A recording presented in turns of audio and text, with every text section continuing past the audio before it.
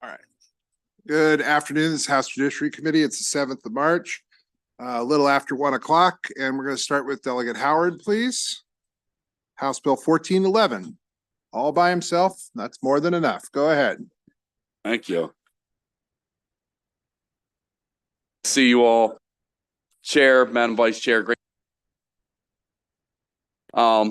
Delegate Howard here on behalf of House Bill 1411 for the record. Very pleased to present this bill. This bill requires the Department of Public Safety and Correctional Services, DPSCS, to establish the Correctional Nursery Program to allow eligible incarcerated individuals and children born to eligible incarcerated individuals while in custody to reside together in a correctional facility. The bill establishes these requirements. Number one is the individual must be pregnant at the time the individual is brought into custody of the department. Number two, gives birth while incarcerated. And number three, has 12 months or less on their sentence. It's my belief women who have children in custody must either have a family member or guardian willing to take the infant, or the infant becomes the responsibility of the state, which includes a fiscal impact to a family. Separation is neither good for the infant, the mother, or the state, which would not only be putting more children into foster care, but also incarcerating more individuals, both outcomes which are paid for by our state treasurer, our government. Access for a mother to allow connection to her child disproportionately affects those of lower income if the foster parent does not physically reside near the facility and transportation is an issue.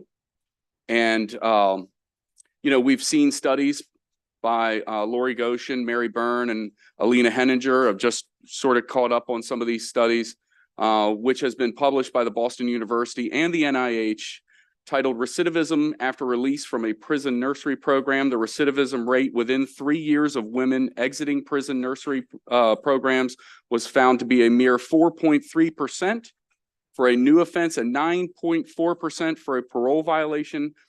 And an astounding 86.3% of women remained in the community 3 years following their release from a prison nursery program. And that's really the nexus and genesis of the bill.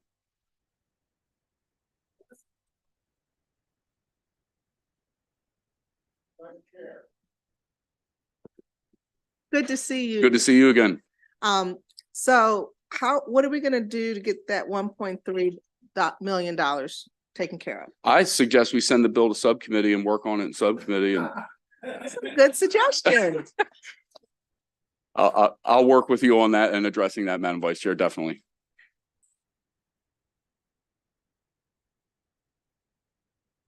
That will conclude the hearing. Thank you all very much. Great seeing everyone. Thank you very much. Guys. Thank you. House Bill 1411 will go now to Delegate Long, Art Long. House Bill 799. Is it okay if I invite my chief of staff here? Yes, okay. Sure. Yes.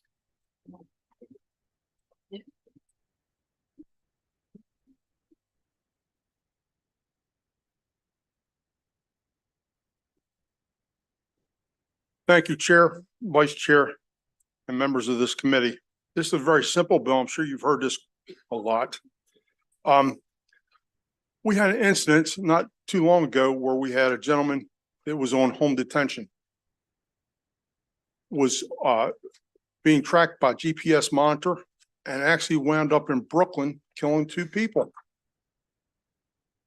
This bill would take and set down clear, definitive rules that if you're put on the program, that if you break that, you go back and finish your sentence. I think it's I know it's one of the problems we have right now. We have to send a clear message to people that keep getting in trouble. I mean, I don't know what this gentleman was on home detention for, because it's shielded from what I understand, and we don't know what his record was prior to that. But this was if you think about it, he was put on home detention and he's down in Brooklyn Park shooting people. Now, 2 lives could be saved if we looked at this and made sure that it was more stringent. And I would just ask, and I'm sorry, for the record, I'm Delegate Bob Long here for HB 799. We just want to make sure that we can do everything we can to curb crime throughout this state. Thank you. I would ask for a favorable vote.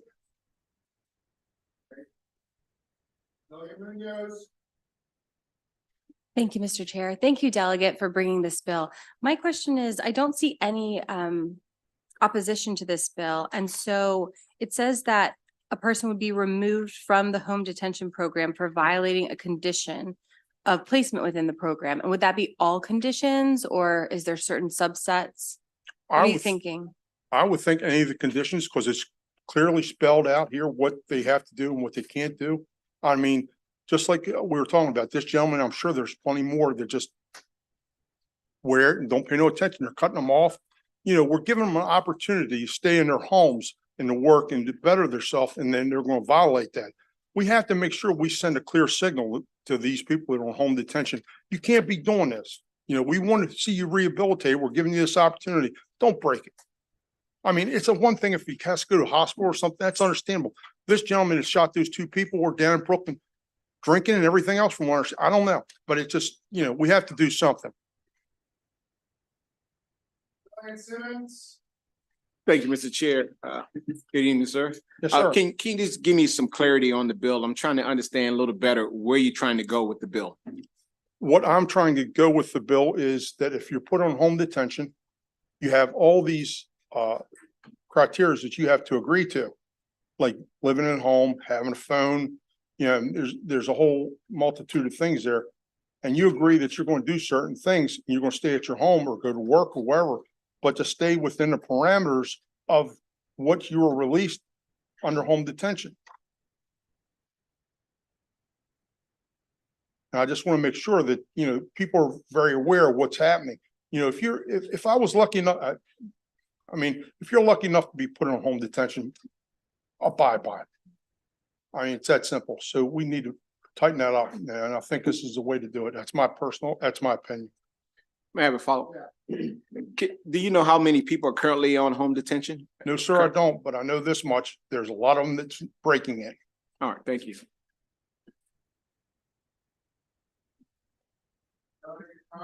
Just very briefly, I mean, I appreciate your sentiments and I don't doubt your sincerity, but I like to operate as a delegate as I'm making decisions based on data. So if you could find data on, if you could find data on the number of people who are violating home detention, that would be very helpful to me, and I think add greater credence to your bill. So if you could get back to the committee on that, Delegate Long. We that'd be sure great. can. We can pull that information up and we'll make sure we email it back to this committee and we'll get you all the information we possibly is available. One of the things under juvenile, we can't always obtain that. So, you know, we'll do the best job we can. Seeing no further questions, that concludes the testimony on House Bill 799. Thank you very much. Thank you. I'm going to go now to House Bill 1329. Delegate Attar, please. Just Delegate Attar.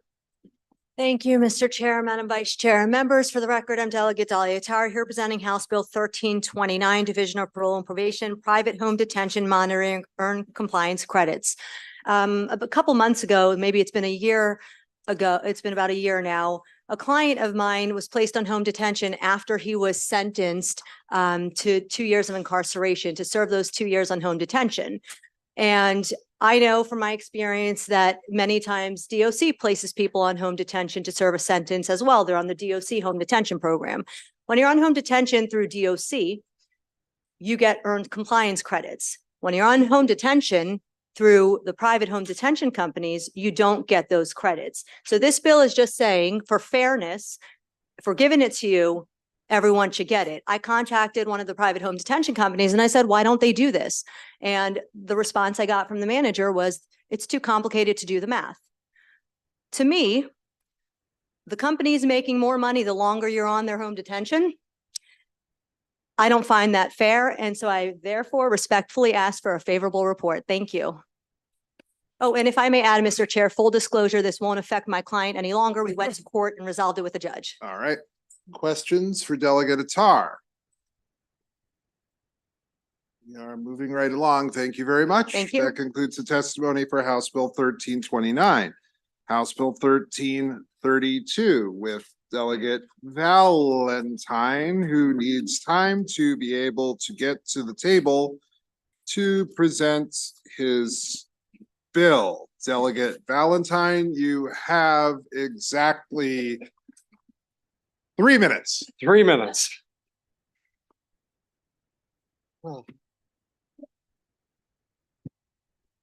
Good afternoon, Chair Clippinger, Vice Chair Bartlett, members of the House Judiciary Committee. For the record, Delegate William Valentine, District 2A, representing both Washington and Frederick counties. I'm before the committee today to present House Bill 1332, Department of Public Safety and Correctional Services Study on Location of Individuals Prior to and Following Incarceration. This bill would require the Department of Public Safety and Correctional Services, or DPSCS, to conduct an annual study on locations of individuals before and following incarceration in a state correctional facility. DPSCS would be required to report the results of this study to the Maryland General Assembly by October 1st of 2025 and each October 1st thereafter. The study would include the following: data on the county of residence of an individual released during the previous year, data on the county of release following incarceration. For those individuals transferred from a state correctional facility to another prior to the release, the number of days that the transfer occurred prior to, and a comparison data of numbers of individuals released from the state correctional facilities into the same county in which they resided prior to incarceration. Currently, the Department of Corrections adopt regulations establishing a release plan and implement provisions concerning issuance of things such as ID cards and the nature of community services necessary to meet needs of the released individuals. Of the 23 counties in Baltimore City, Department of Correction facilities are currently located in 6 jurisdictions. I believe if the goal upon release is to build a support and reduce recidivism among these released individuals, it's important to better understand the services, including support services, necessary to set them up for success upon release. The data captured in this study will provide a better understanding of a level of services necessary in all 24 of our jurisdictions and not only the 6 with current facilities. For perspective purposes, Washington County, as of this month, has about 4,600 incarcerated individuals at our 3 facilities out of the more than 16,000 individuals incarcerated throughout the state, or about roughly 29%. This is information that from my my cross-file sponsor in the Senate who brought this to me, we used to receive and we have not been able to receive in several years, hence the reason for the legislation. I will note there's no opposition testimony to this study, and it can be prepared within existing budgeted resources, so there is no fiscal note impact on this bill. And like I said before, it is cross-filed under Senate Bill 860, and I would request a favorable report. Questions to the delegate?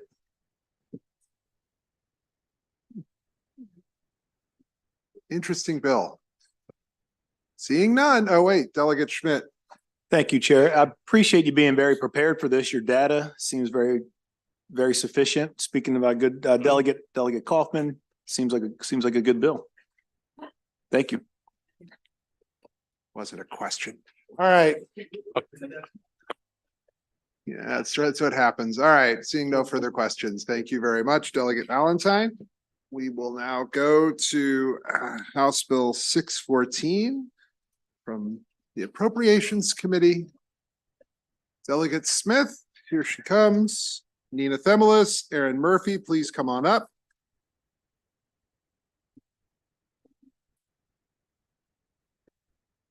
Hello, Mr. Chair, Madam Vice Chair, distinguished members of the House Judiciary Committee. For the record, I'm Delegate Stephanie Smith, and I'm here to present House Bill 614.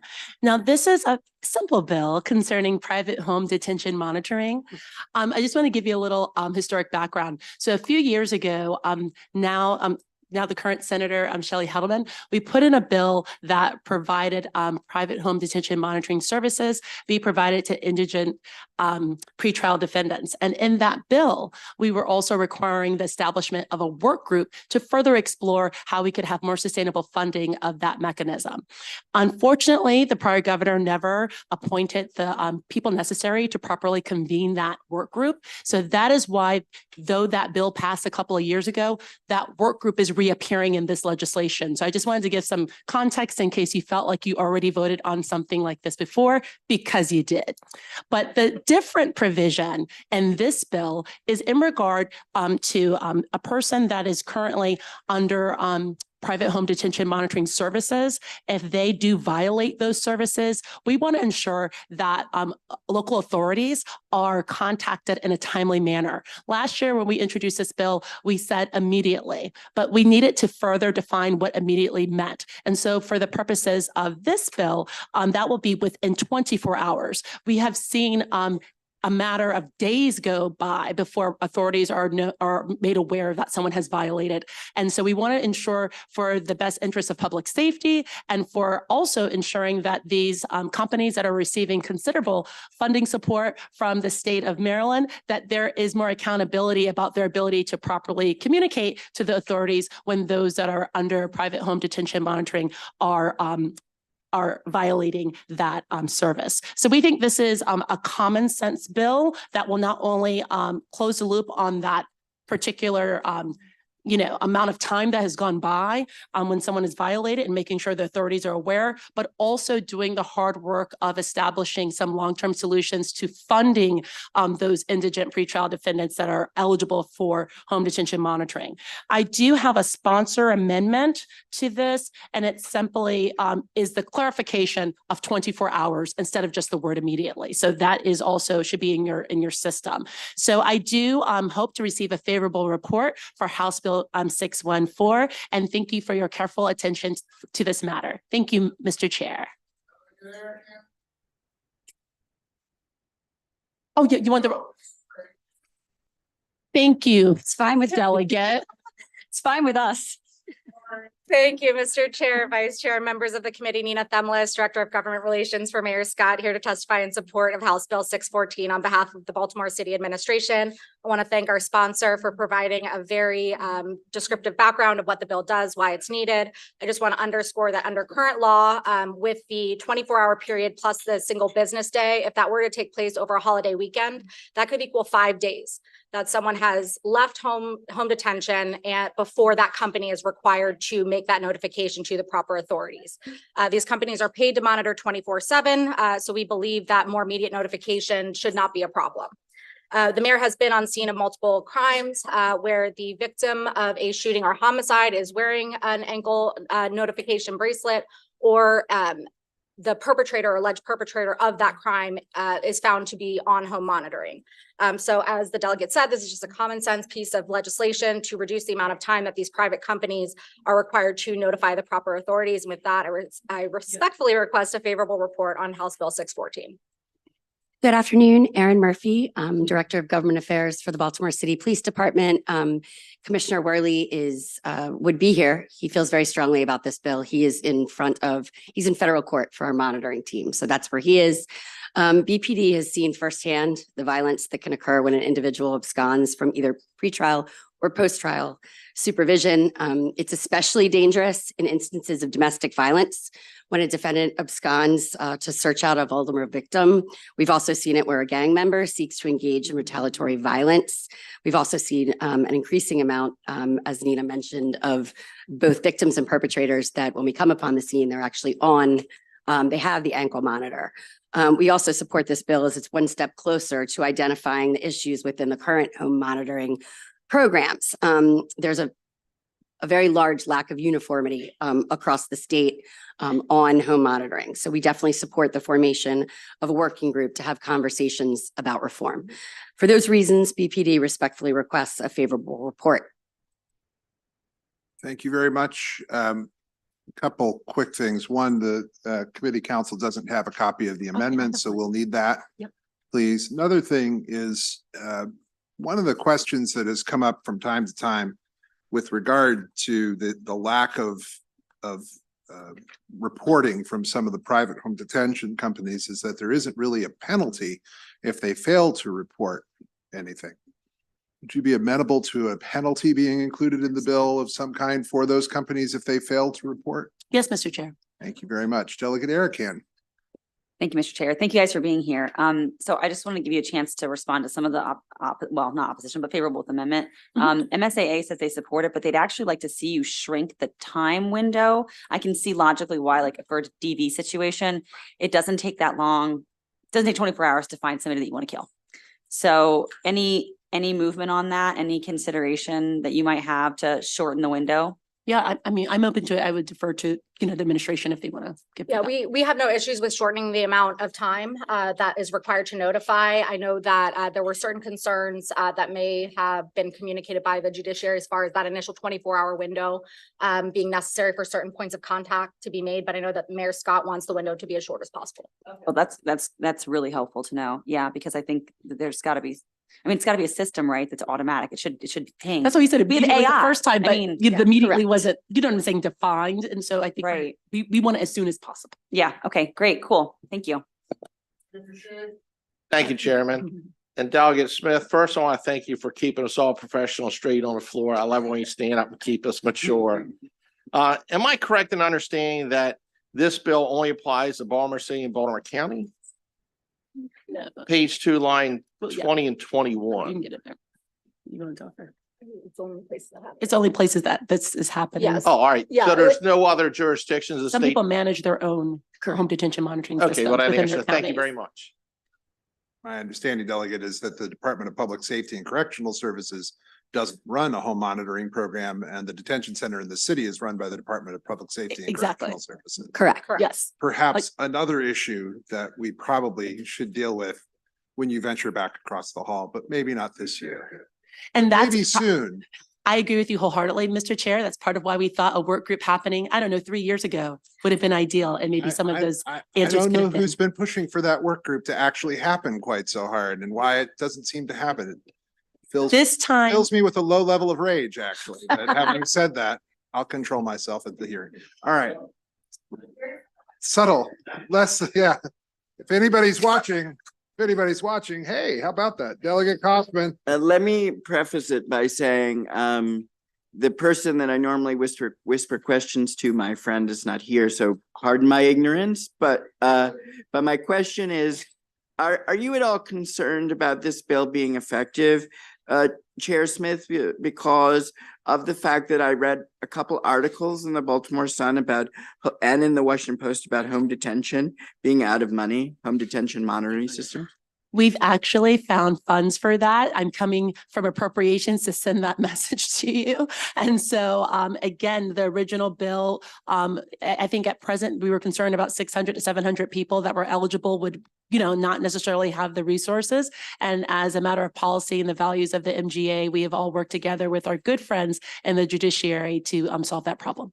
Well, that's wonderful news. Now, offline, there are a couple other things I'd love for you to find money for. Thank you so much. Excuse me, signal lost. Sorry. Okay, that's enough of this. Thank you very much. Thank you, Mr. Chair. Thank you. That'll conclude the testimony on House Bill 614. House Bill 61 now. Delegate Taveras, please. If you'd like to bring up Jamel Freeman is virtual. Altamont Wilkes, please, is right there. All right. Well, I have only two people here personally to come and testify. I have only two people who signed up to testify. I have the delegate and Altamont Wilkes. I have Jamel Freeman to testify virtually. Let's go ahead. I'm just gonna put a caution out to the rest of the room. We have 133 witnesses, and I'm being told about a bus that's leaving at 4 o'clock. Best of luck, but we're gonna be here a while. Delegate Taveras, and this is part of the reason why. Delegate Taveras. Thank you. Thank you, Chair Clippinger and esteemed committee members. It is always an honor to be before you. I'm here to ask for your favorable report on HB 61 reentry services. This bill enables Prince George's County to enter into an agreement with a nonprofit entity and corresponding government agencies to provide wraparound services to returning citizens. The bill charges 10% of any item sold by the Maryland Correctional Enterprises to fund this program. Additionally, HB 61 requires the program to provide an annual report to government entities and requires an annual independent audit of its finances to ensure proper financial management and a measurable return on investment. The Prince George's County lacks comprehensive reentry services for our returning citizens. Our residents must visit the District of Columbia, Montgomery County, and/or Baltimore City to receive services they need. Per year, the Department of Correction releases 4,000 returning citizens, of which a significant percentage return to Prince George's County. Per the studies conducted by the state of Maryland, we know that these individuals are in need of vital documents, housing, legal assistance, healthcare, mental health, mentorship, reconciliation, mediation, transportation assistance, and job placement. Without these services, our state sees a 41% recidivism rate, indicating that nearly half of all those released from our jails and prisons are likely to reoffend. For the last 5+ years, MCE has generated on average over $50 million while paying less than 2,000 prisoners less than $1 per hour, anywhere from 10 cents anywhere to 30 cents per hour. HB 61 will incentivize workers to participate because it will be an investment in themselves and their future after they leave the inside.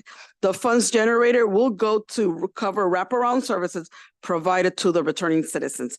With Maryland incarcerating 531 people for every 100,000 residents, a significant portion lacking of high school and GED credentials, the challenges are daunting.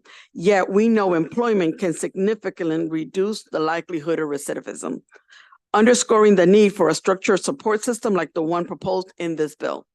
This legislation is not just about reducing recidivism, it's about offering a second chance to those who are often underlooked.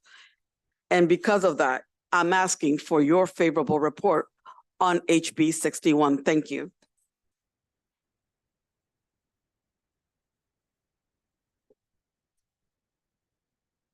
Good afternoon. Altamont Mark Wilkes. Speaking on behalf of returning citizens, I returned to society 5 years ago from MCTC, and I can attest that this bill is sorely not only noted, but needed. Recidivism right now is a priority that is corrupting our communities. Reentry service programs allow not only returning citizens, but their families to be lifted from the burden of having to come home with really no opportunities. I was kind of fortunate. I was at MCTC when Warden Morgan was the warden, and he instituted programs that allowed individuals like myself to transition from incarceration back into society, actually into Washington County, where I was housed at. So without these opportunities and these programs, individuals, they really see a dismal future. Like I said, I was kind of fortunate, but there are so many that aren't. And we need not only reentry services, but entrepreneurial and vocational training that these individuals, while incarcerated, like at MCE, they can transfer these skills into society. Because even though they're actually making less than $1 in some places, my premise is if you can work in the prison kitchen, you can work in the kitchen at McDonald's. I did. So with that being said, I would like to say thank you.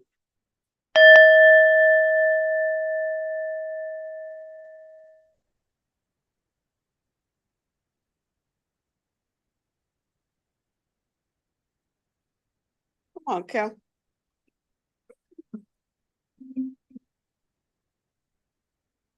Don't touch it. I apologize for touching it. Good afternoon. I'm Councilmember Calvin Hawkins from Prince George's County. I did not sign up, Mr. Chair. I was actually sitting here to support a former colleague from Prince George's County and your current colleague here in Annapolis. Looking at my good friends from Prince George's County, I just want to say this is a great opportunity for the state to consider this bill. I'm here just to support it. Hello, how you doing, Mr. Chair? I'd like to thank all of y'all, for giving us this opportunity to speak about, Bill 1037. 61. Oh, Bill 61, excuse me. I'm a product, too. I am a product of a good reentry program that I created. I was released 2016 after serving 35 years. I went right into the mayor's office as a program coordinator. In like 6 months, I was promoted to deputy director. That's when the Bureau of Prisons, Federal Bureau of Prisons came and allowed me to become a program coordinator for the Bureau. That's the first time that ever happened. I was able to speak at the Wardens Conference where I addressed 122 wardens and all the major executive staff in the Justice Department about reentry and about violence. After that, I was allowed to go back into the federal system, still on parole, and to teach and train men in Cumberland about my program. I don't know if any of y'all seen the documentary, Prison Experiment, what happened when the Bureau of Prisons hired a former gang leader. That is a popular documentary now, over 700,000 views, and it clearly describes what needs to happen in prison. So when we do get back out here, we can be productive. And I want to translate this into balance. I want to take a different road. In 2004, my son was victim of gang violence. From USP Allenwood, I was able to get a truce between Fort Washington and Oxon Hill, Maryland. This truce is still being held right now, and today it haven't been broken. And it happened because I was a concerned father.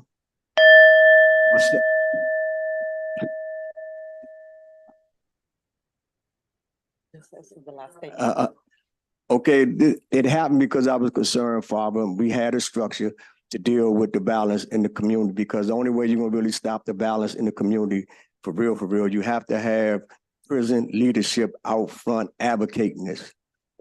And that's part of our four-pronged approach to stop the balance in Prince George's County.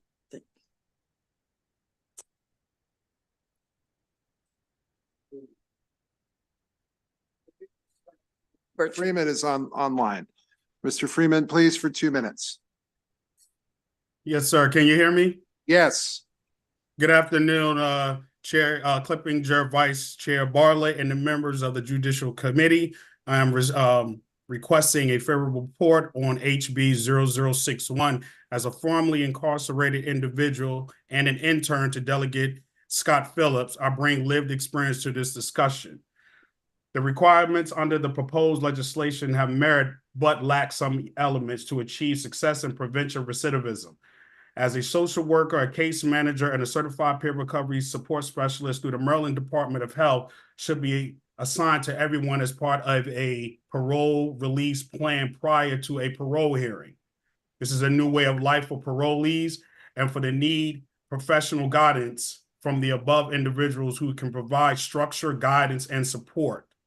The elements of the release plan under current law are general, lack specificity as a leave of discretion of the Maryland Parole Commission to decide what provisions will be made for the incarcerated individuals once they are released from prison. One example is the regulations related to employment. The current regulations discuss the parolees providing information on employers without addressing the critical issues. How do you obtain employment or find employers willing to hire a person who has a criminal background? Where do you get skills and training? What happens to individuals who lack resources or contacts that will direct them to obtain the skills they need to be employable? The current regulations discuss getting evidence that a parolee is legitimately employed following release without requiring the Maryland Parole Commission or any other agency of the state to assume the role of directing them to jobs, employers, programs, and skills. Current regulations also provide unrealistic solutions for housing options following. Thank you. Delegate Taylor. Thank you, Mr. Chair. Thank you to my colleague for bringing this bill. As you know, I'm second on this bill with you, and thank you for our council member being here as well. You mentioned 10% of the sales of MCE products. Can you tell me what that translates to? How much is that? Then I have a follow-up, please. Yes, on average, for the last 5 years, they've made over $50 million. That would be on average about $5 million per year. That's incredible. It's extraordinary. And then just to Mr. Freeman's points, which are very valid. I just wanted to say to you, Mr. Freeman, that there are a couple of these bills, and in another bill, HB 1037, that both are my colleague and I have sponsored. We have both the Division of Parole and Probation and the Department of Health as part of those two bills. So thank you for pointing that out to us. And I think that for HB 37, it could be incorporated into this bill because this bill allows for men and women to be served. And it would not necessarily need to be a pilot because all the funds are there in order for this program to be a permanent program and serve multiple jurisdictions. Thank you, Mr. Chair, and thank you, Delegate, for bringing this bill. I think it is really clear that we have to do a better job of providing wraparound services for individuals who are coming out. And I want to thank my intern, Jamel, for sharing his perspective. I do have a question, Mr. Chair. As it relates to MCE. He's the chair. No, he wants to make sure I'm asking a question. I do have a question as it relates to MCE, and I hear you as it relates to leveraging some of those dollars. I actually like that idea because personally, I just think people ought to get paid more. And so for those who worked in MCE in any way, if anybody has, can you tell me how much you were paid while you were there? And can you also share with me why this is important to get some other benefit from the effort, your labor, while you were incarcerated? I want to tackle that one. You got it. It seems that I would tackle that. When I developed the inmate organization, I worked pretty much 8 to 12 hours a day, and I didn't get paid nothing. And I had literally like 60 people that I was managing. Because what I did was I organized all the tech geeks, all the guys that had, secondary education. I organized them, and I organized all the gang leaders. And then we created Young Men Incorporated. We had a business structure. And we worked 8 to 12 hours. I wasn't getting paid nothing. But the benefit of it is that I was able to come out and make a hell of a life for myself and others. Everybody that was connected with the program, either a deputy director or a director, some high position in Maryland, DC, and Virginia. Everybody that's connected with the program. Well, thank you. Go ahead. May I just, Delegate Phillips, when I went in 1983, you got paid $17.50 a month. When I came out in 1989, I was making $24.50, and I was a senior clerk in one of the more privileged positions you can have in the penal system. And if I can just speak to that as well, a little bit more holistically, MCE paid $2.4 million in inmate wages throughout FY 2020. And as we just mentioned, they make over $50 million a year. And if I could, do you have any idea how much the senior managers in MCE make? I'm trying to lock down the EEO-4 report, but we would need to do a FOIA on that. You may not be aware, but I have another bill regarding MCE and HGO. I can tell you it's over $1 million a year for the top 10 people. I believe it. Thank you all very much. That concludes the testimony on House Bill 61. We appreciate you coming down today. I'm going to go to Delegate Amprey on House Bill 209. Ann Kirsch is virtual for this one. Alamont Wilkes, Stephen Stoyer, Christopher Dews. Those are all the people who are signed up today.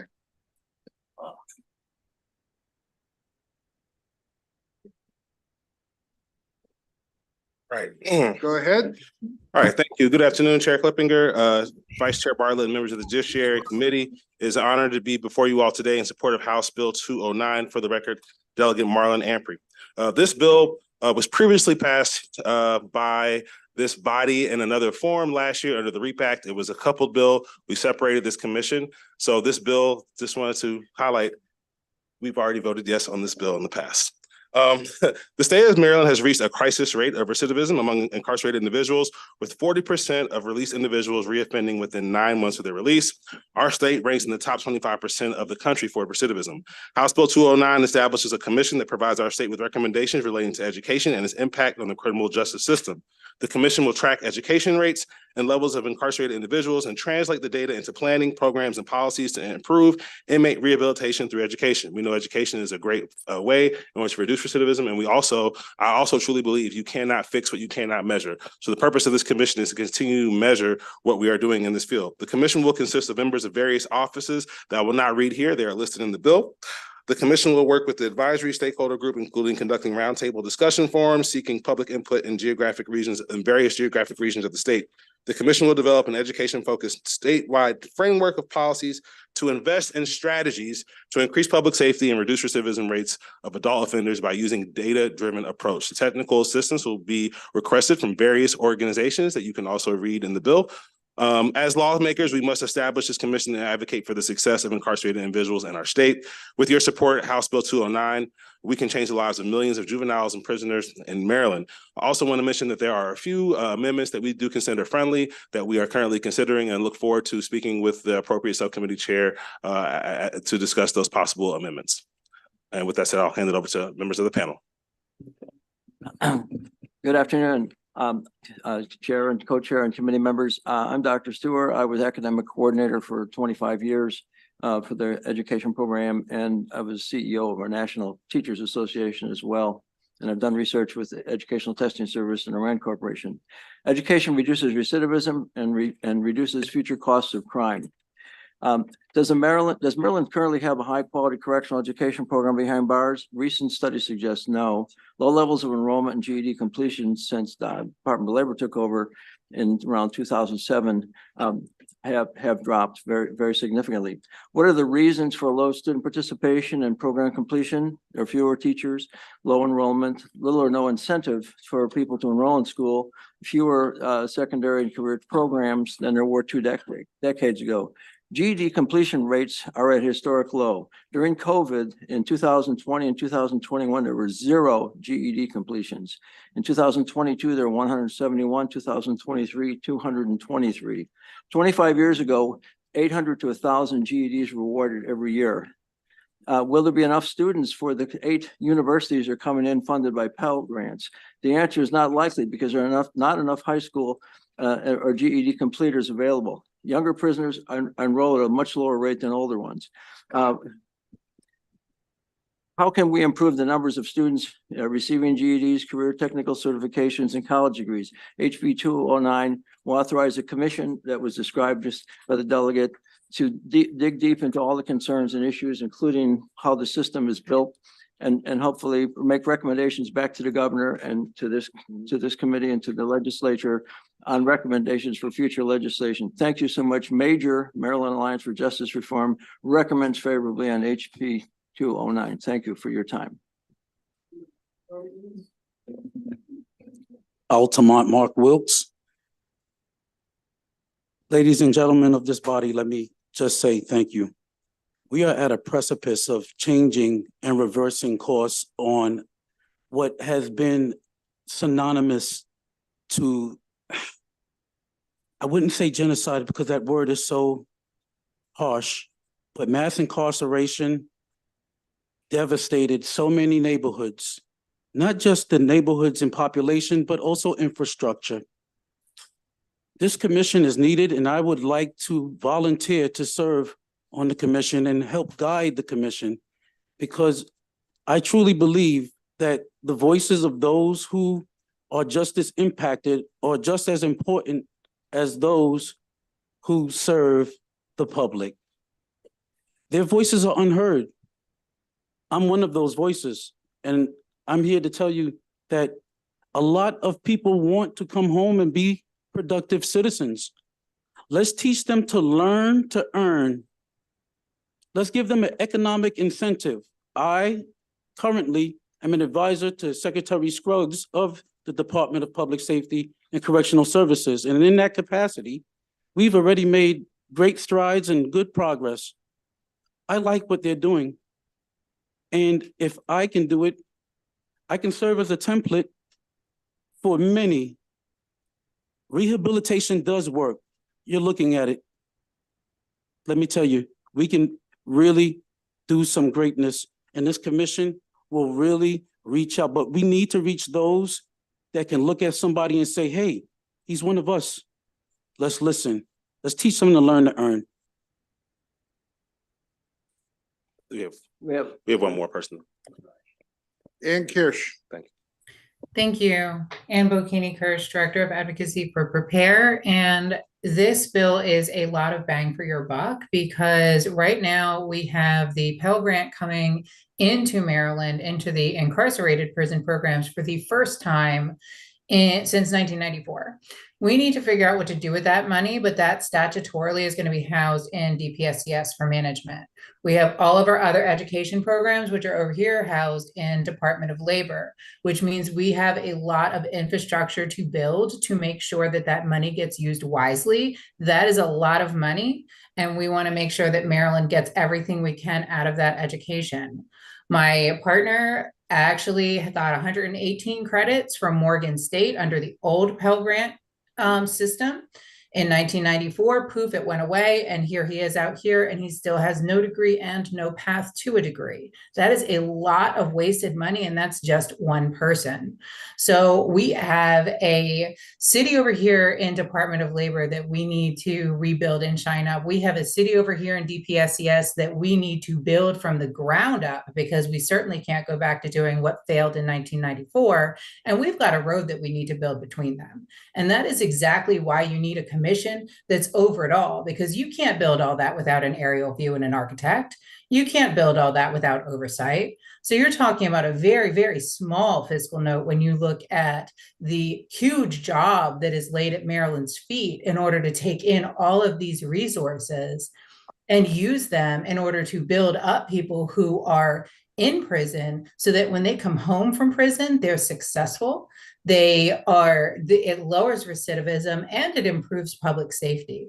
I think there is no universe where this is not a good idea and a necessary one, and necessary right now as it is being built. I urge a favorable report. Thank you. Thank you, Mr. Chair. Thank you, Delegate, for bringing this really important piece of legislation. You were reading your testimony so fast. I missed some of the numbers. So I just want to follow up with you. Yeah. I was paying attention. Yes. But you said that Maryland is the top what % for recidivism? Yes, I understand. I got a lot of witnesses today, so I was trying to help y'all out. I was trying to get through it fast. I empathize with y'all. So 40% of those released reoffend within the first 9 months of their release, and our state ranks in the top 25% of the country for recidivism.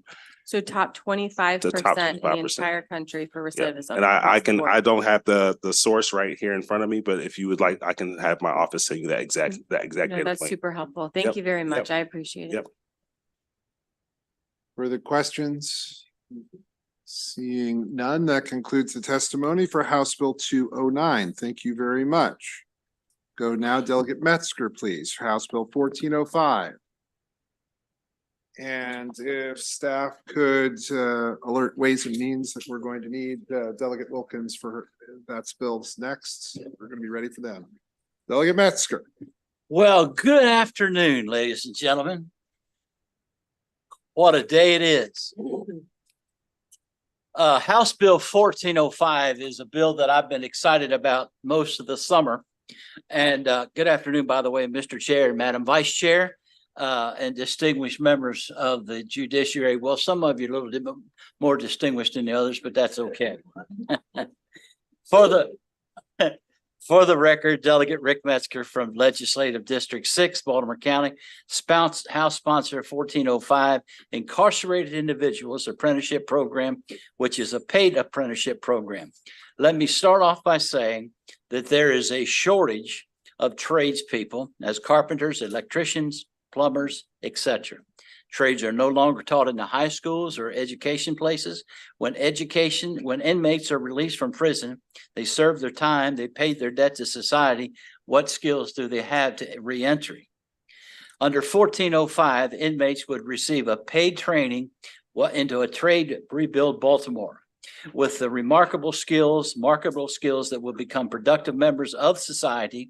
They save money while they're in jail. And when they return to society, when they're discharged from the jailhouse, so to speak, they have a debit card. They have a debit card. They can buy a car, not steal a car to go home. They'll have a paid bank account. What I like about this, ladies and gentlemen, is that if a person is incarcerated and they're still on court-ordered child support, by them getting a paycheck, mama gets a little piece of the change. What I also like about this, Mr. Chair, is that when they're when they get their taxes, they have a tax form that they become a tax person again, and puts them back on this road to society. When they get out, they can buy a house, they'll have tax returns, so forth. And this is a bill, by the way, the Maryland State's Attorney Association put something really that I really like. 1405 establishes a program within the Department of Public Safety and Correctional Services that would coordinate apprenticeship program for the incarcerated person. With this bill, directly provides incarcerated persons to work as apprentices during their sentence. The true effect of this bill will allow the person to gain skills that will increase their employment once they're removed from released. And recently, services like this is an investment in public safety, and I urge a favorable account. There are two other people signed up in favor or favorable with amendments. Paul Ellington, if you'd like to come up, please. I think he's in another hearing room. All right, Altamont Wilkes, who is testifying favorable with amendments. Did you want to come up again, or? No, I don't see him. All right, we'll then just take questions. Are there questions for the delegate? Delegate Roberson. Yes, sir. Thank you, Mr. Chair. Good afternoon, Delegate Metzger. Good seeing you. My question is, I see just the fiscal note, which isn't much, but my question is, have you coordinated possibly with the unions to see maybe we could defray that cost and see if they're willing to partner with us as a state entity to help defray that cost or bring it down in some way? Because I know that they're in dire need of laborers as well. We're happy to talk to them. Definitely, would appreciate that. Thank you so Absolutely. much, Delegate. Further questions? Seeing none. Thank you very much. That concludes the testimony on House Bill 1408. Thank you, Mr. Chair. Now we're going to have challenges. So the next three bills require the presence of different committees. The Ways and Means Committee is not available at the moment to do House Bill 1022 because they are in a joint briefing with the Appropriations Committee across the hall. That would mean that we would need to ask for the Health and Government Operations Committee to come down so that we can begin with Delegate Davis's bill. And that's House Bill 297. I understand the Attorney General is here to testify favorable with amendments. So we're going to need a minute to get the people from HGO downstairs. So we're doing that. So we will, I'm sorry. And Delegate Davis is not here either. So the challenge for people in the room, the challenge that we have is that we have to rely on the schedules of other committees at this point in section. And so usually this is a well-oiled machine, but right now it is not. So I'm looking, give me 1 second. Are you ready? Delegate Roberson, could you do 1366? All right, let's do 1366. We'll do that and give HGO the chance to get here. So House Bill 1366. Delegate Roberson, and if you want to bring up your panel, we'll go ahead with that. Let's make sure they are here. Let me bring them in, sir.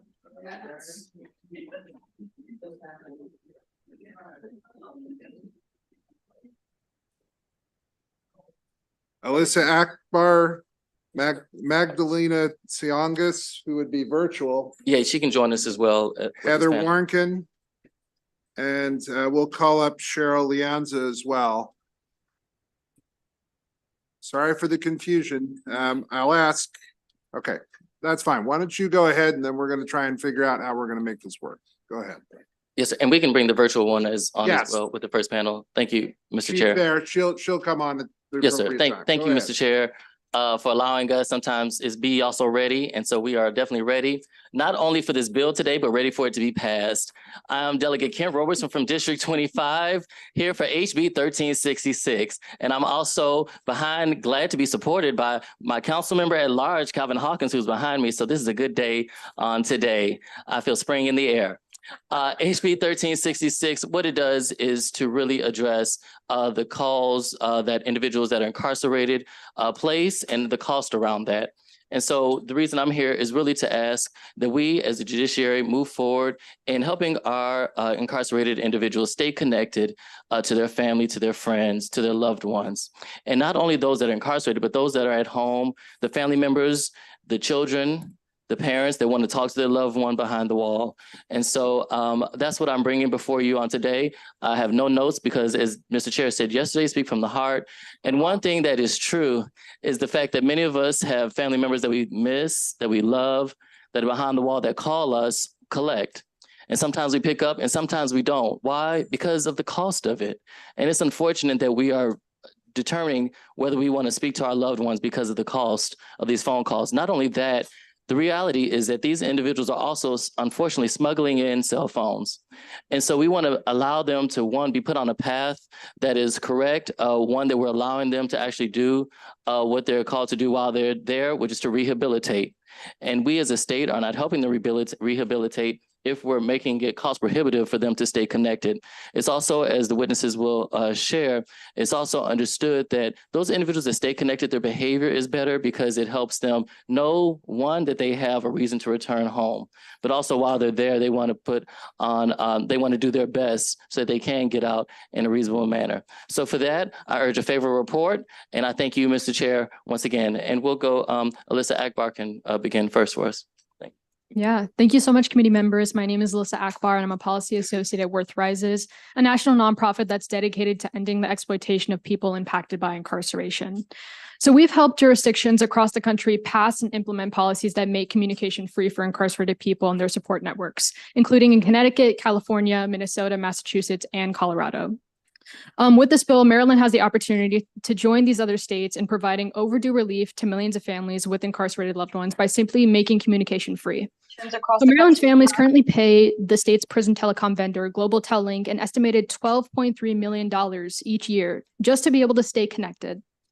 Families are often forced to choose between paying for basic necessities, housing, and food, and paying to hear the voices of their incarcerated loved ones. In fact, 1 in 3 families with an incarcerated loved one goes into debt just to be able to stay connected, and 87% of those bearing this enormous financial burden are women, and Black and brown women disproportionately. Family support can change how successful a person is both during and after their incarceration. It increases hope, reduces desperation, and encourages positive behavior, which in turn reduces violence and improves the correctional environment for incarcerated people and correctional officers alike. Further, incarcerated people who maintain connection with their family and community during their incarceration have a better chance at successfully re-entering their community upon release. With their family's help, they're more likely to successfully secure housing, employment, and generally have a better transition. This increased success also translates into lower recidivism and increased public safety. Now, based on our work across the country, we estimate that providing free phone calls to incarcerated people and their loved ones will save Maryland's families, again, $12.3 million annually and cost the state $3 million per year. This fiscal assessment assumes that Maryland is able to secure similar rates to other states that have prioritized low costs, or specifically 1 cent per minute as charged roughly in Illinois and New Hampshire. At current phone call volumes, which are not expected to change given current usage, providing free phone calls to Maryland's families would again cost the state $3 million per year. Respectfully, we request a favorable report on this bill. Thank you. Good afternoon, members of the committee. Heather Warnken. I serve as Executive Director at the Center for Criminal Justice Reform at the University of Baltimore School of Law. So losing a parent to incarceration can be deeply traumatizing for a child and the parent. Research demonstrates the many ways that maintaining connection is a powerful tool for mitigating the negative health impacts on both sides of that equation. Children do better at home and better in school. Families able to talk on the phone while their loved one is incarcerated are less likely to report experiencing separation or divorce, damage to the parent-child relationship, and sibling separation. We don't talk about the sibling piece enough. An abundance of research also makes clear making communication more accessible for incarcerated people and their loved ones isn't just good for families. This is crucial for public safety too. Multiple studies demonstrate that when incarcerated people stay connected to their support networks, they have better success finding stable employment and housing upon release. Unsurprisingly, those who maintain contact with family are less likely to be reincarcerated. Beyond reduced recidivism, the research also makes clear that HB 1366 supports another key facet of public safety. It will make communities behind the walls safer too. DPSCS itself noted that direct lines of communication with family and friends reduces agitation, behavioral issues, and idleness among incarcerated individuals.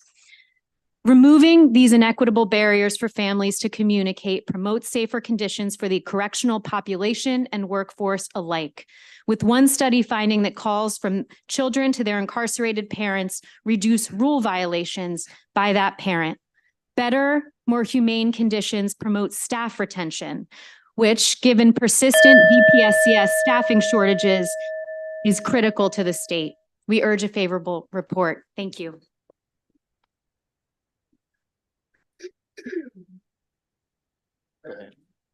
Good afternoon, members of the General Assembly. My name is Azam Chaudhry, and I'm a third-year law student at Georgetown, working in the Communications and Technology Law Clinic. Today, I have the distinct honor of testifying on behalf of the United Church of Christ Media Justice Ministry in strong support of House Bill 1366 with amendments. This critical bill aims to greatly benefit incarcerated individuals in our state prisons by providing free phone calls. It is a step towards providing humane treatment and aiding the rehabilitation and re-entry of those within our criminal justice system. As my written testimony details, since 2021, a wave of reform has swept across the U.S., with 5 states all passing legislation to make prison phone calls free. Many counties and large cities have done the same, and now even neighboring states, including Virginia, are considering such legislations, underscoring the national effort to remove communication barriers. The FCC is scheduled to set national cap rates later this year to address the high phone costs in prison. While these measures will be helpful, they do not go far enough. A study across 14 states showed that nearly 2 in 3 households with an incarcerated family member were unable to meet their family's basic needs, affecting their ability to afford food and housing. So how can we, in good conscience, justify charging low-income families for phone calls who are already burdened with the struggle to afford basic necessities? Thus, Maryland should take on the cost to ease this financial burden for families. Furthermore, as referenced in our written testimony, we urge the committee to amend the bill to ensure facilities provide a sufficient number of phones and a minimum amount of telephone time. We also hope the General Assembly considers extending free phone calls to jails in the future. Overall, passing House Bill 1366 will align us with the national movement towards more humane correctional policies that will make reentry more successful and lower state costs in the long run. For these reasons, UCC Media Justice urges a favorable vote with amendments on House Bill 1366. Youngest, please. Hi, good afternoon, Chair Clippinger and Vice Chair Bartlett and members of the committee. My name is Magdalena Chungus. I'm testifying in support of HB 1366. I'm submitting testimony as a family member of an incarcerated person, John. John served 17 years in prison, and in 2020, his mother shared with him over the phone that she had what would be terminal cancer. And as she deteriorated the only way he could say goodbye to her was over the phone. And when she passed away, it was during the pandemic. There were no in-person visits in the facility. And so the only way he could get in touch and grieve with his family was again over the phone. There aren't any free forms of communication in prison. You have to pay for stamps if you want to write letters. Sending emails costs money for families, and visiting in person can cost hundreds of dollars if people are driving, say, to Western Maryland, paying even to stay overnight sometimes to visit their loved ones. And so for John, it's been over a decade since he's seen a lot of his family. And really the phone is the only way to maintain a relationship with your family when you're incarcerated. John makes 61 cents a day in prison. So 61 cents a day, you cannot afford to pay for phone calls yourself. And so that cost inevitably falls on family members who are also supporting their loved ones' legal costs, clothing, hygiene, snacks, right? Not to mention also providing for their families at home. And so while I spend hundreds of dollars on phone calls a month so that John and our family can talk to each other, I will keep doing it if the bill doesn't pass, because I know that the relationship with your family maintains stability and love and hope in a place that's often so hopeless. But if phone calls were free, it would take a huge burden off of families, and people should never have to decide if they can pay and afford to speak to a loved one or not. And so I encourage a favorable report.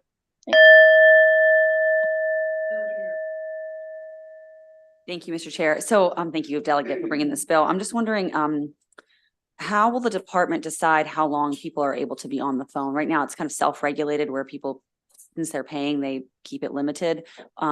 What's the metric going to look like for making sure that people don't sit on the phone for more than an hour, keeping it tied up for others? Yeah, that's a good point. And then, of course, you still have the rules and regulations as far as, good behavior, if you're allowed access to the phone and that type of thing. And so I'll leave that up to the department to handle how they would do that, if they had a long line or something. But of course, is limited to those that actually qualify to allow that access. Maybe some kind of penalty system where if you misuse it, like if you ask more than 3 questions in a row, then the next bill, you in trouble, maybe like something like that. That's also a possibility. I think Magdalena also can speak to that. Sure. I will share that in state facilities, people have access to tablets now, and they can make phone calls off of those tablets. So each incarcerated person has their own personal tablet. And so in the most case, you're not going to have people lining up using the same phone, but people will have their individual tablets that they are making phone calls off of. Okay, thank you. Thank you very much. Thank you, Mr. Chair, and thank you, Delegate, for bringing this bill. As you know, I'm a co-sponsor of the bill, so I'm definitely super supportive. I know the gentleman at the end with United Church in Christ, you mentioned the amendments that you all would like to see on the bill. I guess my question is more for the delegate. I don't know if you had a chance to review the amendments, if that's something that you're amenable to, or that was really my question. Thanks. No, I haven't had a chance to look over those, but I definitely will, and we can discuss outside. Thank you for that. And I want to thank you also for bringing this bill to me, as you were the previous co-sponsor on the bill sponsor last year. Further questions, Delegate Valentine?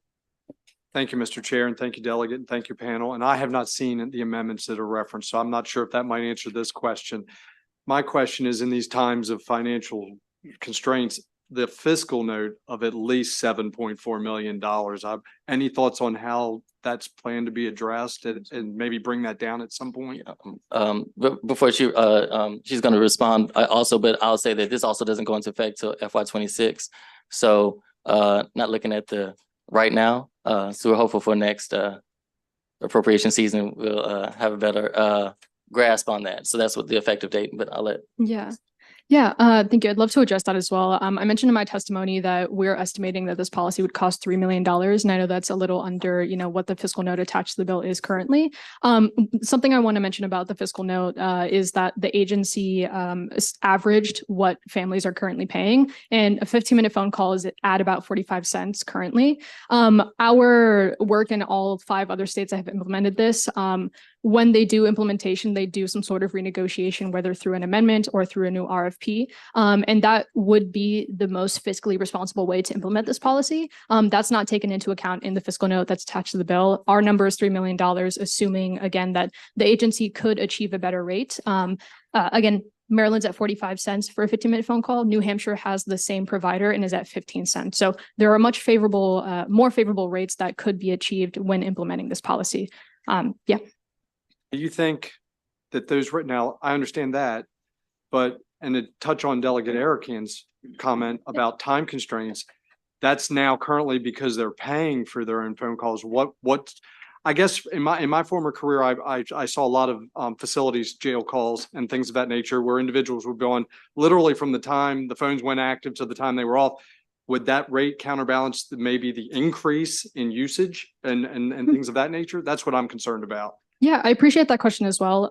Again, part of our work is to maintaining communication with these agencies and understanding how the usage has increased. In states that have made communications free, there definitely has been an increase in usage, but a lot of those states also only had wall phones or had transitioned to tablets with the implementation of this policy as well. Maryland's in a really good position to implement this because tablets are already in effect in a lot of the state facilities. And so we really don't anticipate a big jump in usage to the point that it would affect our number of $3 million too much. I will say that Maryland's usage is actually quite high.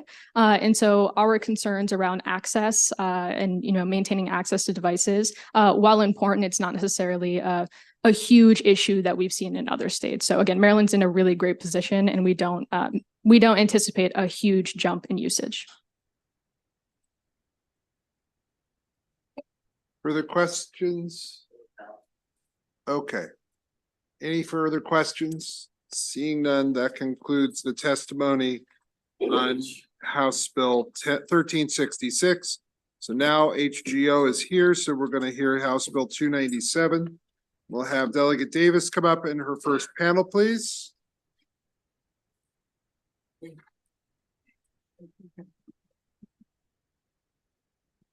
Delegate, if you could identify your first panel, please. Thank you. You know what? Attorney General, off the public defender. Yep. You and Phil. Phil's on the first panel. Thank you. Whenever you're ready.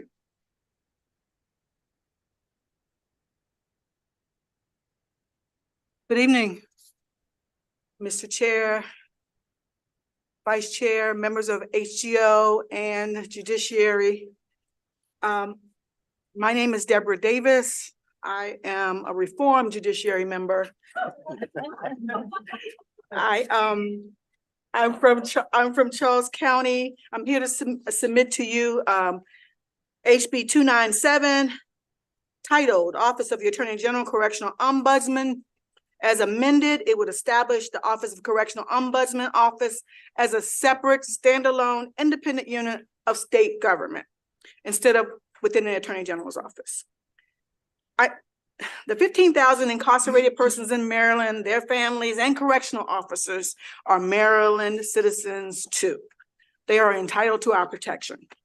Evidence shows that we have failing policies behind the walls regarding trans inmates, mental health care, solitary confinement, deaths in custody, disability rights, and protecting our own correctional employees, to name a few. A single Google search will reveal some of the many atrocities that are happening right now, including news reports regarding the millions of dollars paid in lawsuits.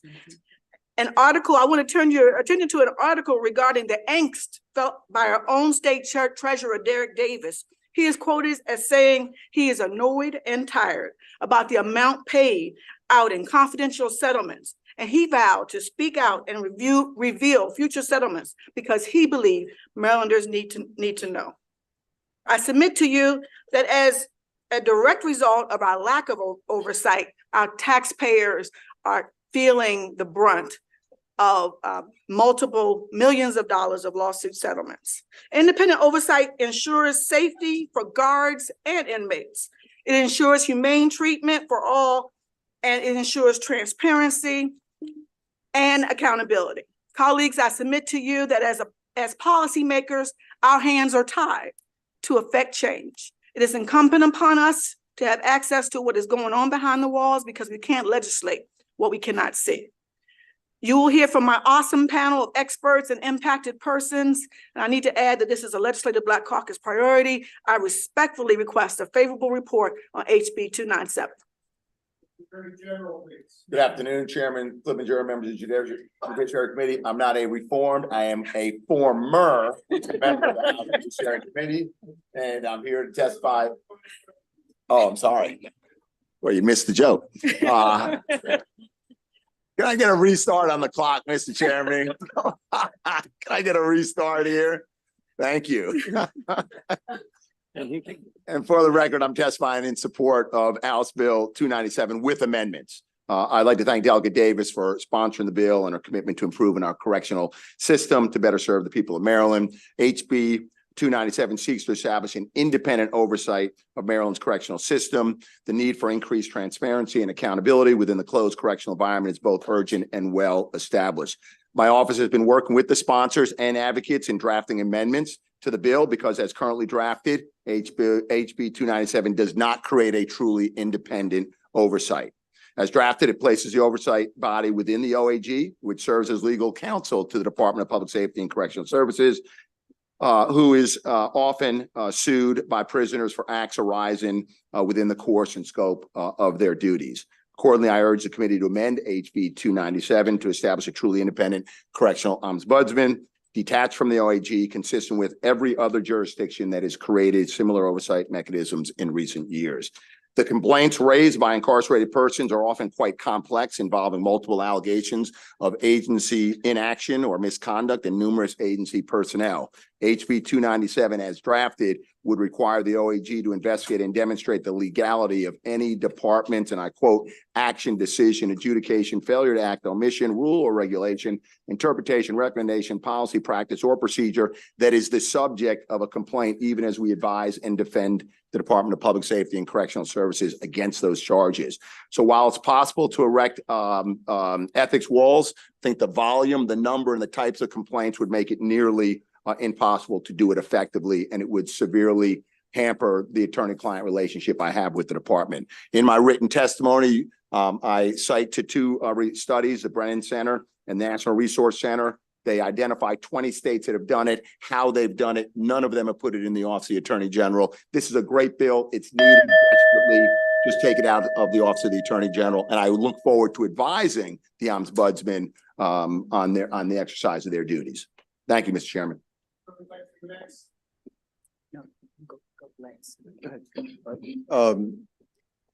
Mr. Chairman, Madam Vice Chairman, delegates, I'm Phil Karoom, speaking today for Maryland Alliance for Justice Reform, not for the court system. I am not going to repeat my lengthy written testimony, but hope that you will review it. I would point out that it is an indication of the seriousness of problems with the department that the Attorney General's office, who is their counsel, supports this. It is also another indication that the Correctional Officers Union supports this. It is also supported by families, volunteers who work in the prisons, and by the prisoners themselves. One of the most serious problems that is pervasive throughout the system is healthcare. It's not delivered appropriately. When it is delivered, it's often misguided or harmful. In other states, correctional ombudsmen have been able to triangulate on problems with the healthcare system, and in one instance, report a 40% reduction in healthcare costs after their report and changes were made. Similarly, in terms of the litigation, correctional ombudsmen in the state of New Jersey report a substantial reduction in litigation, which would mean more savings to the state. Ultimately, the studies also show that when prisons are better run and have a higher level of services delivered effectively, recidivism is reduced. One study presented by MIT suggests a 36% reduction in recidivism with a well-run service to prison. For all these reasons, we would encourage you to give a favorable report to 297 as amended, requested by the Attorney General, and we'd be happy to answer other questions when the time comes. Thank you, Mr. Chair, Madam Vice Chair, and members of the committee. I'm Keith Lottridge. I'm the Deputy Public Defender for the state of Maryland. Thank you. The Maryland Office of the Public Defender respectfully requests the committee issue a favorable report on House Bill 297. Independent oversight, transparency, and expanded opportunities to improve the current conditions within Maryland's correctional facilities is long overdue, given the unrelenting backdrop of inhumane conditions. Public defenders are in a unique position to understand the need for an ombudsman.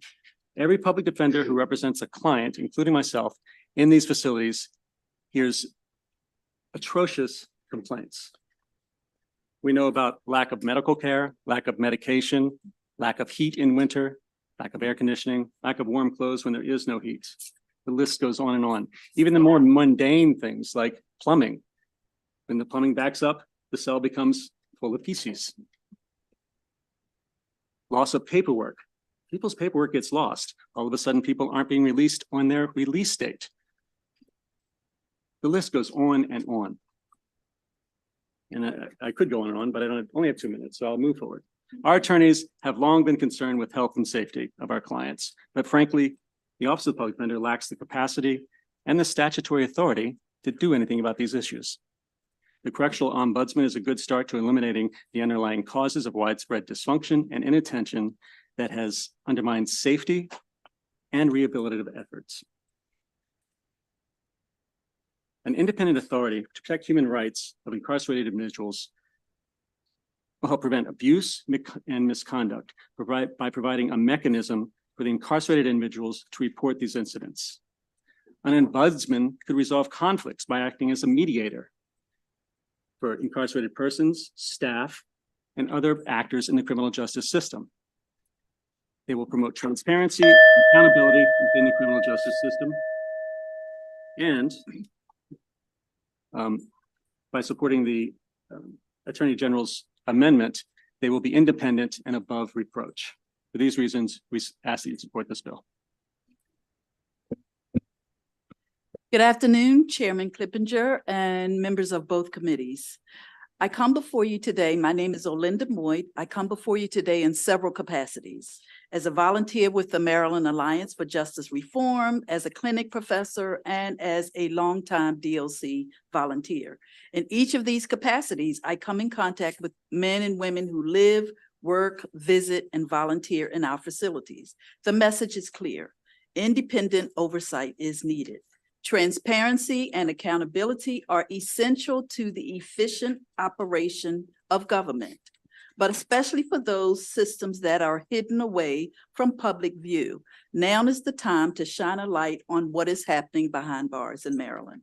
We need to make these environments healthy and safe places for the people who live, work, visit, and volunteer there. I sat before you last year, made the same appeal. Since then, the problems in our institutions have not disappeared. The Maryland Alliance has collected several letters from men and women on the inside, and many of them were filed with written testimonies. I hope you will take the time to read them. Mr. H from JCI wrote in his letter, the three major aspects of prison life, medical, dietary, and commissary, are all privatized with very little oversight. The problems of healthcare are widely known. Medical issues are the number1 complaint that we receive from the men and women behind bars. One woman who wrote us regarding her situation with breast cancer, being a breast cancer survivor, has repeatedly asked to go to see an oncologist and has been ignored for the last 6 months. Today, you will hear from formerly incarcerated individuals, family members, and former DLC employees who will express the need for oversight. Because all of us could not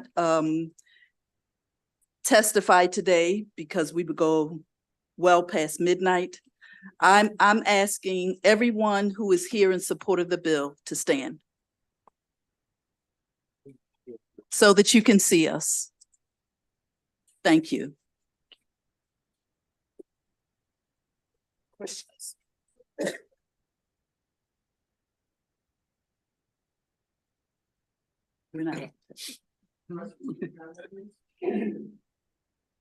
Delegate Hill from HGO.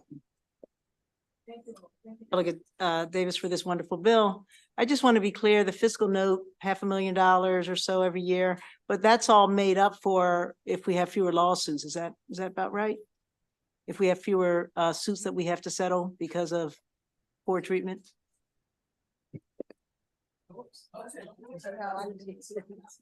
I know better.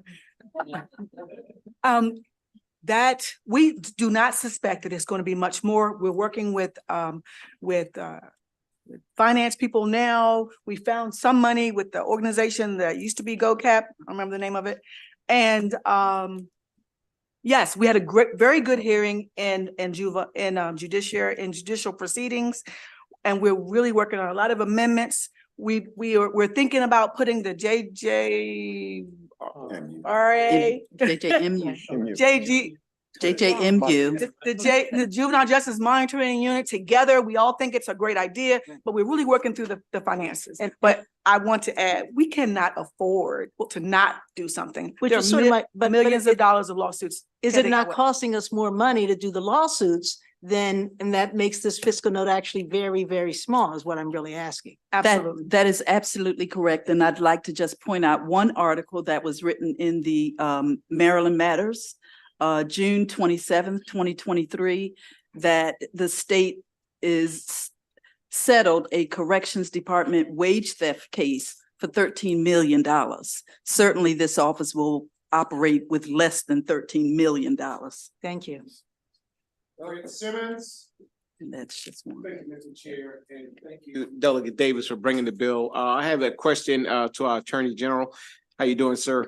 When, a lot of the conversation here is about accountability. Can you speak a little bit about how important it is for your agency to have accountability with our Department of Corrections? Well, I'll speak about my relationship with the Department of Corrections. I mean, I provide advice and counsel to the Department of Corrections, everything from procurement to HR matters. We represent the department in correctional litigation. That's anything from a sort of like a garden variety slip and fall to a constitutional tort. Most of these claims, these big claims that you see that come to the Board of Public Works are constitutional torts where, incarcerated persons are alleging, violations, deprivations of their constitutional rights, whether it's their rights to health care or treatment. And that's my responsibility. My responsibility is to give them sound advice. When the correctional ombudsman is doing their work and they're investigating the institution and or the agents, the employees of the department, my responsibility will be to advise the department on the best course of action, the decisions they should make to come into compliance or to meet the issues that are raised in a complaint. So it could, you can imagine there will be some adversarial matters before that the ombudsman is investigating, and I'm going to be on the other side of that with the department in best positioning the department to do right by incarcerated persons. Thank you, Mr. Chair. Thank you, Delegate, and everyone at the table and those in the audience for being here today. I just had two quick questions. I wanted to get clarity on page 5. It talks about that the unit shall inform a complainant of a decision not to investigate a complaint. Is that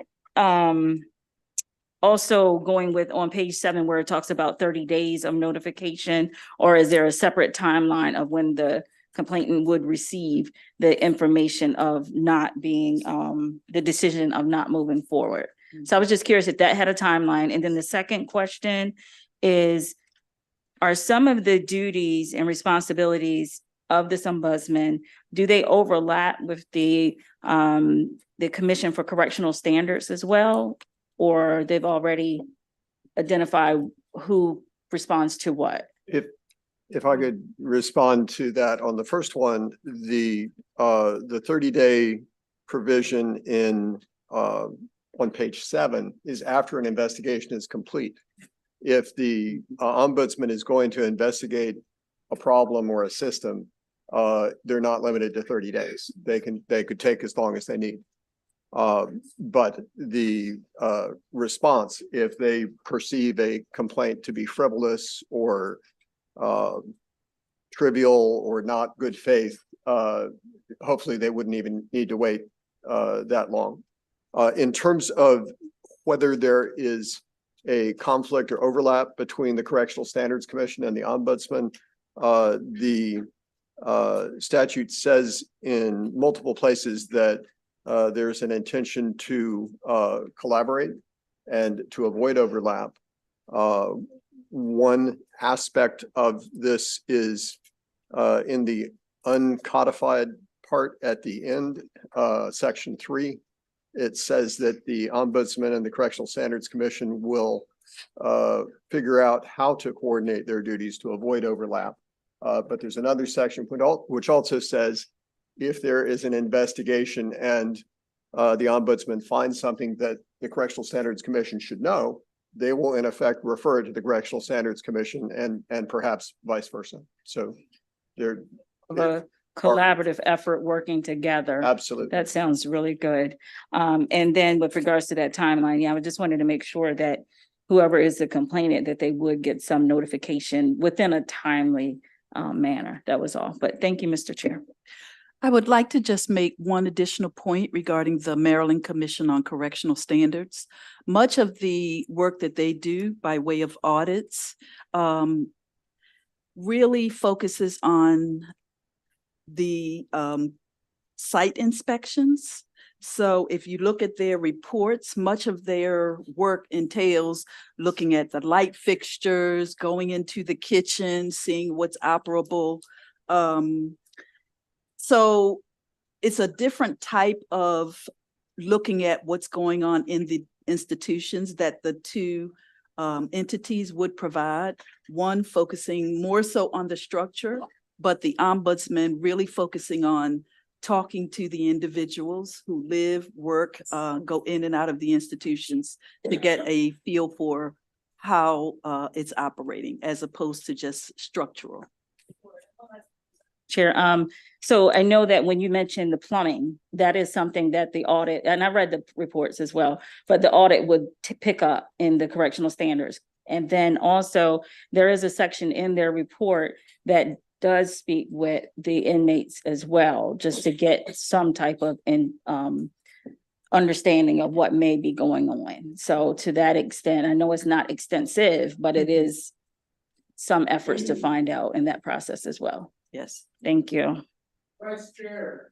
Thank you, Mr. Chair, and thank you for this bill, Delegate Davis, and good to see everyone. I just want to make sure I understand the process a little bit. I was trying to find it in the bill. I couldn't find it. So, you know, each facility has their regular grievance process, right? And so would the inmate no longer use the grievance process, or would they start with the grievance process and perhaps the ombudsman would be almost like an appeal process, or in the sense that if they're not hearing anything on their, on their grievance, which I get a lot where people say that they're not hearing anything. I'm not quite sure how it would work with the grievance process that's already in place. So if I could respond to that, it would be two different systems in that the ombudsman is looking more for problems with policies and programs and administrative actions. The inmate grievance commission still would exist, but the ombudsman would have access to that, to all of the complaints that come in that way. And they would be able to do something which currently the Inmate Grievance Commission does not do, which is to collate them and recognize trends and patterns and then make recommendations that would come from that myriad of complaints.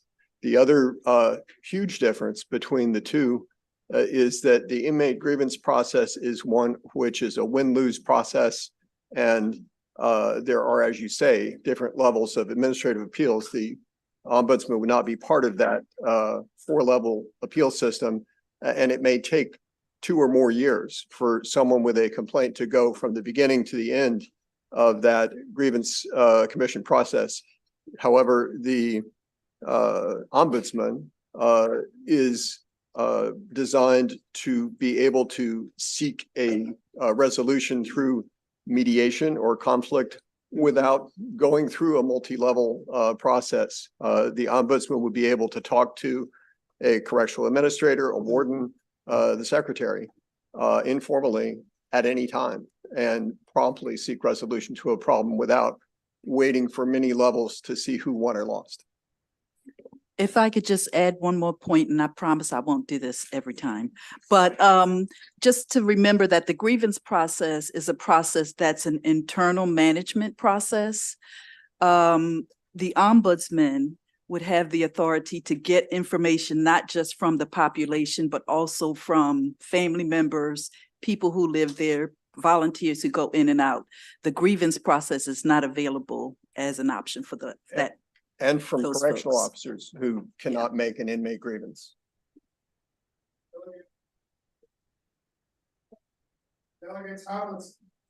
Thank you, Mr. Chair. I'm very familiar with the lawsuits. I've either attended or watched the last 7 years of Board of Public Works meetings. So I've seen them come forth and the conversations, and the treasurer obviously is voiced his concerns about it. So I'm looking at the Public Safety and Corrections letter of information, and I know the last 2 questions were about the inmate grievance office and about audits that are already conducted. I see there that I did not know this until reading this. So the department has an existing contract with the Prisoner Rights Information Systems in Maryland, where they provide free legal assistance to individuals. So how is the position that you're proposing going to work with these folks who are already providing free legal assistance? So PRISM, that organization you're talking about, again, is involved with the litigation process itself for individual cases. The primary function of the ombudsman is, again, to look at policies and programs and see if by mediation or conflict resolution or just an objective third party talking to folks in the system, if resolutions can be worked out informally, or if they cannot be worked out, PRISM would be involved in the litigation, but the correctional ombudsman would simply write a report, and that report would be published. It would go to the legislature. It would go to the governor. It obviously would go to the secretary, who, by the way, would have a 30-day period to respond if he does not agree with the findings of the report, and it would go to the public. So again, the power of the ombudsman is basically to shed light on problems that are not being brought to light, and to see if they can be worked out informally, and if they can't, again, to make all the facts known so that you'll, as Delegate Davis says, know what it is you're trying to legislate about. Seeing no further questions for this panel, thank you very much. Alexis Kloiber, Margaret Berry, Michelle Cuadio, Karen Clark, Willie Hamilton. Thank you so much.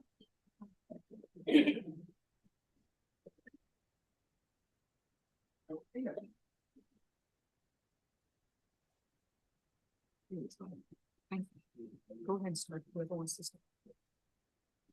Whoever would like to begin? Good afternoon, Chairman Clippinger and committee members. My name is Alexis Kloiber, and I'm a student attorney with the American University Washington College of Law Decarceration and Reentry Clinic. As part of this clinic, my colleagues and I spend a great deal of time visiting Maryland facilities and interacting with employees and the men and women within. As counsel to a current member of Maryland's incarcerated population and family member to a previously incarcerated individual, I know only too well the toll that time spent in prison can have on one's well-being, including their mental health. This is especially true for incarcerated women, who are 5 times more likely to suffer from a serious mental disorder than women in the general population. Thus, the issue is substantial. Studies have shown that incarcerated women need various services related to mental health, including access to health services, comprehensive and continuous mental health assessments and treatment, empathy, gender-based care, drug treatment, counseling, and more. Information is currently sparse regarding the care incarcerated women are actually receiving, but general studies have found that in an incarceration setting, women's experiences with prison-based mental health care result in strained relationships with prison staff, a reduction in the ability to self-manage one's own mental well-being, a curtailment of civil rights, and the erosion of privacy and dignity. Such a dismal outlook on the current landscape only heightens the call for more oversight, which an independent correctional ombudsman would help to provide. Establishing an independent correctional ombudsman would provide an avenue towards accountability within the system and ensure that the mental health needs of all in the incarcerated population are met. An incarceration setting only exacerbates mental health issues, and we must ensure that individuals receive proper care and treatment. I strongly urge the committee to vote favorably on this legislation. Thank you. Good afternoon, everyone. I'm Margaret Martin Barry, and former director of the clinic at American University and emeritus professor of law. I'm here today on behalf of the Montgomery County Women's Democratic Club to share our strong support of HB 297. This bill, passage of this bill, is a priority for WDC. We've submitted written testimony as we did last year in support of this legislation, and we hope this year is the last time we'll need to do it. It's too important not to pass. In her 50-state review of correctional institutions in the U.S., Michelle Deach observes that correctional institutions demand both transparency and accountability. They exercise enormous power over the lives and well-being of individuals, yet they operate entirely outside of the public eye. Oversight mechanisms are essential if we are to have confidence in the operations of these facilities and if we are to know what is being done in our names. Deach captures why WDC has made passage of 297 one of its legislative priorities. Although much of what happens in our prison is not transparent, we know that there is abuse, including the wide use of solitary confinement, as you've heard, unhealthy sanitation, poor health care, unfair work conditions, limited or no education opportunities, difficulty in accessing reading materials, and difficulty in staying connected to family. I've met with clients who speak with warmth and delight about family visiting days they used to have, but they have been suspended, or at least had been when I last spoke with clients. I've spoken with family members who were turned away after traveling miles to visit loved ones. Thus, central and important lifelines for family health and successful reintegration are undermined. We ask you to favorably report this legislation as it sheds light on that.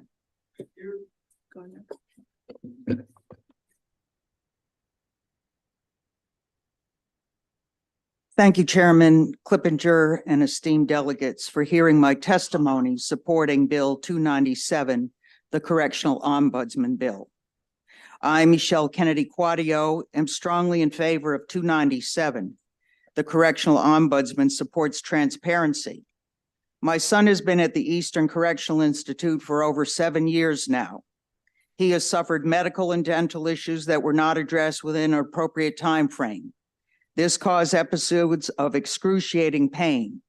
I had to call the warden's office and he was seen, yet long-standing dental issues identified 2 years ago remain.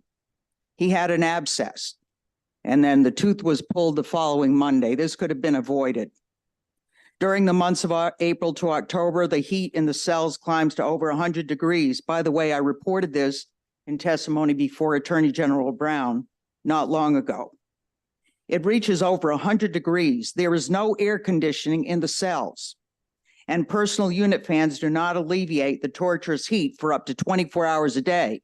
For cost containment reasons, because we're extremely short-staffed, essentially people are in lockdown 23 hours in their cell for a period of several days. I've encouraged my state representatives to visit ECI and so far their attempts to schedule have been difficult. While I know these visits will happen, maybe they'll happen eventually, the frustration I have underscores the importance of many. Having an ombudsman bill with authority to have unannounced access and much more than this bill offers. Maryland Alliance for Justice Reform, taxpayer, homeowner, voter, parishioner St. Camillus. I never thought this would happen to me or my family. And I can tell you that this ombudsman bill is necessary. Thank you for your attention. Good afternoon, Chairman. My name is Willie Hamilton, and I'm a formerly incarcerated person. In 2020, I contracted COVID-19. There were already recommendations and policies in place from the CDC and the Department of Public Corrections Services in place on quarantine. I was sent to quarantine while there, we were isolated from other individuals. 2 weeks later, I was told that someone would occupy the cell that I was in who just contracted COVID. I begged the officers there that this is not the policy that was in place for people being isolated for COVID.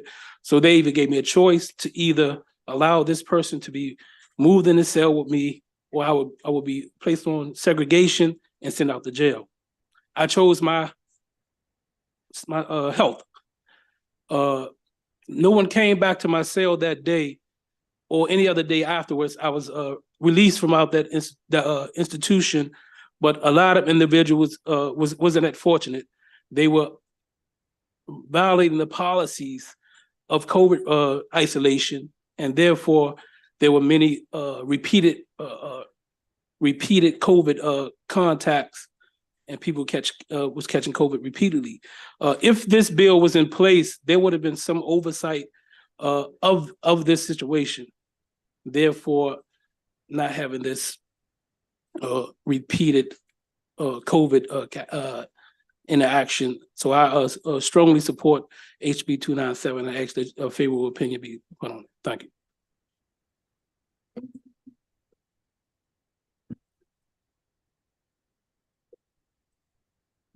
Dear House Chair Clippinger, Vice Chair Bartlett, and committee members. I'm Karen Clark. I'm speaking on behalf of the statewide Unitarian Universalist Legislative Ministry of Maryland, and strongly ask for your support for this bill, HB 297. Several years ago, when Maryland's legislature worked on police accountability reforms, we recognized that outside oversight contributes to the restoring of justice and trust for the victims of inappropriate use of power. This bill will do likewise. The stories we're hearing here of violence, neglect, demeaning treatment by one another and correctional officers seep out from behind the walls. And this program benefits the prison environment and safety while bringing victims justice and holds those with the power accountable. Several years ago, after Governor Hogan appointed a new Secretary of Corrections, within a short time, the Secretary was faced with an ongoing scandal that involved dozens of employees and others. This was one of 5 major scandals that had occurred over the past 11 years. Maryland can do and must do better by establishing this impartial, independent oversight program. The knowledge about conditions and situations behind the walls will be more reliable. The ombudsman has the right for unannounced visits, including the right to talk with anyone at any time. Our correctional institutions should be a positive environment in which offenders have an opportunity to learn and transform through rehabilitation to become healthy, productive citizens who will not need to resort to crime to survive upon their release. We need a correctional system that we can be proud of, honors the inherent worth of dignity for our returning citizens while we help them to prepare for sexual reentry. Thank you. Thank you. Did we hear from everyone at the desk? Okay, great. Are there any questions? All righty, seeing none, that concludes this panel. We'll move on to our next panel.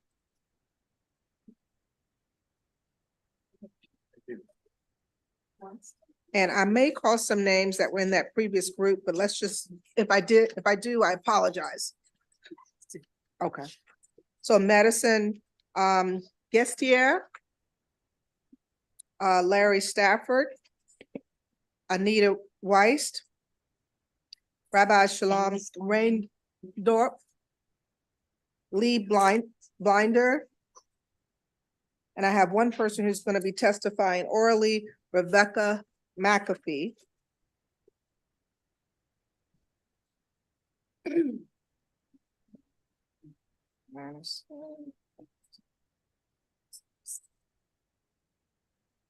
Okay. It looks like we have everyone, and whenever you're ready to begin, or whoever wants to go first, you'll have 2 minutes. Thank you. Good afternoon. My name is Anita Weist. Prior to my retirement, I worked at ECI from 2009 to May of 2019 in both the social work and the addictions departments. While trying to improve treatment resources at ECI, I met a lot of resistance. With the support of the warden, I developed and implemented a pilot program funded by GoCop to train incarcerated persons as peer recovery specialists. Despite demonstrating statistically significant results, headquarters shut it down. $68,000 of unused funds was spent in unrelated staff training and client workbooks still sitting in boxes in each of our state prisons. Despite being the Eastern Regional Addictions Supervisor, I was denied access to overdose death rates or any other statistics that might inform treatment. The decisions are not being driven by best practice. Currently, there is no relationship between a person testing positive for drugs and access to treatment. Many of my interactions with people at headquarters were with people that seemed more invested in their job titles than work performance or accountability, including those of their supervisees. I still volunteer at ECI. I work with people at the compound and on the annex.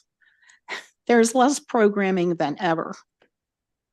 If you were to ask how many people complete addiction treatment or any other type of programming in the state prisons, you would hear a very, very low number. I'd be surprised if more than 300 people are getting addictions treatment in our state prisons. What's that, 2% of the population?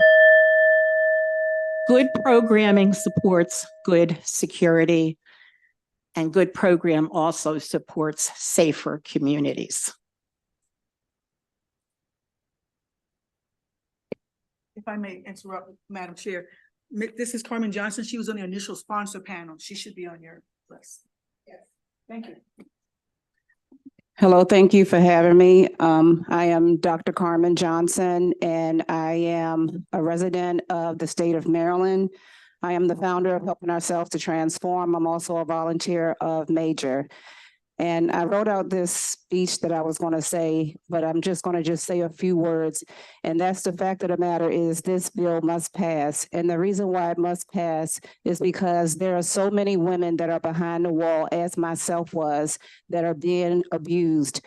And one of the things that I experienced was physical abuse, mental abuse, and things of that nature. And each time I filed my grievance, I was hit with even more vicious attacks. And the attacks was also covered up. So I just wanted to just let you all know that women behind the wall are suffering. I suffered, and I speak for all women. I speak for all people that are behind the wall. Thank you.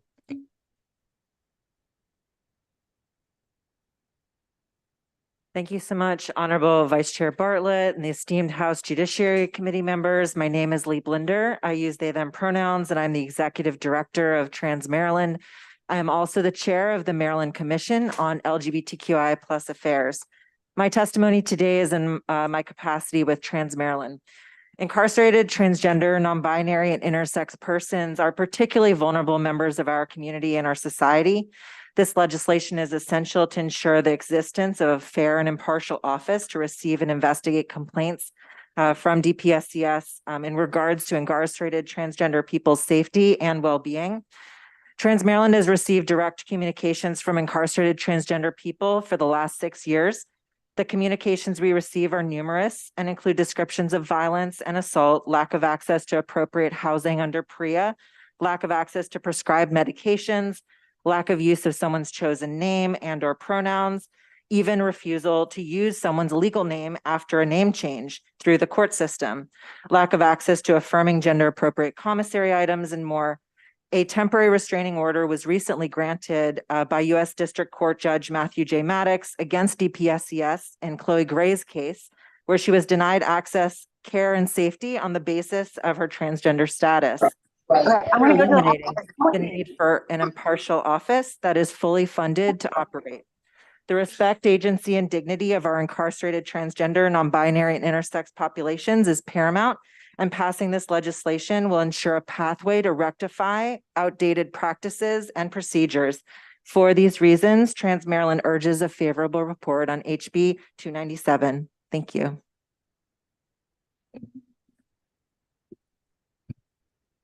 My name is Madison Gastier, and I'm a student attorney testifying on behalf of the American University Washington College of Law Decarceration and Reentry Clinic in support of the Correctional Ombudsman Bill. I'm also here today testifying in support as a lifelong Maryland resident and constituent of District 16. Over the past few years, especially during my time advocating on behalf of incarcerated individuals, I've become increasingly aware of how we treat the incarcerated population in Maryland.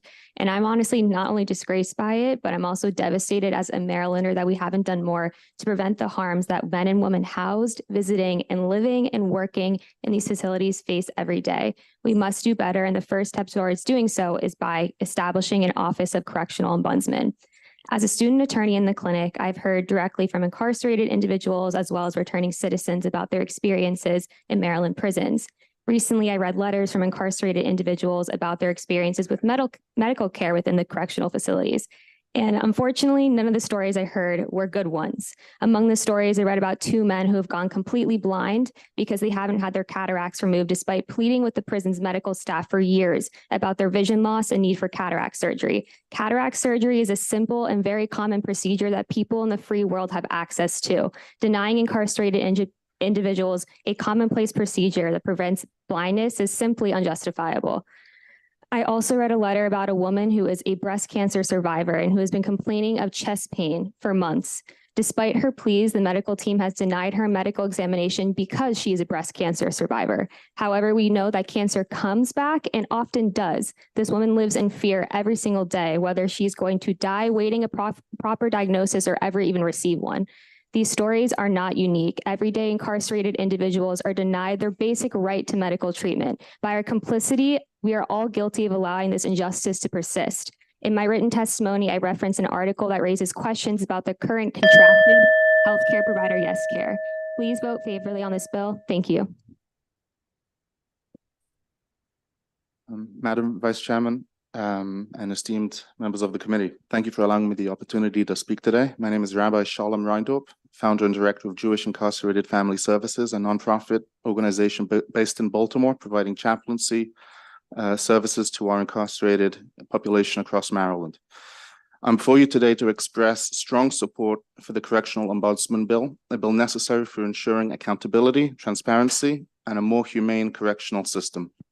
Judaism teaches that every individual is imbued with inherent dignity and the potential for redemption regardless of mistakes they have made. Our tradition teaches the importance of establishing systems that respect and uphold the human spirit and foster rehabilitation. This can only be done by ensuring their human welfare and religious rights. As much as the correctional system attempts to ensure these values, the sad reality is that for many incarcerated people, they do experience instances of maltreatment and denial of rights. There is currently no effective way for them to voice their grievances other than to the very hand that feeds them. This bill will establish a mechanism of independent oversight to ensure their welfare and human rights are being respected. The overwhelming majority of incarcerated people will one day be released back into society, and it's in all of our best interests that they walk out as people proud of their own humanity and imbued with belief in the dignity and rights of all human beings. I ask the committee to issue a favorable report on House Bill 297. Thank you. Thank you. And on virtual, we have Rebecca McAfee. Yes. You may begin. 2 years ago, I stood before the Senate to provide testimony on this common sense bill. It took a lot for me to stand before the elected officials and share my journey of incarceration and the traumatic events that I experienced that are so personal to me. I was fearful that even after I shared such horrific experiences, nothing would be done about it by those empowered to do something. That fear came true, evidenced by me testifying before you today on why the Correctional Ombudsman Bill urgently needs to be passed. The current process for an inmate to file grievance is not working. An inmate who files a grievance goes through the process of an investigation led by the correctional staff. Inmates aren't believed and are retaliated against, usually by the correctional officer that they reported. The oppressed cannot address their grievance to the oppressor, nor should they be required to do so. Family members should also not be required to assist them in filing grievances. Correctional officers have total control over when we can make phone calls to our loved ones. There is not always an opportunity to do this. Our families are working and taking care of responsibilities in the home. Advocating for an inmate's grievance is a full-time job. Would you have time on top of all of your responsibilities to advocate for your loved ones if they had grievances while they were incarcerated? I have found that in Maryland, incarceration can happen to anyone, even if they didn't commit a crime.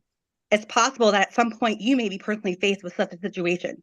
When I shared my horrors of incarceration with my mom, she stated, quote, "At least you weren't raped," end quote. My mom is a retired Montgomery County firefighter and has never been incarcerated. One grievance I continue to hear from formerly incarcerated women is that women are being raped at MCIW by correctional staff. Who are they supposed to report that to?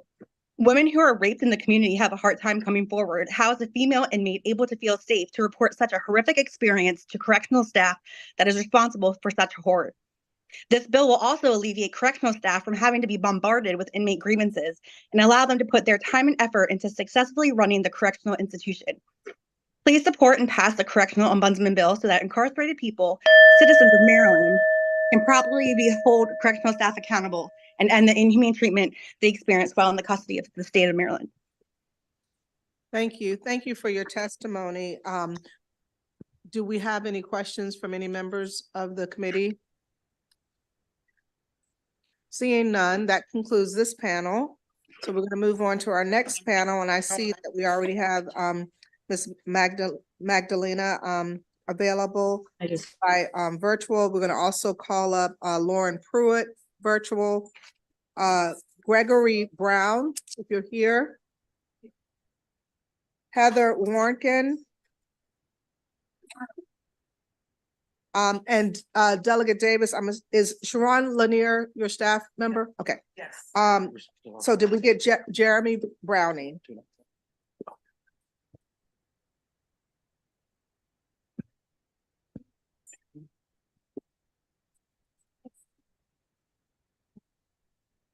Good afternoon, again, members of the committee. Heather Warnken, Executive Director of the Center for Criminal Justice Reform at the University of Baltimore School of Law. You've heard a lot already about the importance of independent oversight of Maryland's correctional facilities on numerous fronts, including for protecting the most vulnerable behind the walls. Complementary to the testimony provided by Trans Maryland, I'd like to draw your attention to one example of this need for strengthened oversight mechanisms on behalf of a group at especially high risk, trans and non-binary people throughout Maryland's corrections institutions who continue to endure well-documented human rights violations and abuse. According to U.S. Department of Justice data, incarcerated trans people are 10 times more likely to be sexually assaulted than the general prison population, with an estimated 40% of trans people in state and federal institutions reporting a sexual assault in the previous year. Trans women housed in men's prisons are at especially high risk, with one study finding they are 13 times more likely to be sexually assaulted than males in the same facility. Yet in Maryland, DPSCS continues to house trans people strictly on the basis of genitalia in violation of the Prison Rape Elimination Act. I submitted as exhibit to our written testimony the detailed analysis our center recently completed with the Trans Rights Advocacy Coalition on the treatment of trans incarcerated people, documenting numerous inadequacies of the existing supposed protections, resulting in rampant sexual victimization, and overuse and misuse of the torture known as solitary confinement, which is frequently utilized as a backwards means of supposedly keeping trans people safe. These problems persist notwithstanding the auditing and reporting mechanisms under the Prison Rape Elimination Act. Please pass this bill. Good afternoon, Chair and members of the committee. My name is Gregory Brown from the ACLU of Maryland, and we urge a favorable report on HB 297. Maryland's correctional facilities are in need of an ombudsman to increase accountability and transparency, remove access barriers in the grievance process, improve prisoner health care, and the overall upkeep and cleanliness of facilities. This bill would increase accountability and transparency by allowing the ombudsman to conduct inspections of facilities that have already been sent a letter of reprimand by the Corrections Commission. Unannounced inspections are vital to the effectiveness of the oversight of corrections facilities. The audits currently conducted on correctional facilities, including internal audits, have proved ineffective, as many of the same institutional issues, such as lack of access to mental and physical health care and grievance reporting issues, persist. Having an ombudsman to submit complaints to is critical to the oversight of corrections because it would give the incarcerated community an external entity to give voice to. Often inmates are not able to see their complaints addressed during the grievance process because those complaints do not even make their way up through the process. Relying on corrections officers and prison administration to adequately vet and address grievances made by inmates is one of the many reasons that the current process is ineffective. Black Marylanders make up 70% of Maryland's prison population. This bill would make sure that the complaints of Maryland's incarcerated population, specifically its Black prisoners, have a real opportunity for their concerns to be voiced to an external board. So please favorably report HB 297. Good afternoon, Vice Chair Bartlett and members of the committee. My name is Jeremy Browning. I use he, him pronouns, and I'm the director of the Maryland Commission on LGBTQIA+ affairs. The commission is in strong support of House Bill 297, and it's a top priority for the commission. The creation of a correctional ombudsman unit will address the critical issues within our correctional system and promote justice, fairness, and equal treatment for all incarcerated individuals, including those within our LGBTQIA+ communities. LGBTQIA+ individuals, especially transgender, non-binary, and intersex individuals, face unique challenges within our correctional system. Several Maryland-based LGBTQIA+ advocacy organizations have reported receiving regular complaints from incarcerated individuals, previously incarcerated individuals, or through family members and friends of incarcerated individuals. These complaints include lack of access to basic necessities, healthcare, prescriptions, improper or unsafe housing, sexual assault, extended periods of solitary confinement, and fear of retaliation. The Correctional Ombudsman Unit would provide a crucial mechanism to conduct independent investigations of complaints and conduct reviews within DPSCS. The independent oversight ensures transparency, accountability, and protection against reprisals, which is fundamental to safeguarding the rights and well-being of all incarcerated individuals. For those reasons, the Commission strongly urges a favorable report on House Bill 297. Thank you. Thank you. Lauren Pruitt.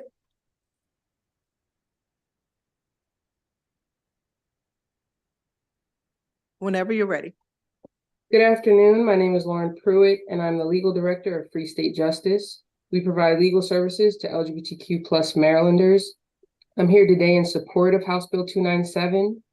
This type of direct and independent oversight will directly impact our most vulnerable clients who are incarcerated.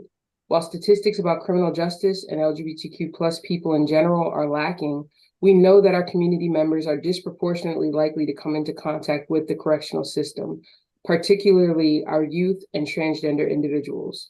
We receive regular requests from family members and friends looking for assistance navigating the bureaucracies of DPSCS. Complaints such as lack of access to basic health care, prescriptions, improper and unsafe housing, sexual harassment, sexual assault, extended periods of solitary confinement, and fear of retaliation and abuse if they attempt to voice their complaints. Getting assistance through the court takes time and money, and going through DPSCS requires them to submit a complaint to the very same officers for which they are reporting violations of regulations and/or constitutional rights. The ombudsman, a neutral third party, will allow their reporting to be free from retaliation or coercion, can ascertain systemic problems, and can expeditiously implement solutions. This could affect positive change that results in an overall reduction of the complaints as opposed to the limited effects of the case-by-case grievance process currently used. Similarly, futile calls made to hotlines typically do not receive a response, or the caller is unaware of whether issues are being investigated or resolved. This is in stark contrast to the reporting and notification requirements proposed in this bill.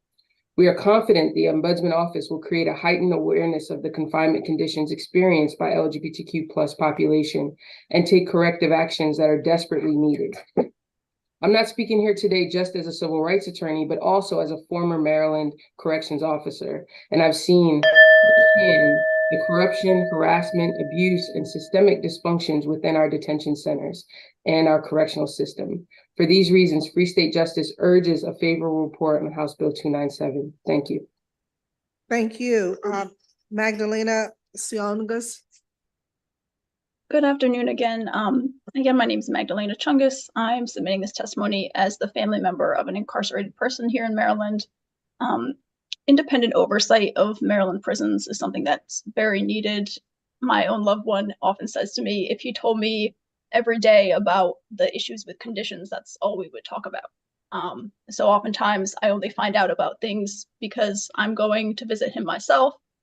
For example, in January, for 2 weeks in a row, there was no heat in the prison, which I found out when I went to see him and had to sit an hour right in the cement visiting room.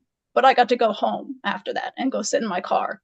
But he and all the other men who live there have to go and sit in cement cells with no heat. Similarly, the winter before that, there were weeks without hot water in the prison.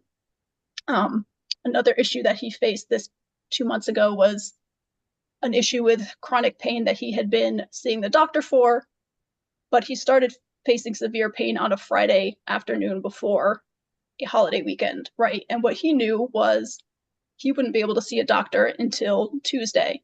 So when I went to see him, even though he was in so much pain that he got up multiple times to throw up, when he did try to go see the medical staff, they said, you must be high, so we're not going to do anything for you, and go back to your cell, right? So his solution was he had to sleep through the pain for 4 days until he gets to see a doctor. And I can only imagine for people who have medical issues that cannot wait for 4 days, it means they die. So there needs to be independent oversight to make sure that people who are incarcerated and the people who work there have accountability for what's going on there. I urge a favorable report for HB 297. Thank you. Thank you all for your testimony. Are there any questions? Delegate Conaway? Thank you, Chair. Thank you, panel, for coming in to testify. To the panelists in the middle, you said that transgender women are being housed with the men. When you said transgender woman, have they had a vaginoplasty or whatever it's called? What the change? So I would urge you, Delegate Conaway, and others who are interested in learning more about this issue to see the exhibits attached to our written testimony. This includes a detailed report from DPSCS on its own policies and practices related to the treatment of trans incarcerated people and our response. There, from a high level, their stated policy is that they house strictly on the basis of genitalia, which is in violation of the Prison Rape Elimination Act as made crystal clear by a 2016 DOJ FAQ. Question was, if the transgender person has female genitalia, then they shouldn't be housed with men. Is that correct?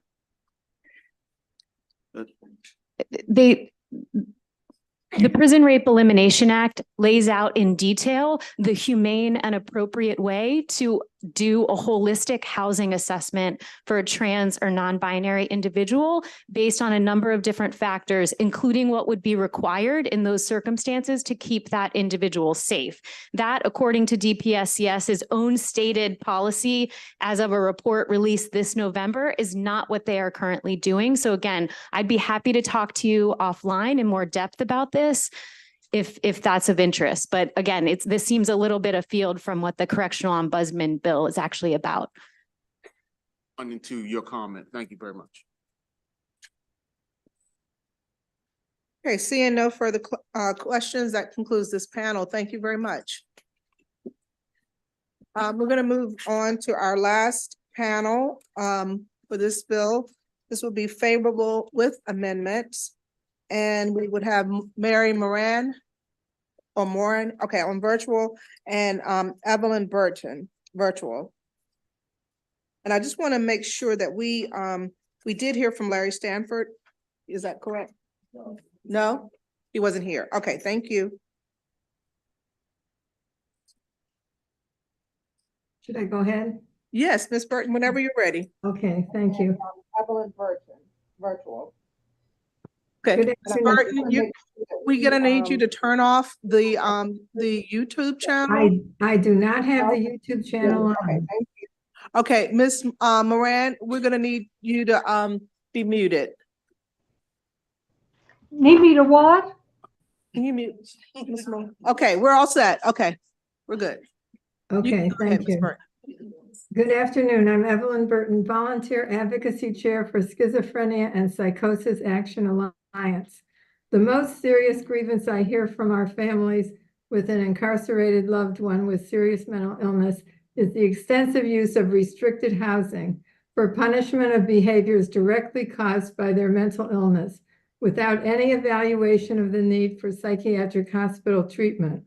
A correctional ombudsman unit is desperately needed to investigate this situation and report to the legislature.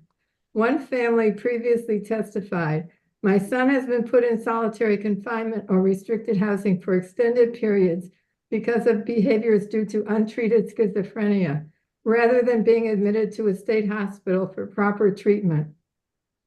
Only state hospitals can give involuntary medication if needed. Due to medication changes, psychosis caused assaultive behavior, which resulted in restrictive housing for 1 to 2 months at Patuxent Institute and for 2 to 3 months at North Branch Correctional Institute. Even at Patuxent, which is a prison specializing in the care for mental illness, he was allowed to deteriorate. Hospital treatment could have stabilized him and avoided the need for restrictive housing, which made his illness worse, caused great suffering, and may well have resulted in permanent brain damage." There's other testimony from other families too. So to address these issues, we offered amendments in our written testimony, including the ombudsman's ability to review the process and data for admission to state hospitals, use of restrictive housing for inmates with mental illness, and adding to the advisory board families with members that have mental illness or substance abuse, and also psychiatrists that specialize in these areas. Thank you, and I hope you approve this with the amendments. Thank you. Thank you, Ms. Burton. Ms. Moran, we're ready for you. Are you ready? Can you unmute? Okay. Ms. Moran, can you turn off the mute button for us so we can hear you?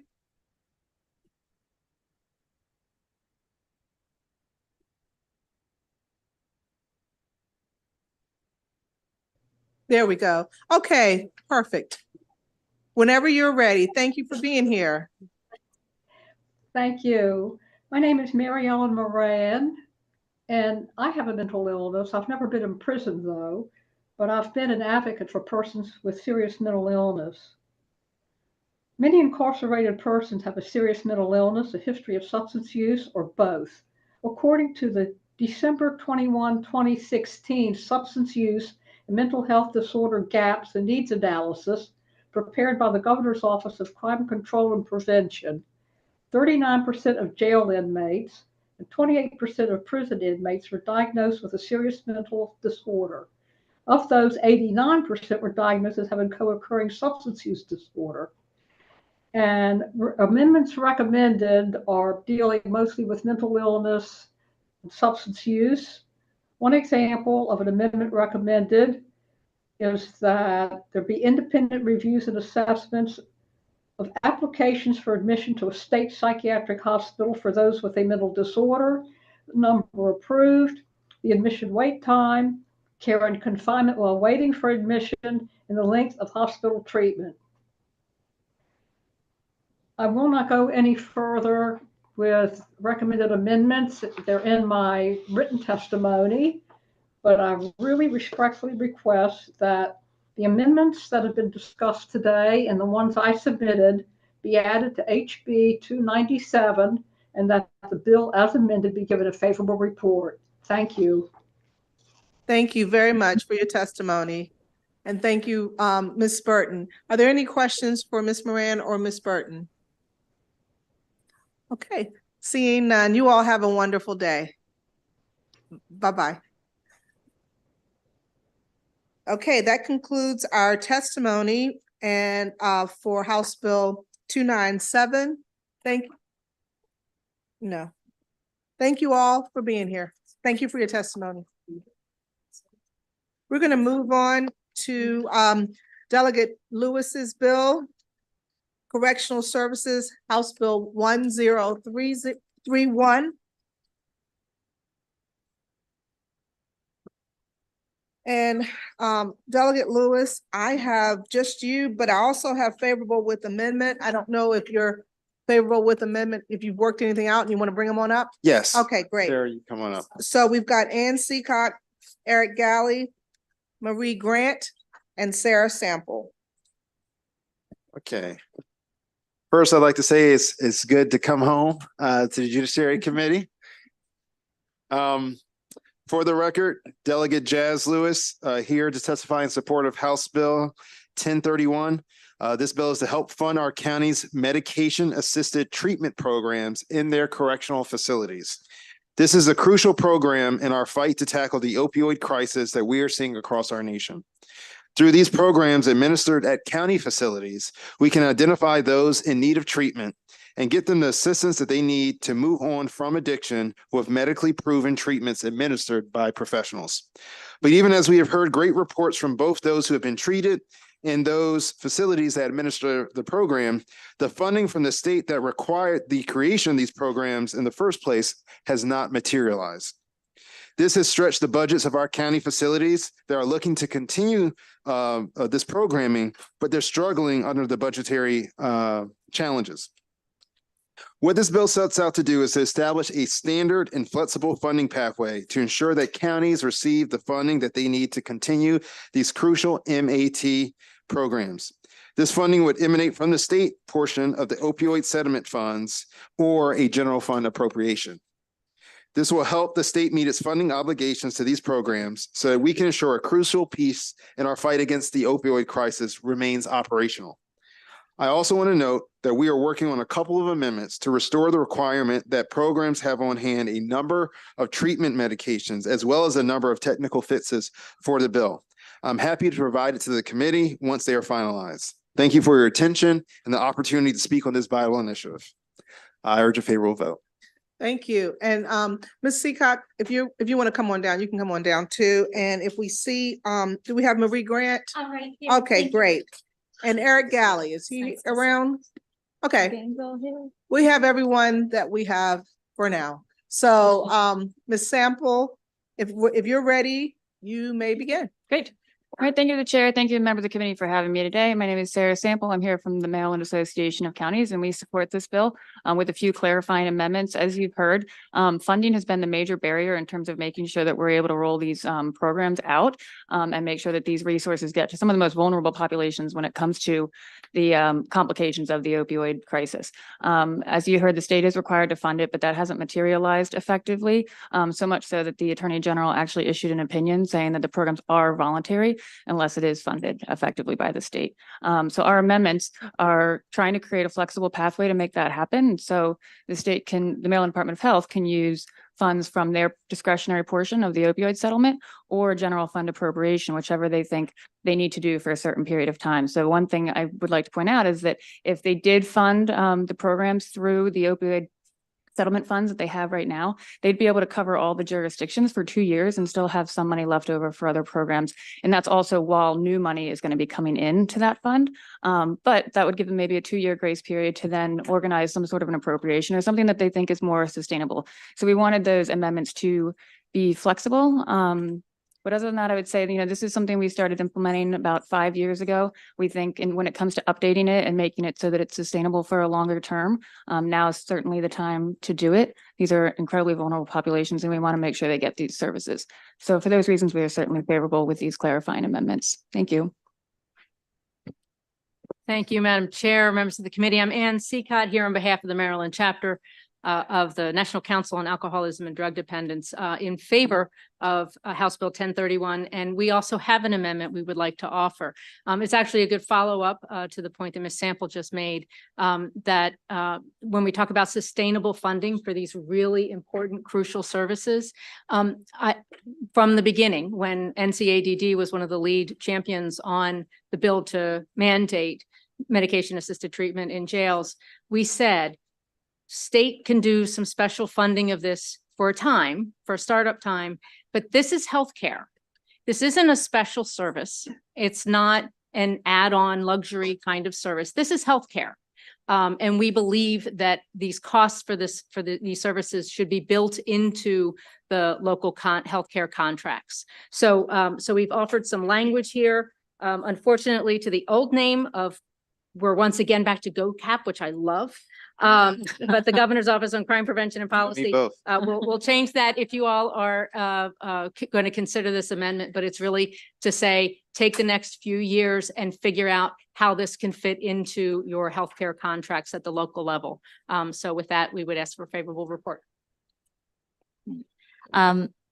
Thank you so much, Marie Grant, on behalf of the Maryland Department of Health here supporting with amendments. I wanted to talk a little bit about the use of the opioid restitution funds for these purposes. First of all, the Secretary of Health has been in conversations with MACO, understands the predicament here, wants to find some solutions, is in the process of making recommendations for the use of the opioid restitution fund.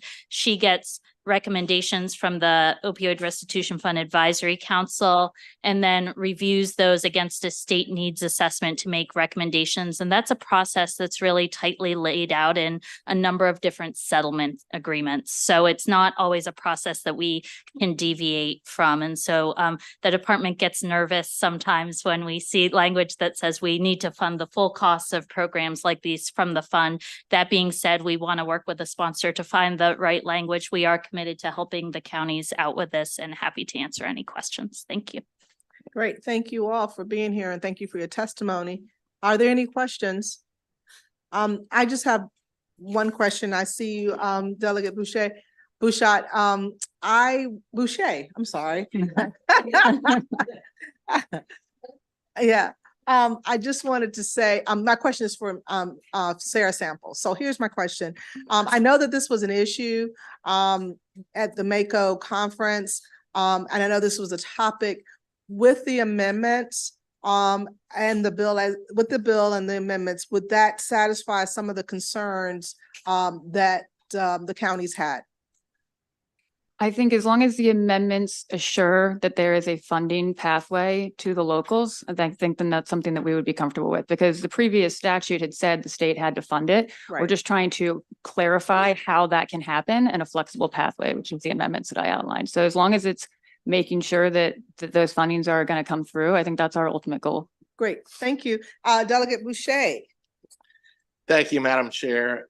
And thank you, Delegate Jazz, for bringing this bill forward. Having lost a daughter to opioids, this is very personal to me. Yesterday was very rough, a previous hearing we had on the same subject. As a Carroll County resident, how would this work for a jurisdiction? Would their detention center keep records of how many people they service and took care of, and then we'd audit that and then turn that over for reimbursement. How does that reimbursement mechanism work? So the way we expected it to work and how we modeled the language is the same way that the state per diems get paid for any individuals that are overstaying in a local facility that are meant to go to a state facility. So what they ultimately do is that they submit a reimbursement number of days the individual was there. And so the bill clarifies that it would be number of days that they're there and we're receiving the treatment. And then we also had added language that the Maryland Department of Health could add any other reasonable requirements to that report, so that it's giving them all the information they need to make sure that the funding that they're going to provide is consistent with the costs that they're intended to cover. Annual thing? An annual thing for the previous fiscal year. All right, thank you very much. Thank you. And so I'm gonna ask again, is Eric Galley in the audience?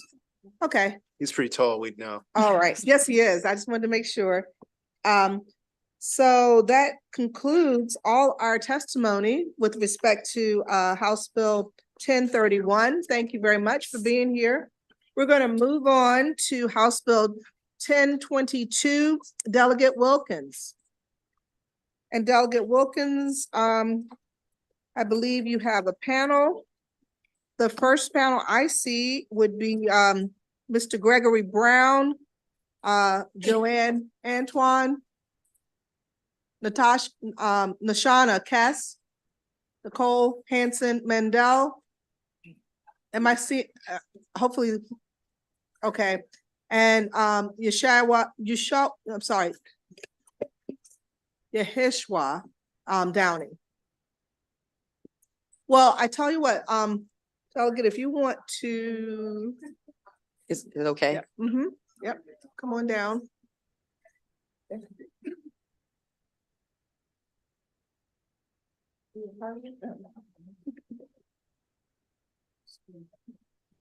Okay. So I see Gregory Brown. And one, you just introduce yourself when you are ready to testify, and that'll help me with my little cheat sheet I've got here.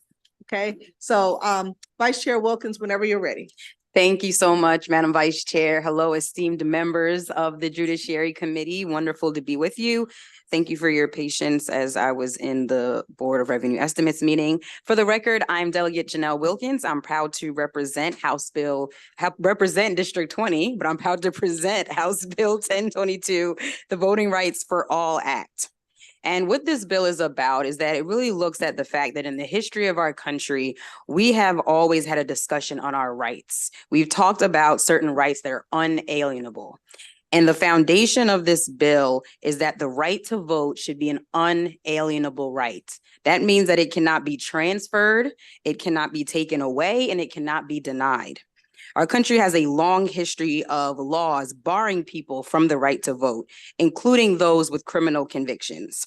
Barring citizens from criminal convictions actually began with Southern states in the Jim Crow era, and this continued to disproportionately impact communities of color and perpetuate inequalities in our society. House Bill 1022 removes the prohibition on voting for Maryland citizens serving time for a felony so that every Marylander, regardless of their criminal legal status, retains their right to vote. I am bringing this bill because voting should not be a privilege or a punishment for who we decide is good versus bad. Everyone deserves to have a say in the policies and decisions that impact our lives and shape our futures. And allowing individuals in prison to vote is not just a matter of fairness. It also supports public safety by enabling these individuals to stay connected to their communities. The punishment for a felony in Maryland is usually imprisonment, and those convicted should serve their time. But losing the right to vote should not be an additional privilege. As a reminder, people who are currently incarcerated have the right to vote in the state if they are serving time for a misdemeanor or if they are pretrial awaiting their case.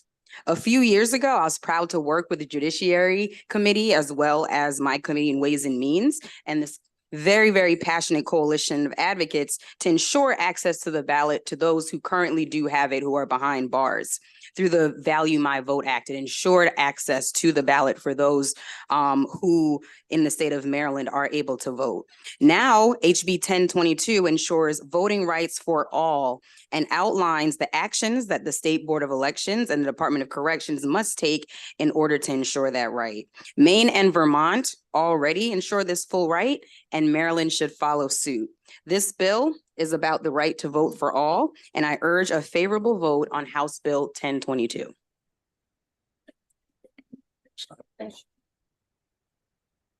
Thank you. My name is Yeshua Downey. On behalf of Campaign Legal Center and at the invitation of Common Cause Maryland, testifying in support of HB 1022 to restore voting rights to individuals convicted of felonies. This bill would effectively eliminate this racist practice of felony disenfranchisement in Maryland, which serves no legitimate purpose within the criminal legal system, and it hinders rehabilitation. If passed, Maryland would join Vermont, Maine, Puerto Rico, and DC in doing so. Enfranchising incarcerated individuals is key for democratic accountability. Elected officials make consequential decisions every day that directly impact incarcerated voters. Legislators make the laws that they are charged with breaking. DAs prosecute their cases, judges adjudicate them, and sheriffs and other law enforcement police them on the streets and run the jails and prisons in which they are incarcerated. Their exposure to the criminal legal system gives them a major stake in public policy, and their participation is crucial to holding our elected officials accountable. If you look at the history, these laws were proliferated during the Jim Crow era, with the explicit purpose of undermining the 14th and 15th Amendments. Put simply, felony disenfranchisement exists in the United States because of efforts to suppress voters of color. This unfortunately rings true in Maryland, which has a history of delaying or obstructing progress towards equal voting rights. Maryland's 1867 Constitution allowed the legislator to disenfranchise those convicted of, quote, infamous crimes, and this language is still in the state's constitution today. Other states also use this language in their constitution, and it was intentionally designed as a loophole, allowing states to target and suppress Black voters. Shamefully, Maryland did not ratify the 15th Amendment until 1973 and was one of the last states to do so. Universal enfranchisement also protects against de facto disenfranchisement, meaning that many people, including elected officials, believe someone cannot vote because of a felony conviction, even though they are in fact eligible. To combat this, HB 1022 would create a simple, bright line rule that improves election administrability. In sum, HB 1022 will eliminate the outdated, discriminatory, and anti-democratic practice of felony disenfranchisement, will solidify ballot access for incarcerated voters, and will affirm Maryland's commitment to the principle that democracy works best when everyone participates. We urge you to support it. Thank you. Thank you. And if you could just slide your microphone over. And whoever's ready to go next, I just wanted you to be ready. Good afternoon, Chair and members of the committee. My name is Gregory Brown from the ACLU of Maryland. We are in support of HB 1022. Well, I first want to start off by saying Maryland's Constitution gives this body the power to regulate the voting rights of persons convicted of infamous crimes. We don't need a constitutional amendment. You all already have that power. Restoring the right to vote to Maryland's disenfranchised community is a critical racial justice issue. It has been well stated that Maryland is one of the states that incarcerates the highest percentage of Black men in the country. Black men make up 14% of Maryland's population, yet 71% of the state's male prison population. In 2022, Maryland's disenfranchised population totaled 16,587 people, with Black people making up 11,678 people of that figure. The racist war on drugs over-incarcerated and thus disenfranchised multiple generations of potential Black voters. This effort not only took the individual right to vote away, but also hindered the ability of communities of color to elect candidates of their choice. When people have the right and access to govern themselves, they become more engaged because they understand that their voices are being heard. In the era of criminal justice reform that we're in, securing the right to vote for the incarcerated population remains a critical goal to achieve.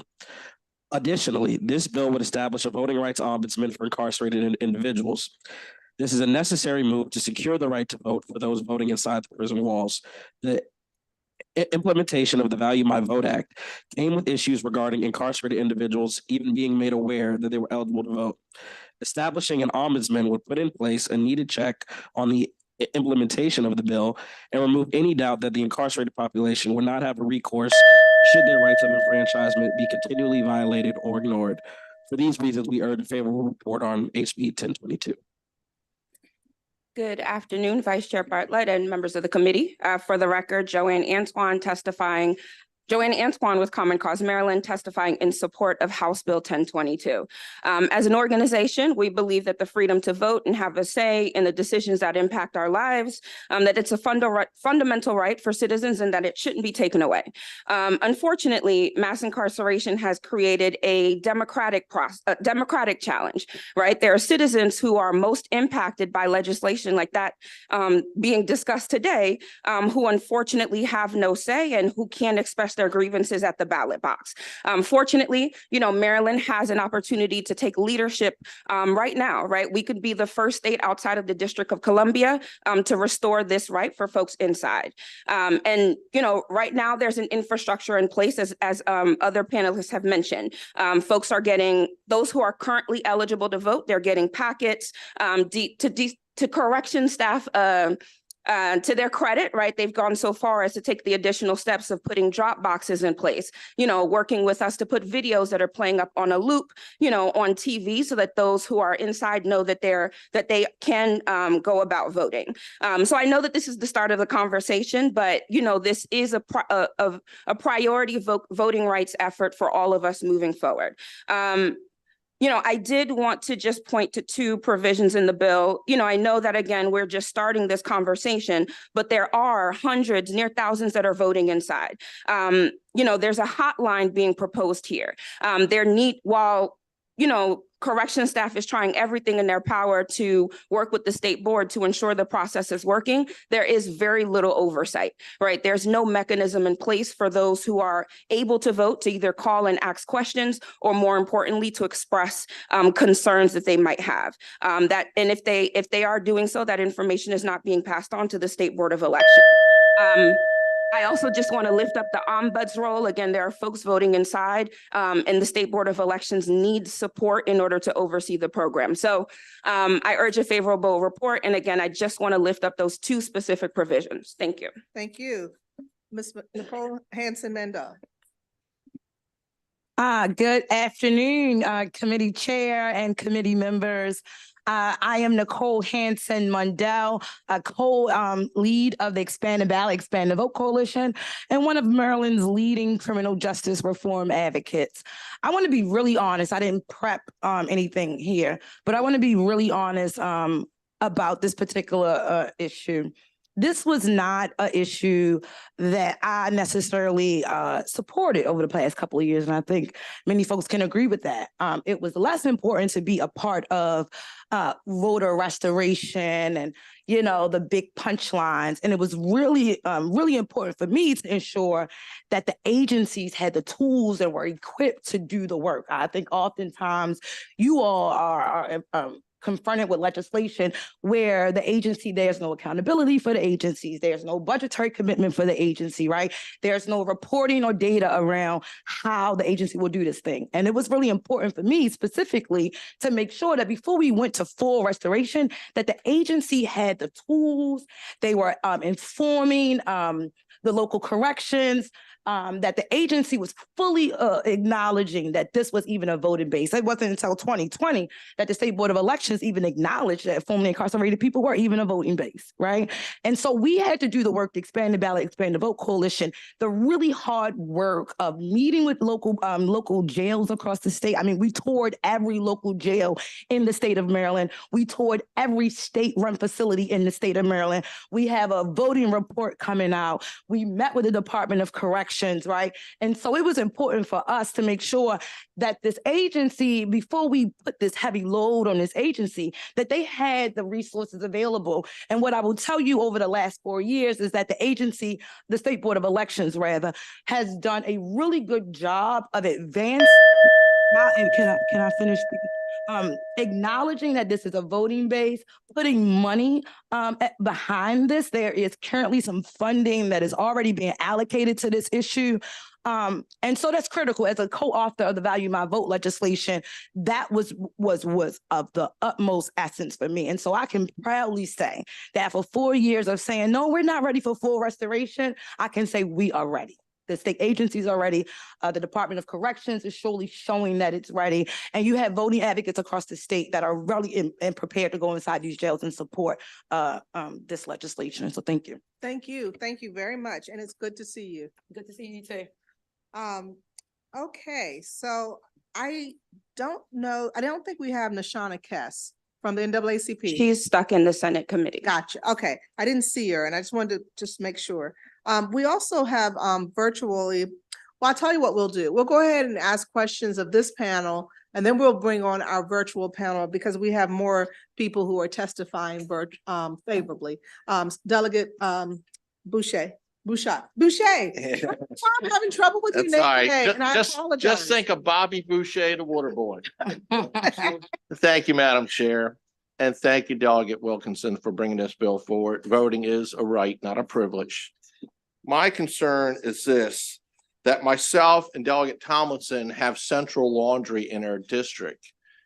Voting is based upon your residency. Will inmates be registered to vote in the address of their incarceration facility?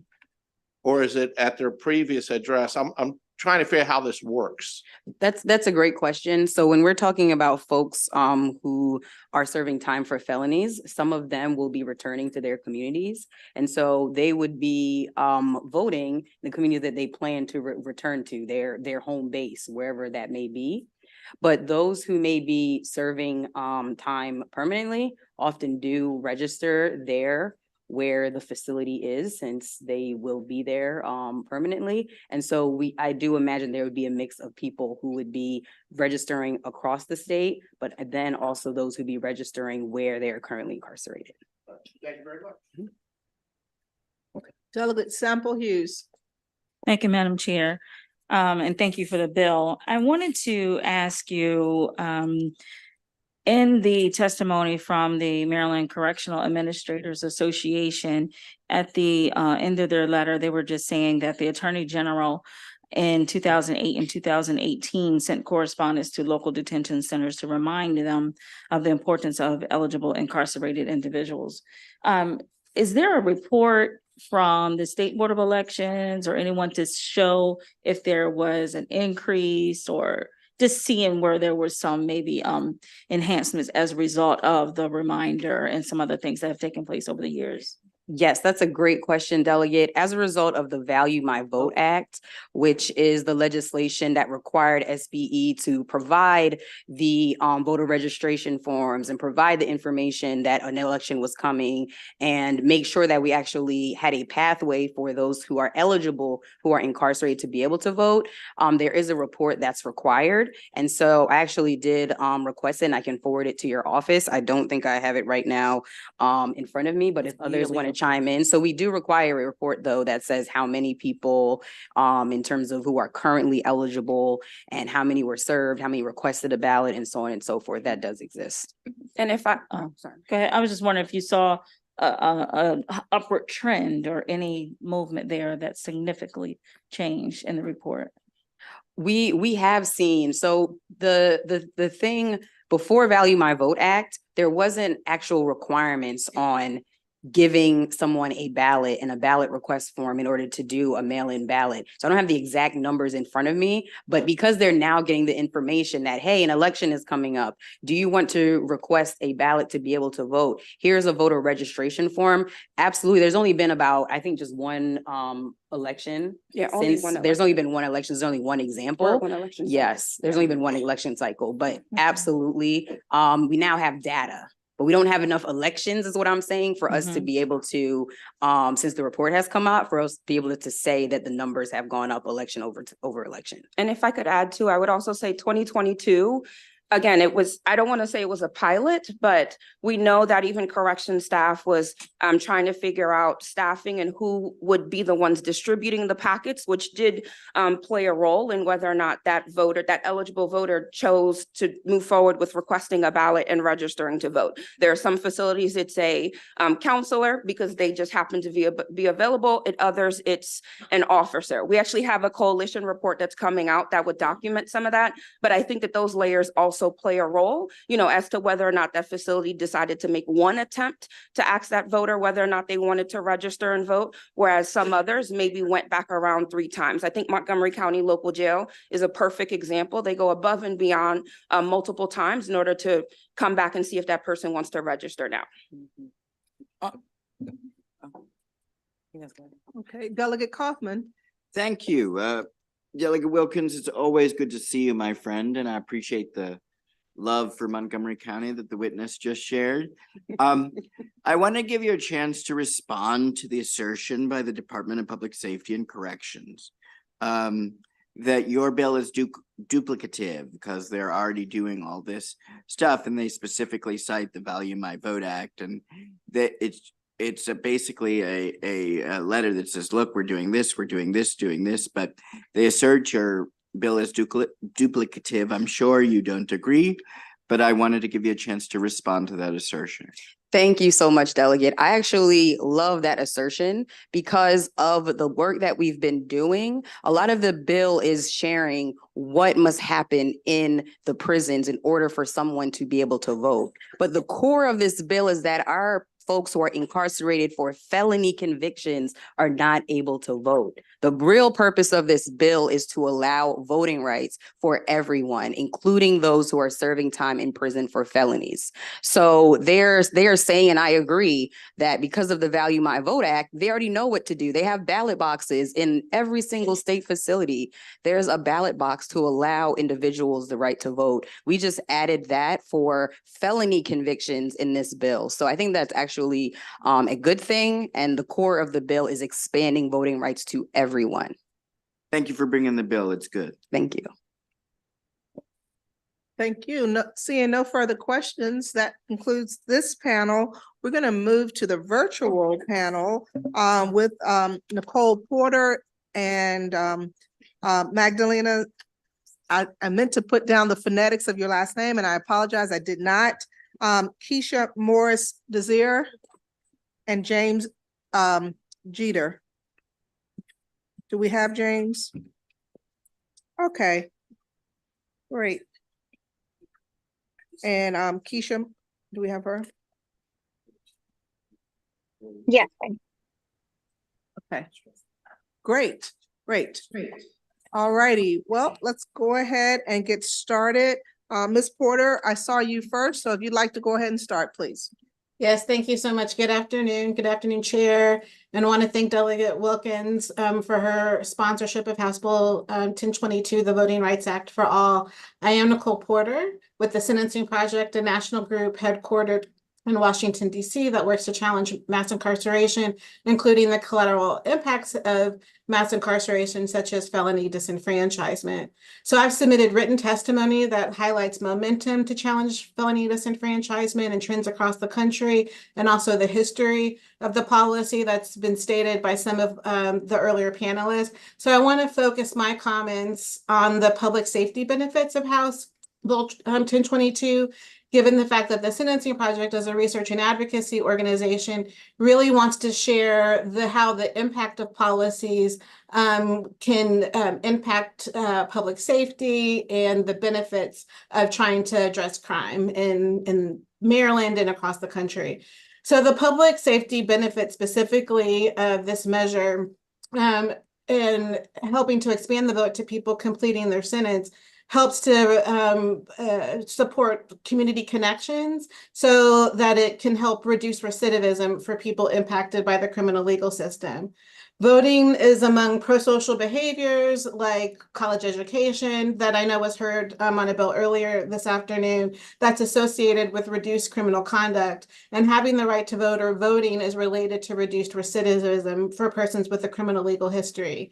Now, some critics talk about the just desserts associated with sentencing and the purpose of punishment. Voting offers no deterrent to future crime. And if you think about it in terms of just desserts, it's sort of a slippery slope because people in prison retain their right to retain other human rights, including First Amendment rights.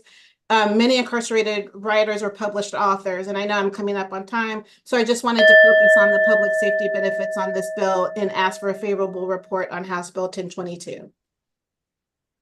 Thank you. Ms. Songus? Thank you. Again, my name is Magdalena Chungus, testifying in support of the Voting Rights for All Act. As I've shared with you today, my own loved one, John, has been incarcerated since 19. So in his 17 years of incarceration, he has never voted. He does not have the ability to vote. And unless the law changes, he never will. And I think it's important to realize that disenfranchisement of incarcerated people with a felony sends a very clear message to them that their voices do not matter to elected officials and that their experiences do not matter, and no one is listening to what is happening to them behind prison walls. And I also wanted to share that as convener of the Maryland Second Look Coalition, I've been overwhelmed with the engagement from incarcerated people who are looking to get involved in the legislative process. We're in touch with Lifers Group and individuals at every prison in Maryland who are engaged in legislative work. Hundreds of men incarcerated at North Branch, for example, signed a petition in support of our bill. People are sending us letters and their stories and asking how their families can get involved because they really are itching for an opportunity to be involved in the legislative process where decisions are being made every day about their lives and their freedom. And as we've heard some other people say, right, it should come as no surprise that in Maryland, 71% of the incarcerated population is Black, when only 30% of the general population is. So inevitably, we have disenfranchisement of poor Black and brown people specifically and intentionally. And the right to vote should not be a negotiable one.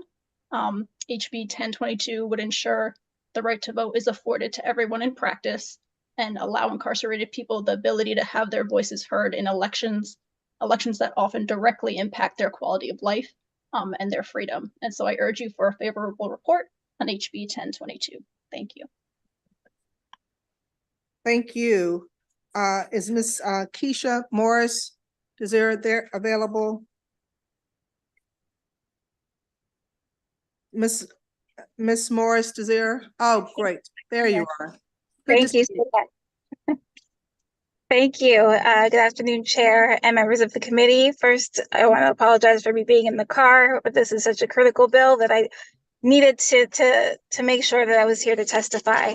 My name is Keisha Morris Desir, and I am the Census or the Justice and Democracy Manager at Common Cause, but I'm here to represent the National Voting in Prison Coalition, a coalition of over 30 national and state organizations working to support state and local campaigns to guarantee voting rights to persons completing their sentences both inside and outside of prison.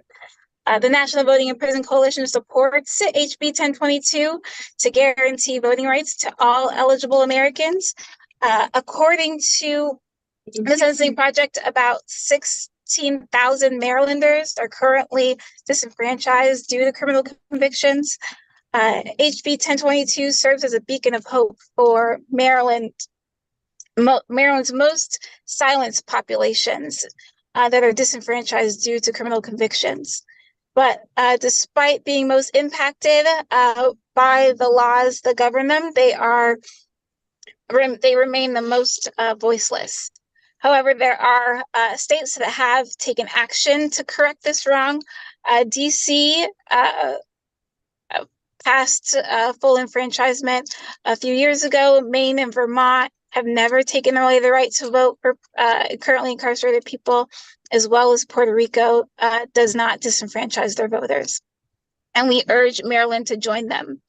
We're also seeing a growing movement across the country. Illinois, Oregon, Virginia have all seen movement in their legislatures. And to note that there has been polling that reveals that 56% of voters believe that voting rights. To name support from organizations that that were not able to testify today, but the Human Rights Watch, NAACP, Legal Defense Fund, and Prison Policy Initiative are also in support. Thank you. Thank you. Thank you, everyone, for your testimony. Are there any questions? Yep, I'm gonna call him up. I wanted to give you time to get him in. Mr. Jeter, James Jeter. No questions? Okay, Mr. Jeter, whenever you're ready. Thank you. Good afternoon to the members of the Maryland House Judiciary Committee. My name is James Jutter. I'm a member of the National Voting in Prison Coalition and co-founder of Connecticut's Full Citizen Coalition. The National Voting in Prison Coalition supports the passage of HB 1022 to guarantee the voting rights of all eligible Americans in our election. I would like to present a question and a challenge for the committee today, and not one to be answered here, but answered honestly within yourselves. Since emancipation, can you name a period in U.S. history when the Black vote has not been under siege through an active campaign of disenfranchisement? What blinds the eye of seeing felon disenfranchisement as an active campaign is the fact that this version comes by way of conviction of a crime. Yet what cannot be denied is the overrepresentation of Black communities, poor Black communities in our carceral system that the war on drugs and ensuing policies have created. Last year, the Citizen Project marked 50 years of mass incarceration, showing the first significant rise in our nation's prison population in 1973. Over the next 50 years, two things will become constant in Black communities: a growing police presence and massive divestment. As a byproduct of people who never had a time period in their history in the United States to wrestle and imagine their citizenship, their ability to be autonomous in the creating of equity through the electorate, found themselves barred from it and often for life. What ensued was the removal of discussion and practice of civil engagement that had yet to stick and take hold in our communities. And the result has been a cycle of more divestment and more police. If this is the result when policy and decisions concerning any communities happen without a true voice of the community, and at all times, your voice is your vote. In Baltimore, the poorest communities are also the communities that are not just economically struggling, they are neighborhoods that are designated by HUD as having extremely low labor market engagements, human capital indexes, school proficiency indexes, and electoral turnouts. Yet this is not a case of what came first, the chicken or the egg. Disenfranchisement has always faced these communities and continue to. If you want to see change, then ownership within the person and within the home and within the community must happen. But disenfranchisement in our lifetime has removed any hope of that and left a lingering indifference toward the electoral process in Black communities. It has done what lynching, what poll taxes, what fire hoses and German shepherds could not do. It is also rooted in the same antiquated vein as these disenfranchisement tactics. But today you have a chance to fix this. For this reason, we urge you to pass HB 1022. Thank you. Thank you. I appreciate your testimony. Are there any questions for Mr. Jeter? Or Jeter, I'm sorry. It's okay. Okay, seeing none. Thank you very much. I appreciate you being here. I'm going to call up my last three noted in-person witnesses who are testifying favorable or favorable with amendment. I have Emily Wu Key, Nikki Tyree, and Altamont Wilkes.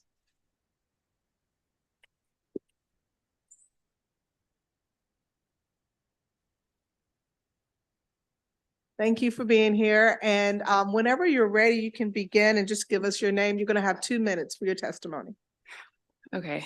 Hi, everyone. My name is Lee Woo Kee, and I'm a paralegal at the Public Justice Center, which is a nonprofit civil rights and anti-poverty legal services organization. The PJC supports HB 1022 and urges a favorable report. So not only would this bill act to correct disenfranchisement and the de facto disenfranchisement that occurs when incarcerated individuals who are eligible to vote don't, due to a lack of access, information, and resources, but it would have a positive impact on incarcerated people's re-entry into their communities after they are released.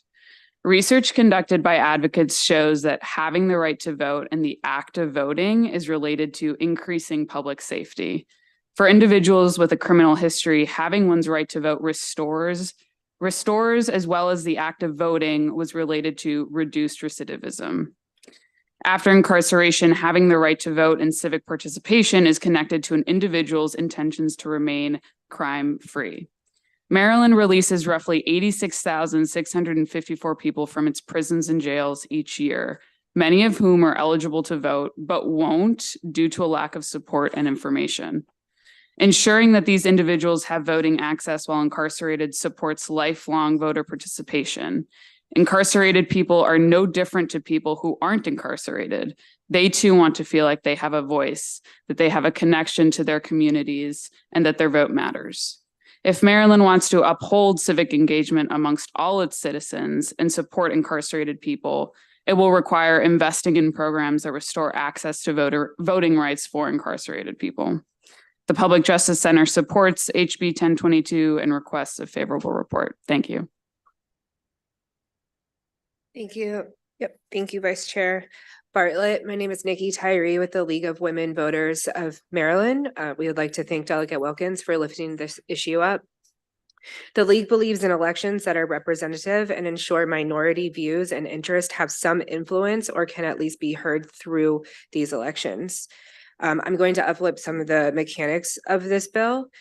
The League acknowledges the work that has gone into making sure those who should have access to the ballots have that access, having worked on many of those bills ourselves.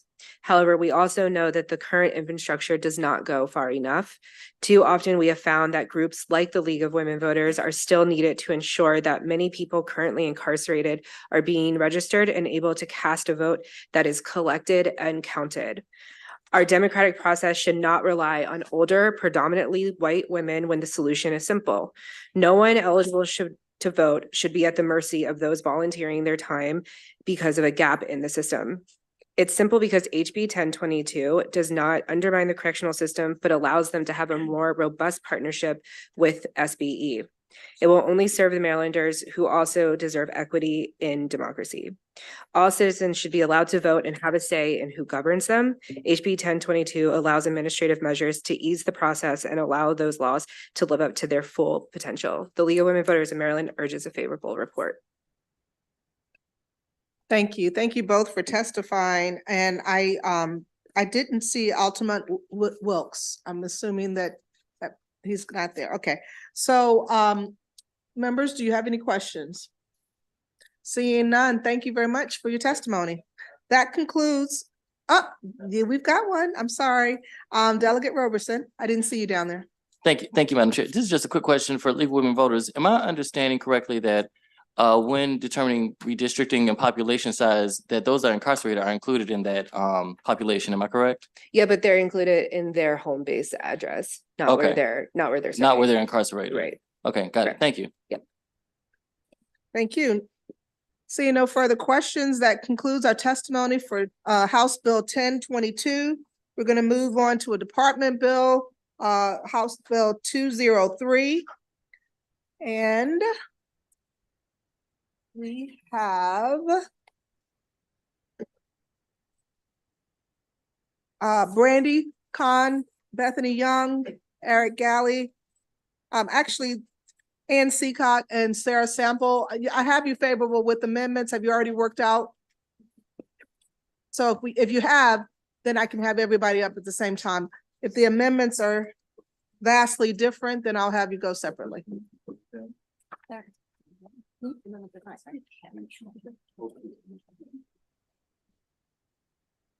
Okay, Ms. Young, whenever you're ready. All right, good afternoon. My name is Bethany Young. I'm the Director of Policy and Legislation for the Governor's Office of Crime Prevention and Policy, known as GOCAP.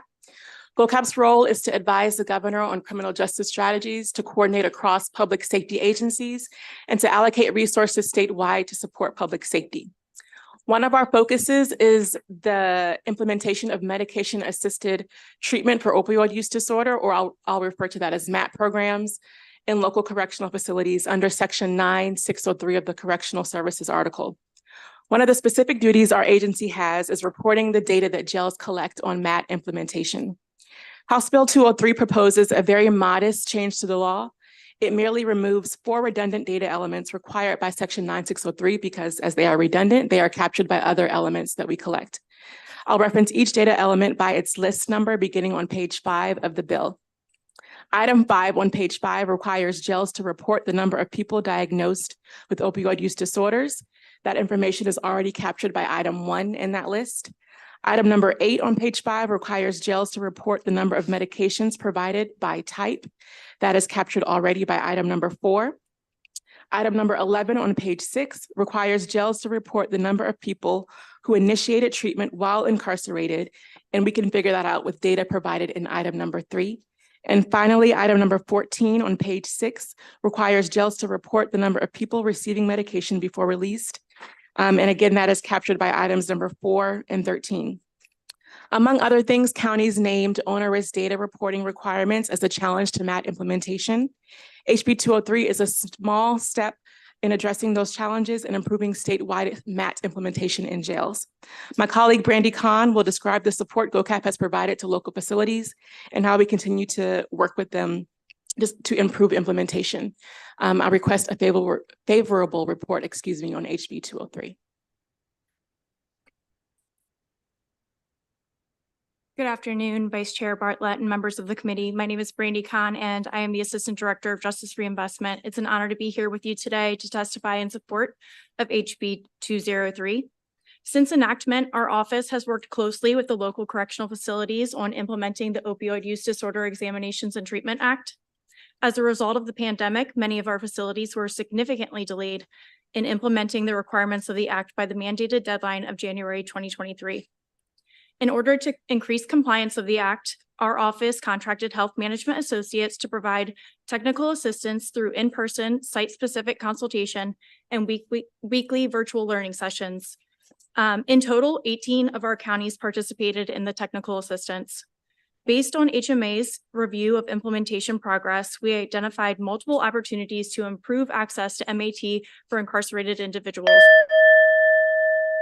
Among these opportunities, facilities consistently attributed stalled implementation to the lack of long-term sustainable funding and the Act's burdensome data reporting requirements.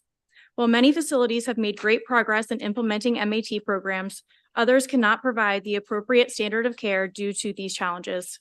To mitigate the technical and administrative burdens on the local correctional facilities, our office is proposing to amend certain provisions within the Act, specifically striking data reporting redundancies. GOCAP requests your support for removing the reporting requirements proposed in HB 203. The office also fully supports the county's pursuit of dedicated state funding to support substance use disorder treatment in local correctional facilities. Full implementation of this act is a crucial step forward in combating the devastating impacts of substance use disorder and mental illness within our communities. With that, I thank you and I urge the committee for a favorable report on HB 203. Yes, Madam Chair, members of the committee, and CCOT again on behalf of the Maryland chapter of the National Council on Alcoholism and Drug Dependence in support of the GOCAP bill, Senate Bill 203. We ask actually for the same amendment that we asked on another bill. We just want to make sure it gets on one of them. But it's the amendment to ask to require the facilities figure out how to work these costs for this healthcare service into their healthcare contracts. Substance use disorder treatment is not special care, it is healthcare. And so we would ask for that amendment, and we're grateful for the help in making sure it was worded right. Thank you to the chair. Thank you to the member of the committee for having me today. My name is Sarah Sample on behalf of Maryland Association of Counties. And we are certainly in support of this bill. We work very closely with the Governor's Office of Crime Prevention, Youth and Victim Services on the implementation of MAT in local detention centers. And our amendments to this bill are the same as the other, sort of what NCCOT said. We're just wanting to make sure it gets on one of these to help solve the funding issue.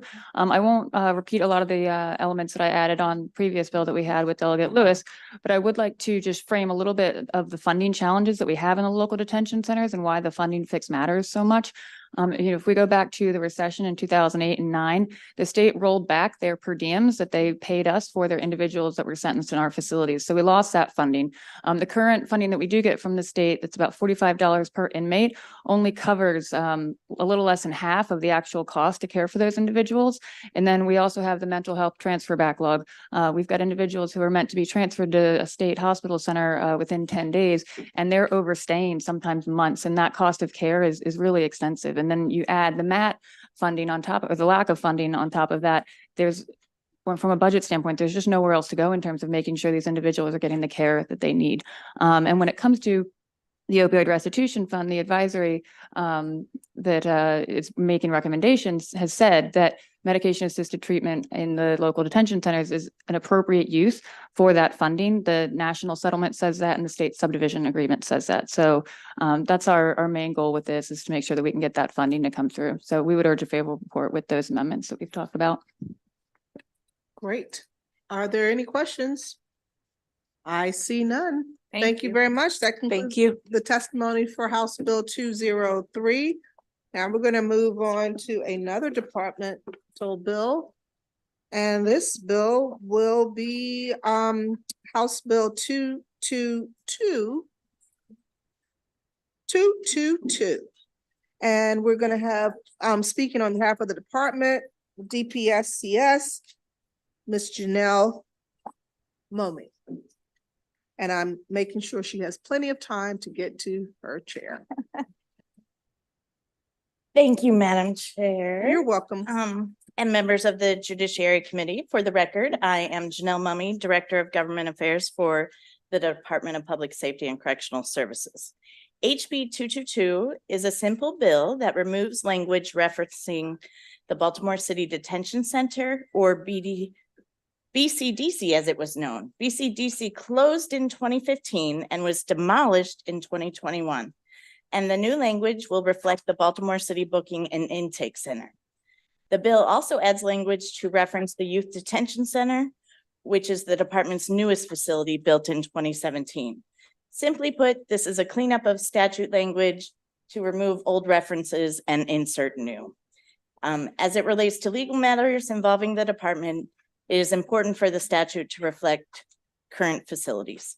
We request your favorable vote on HB 222. Thank you. Are there any questions? I have one question. With respect to page 3, section 5-401B.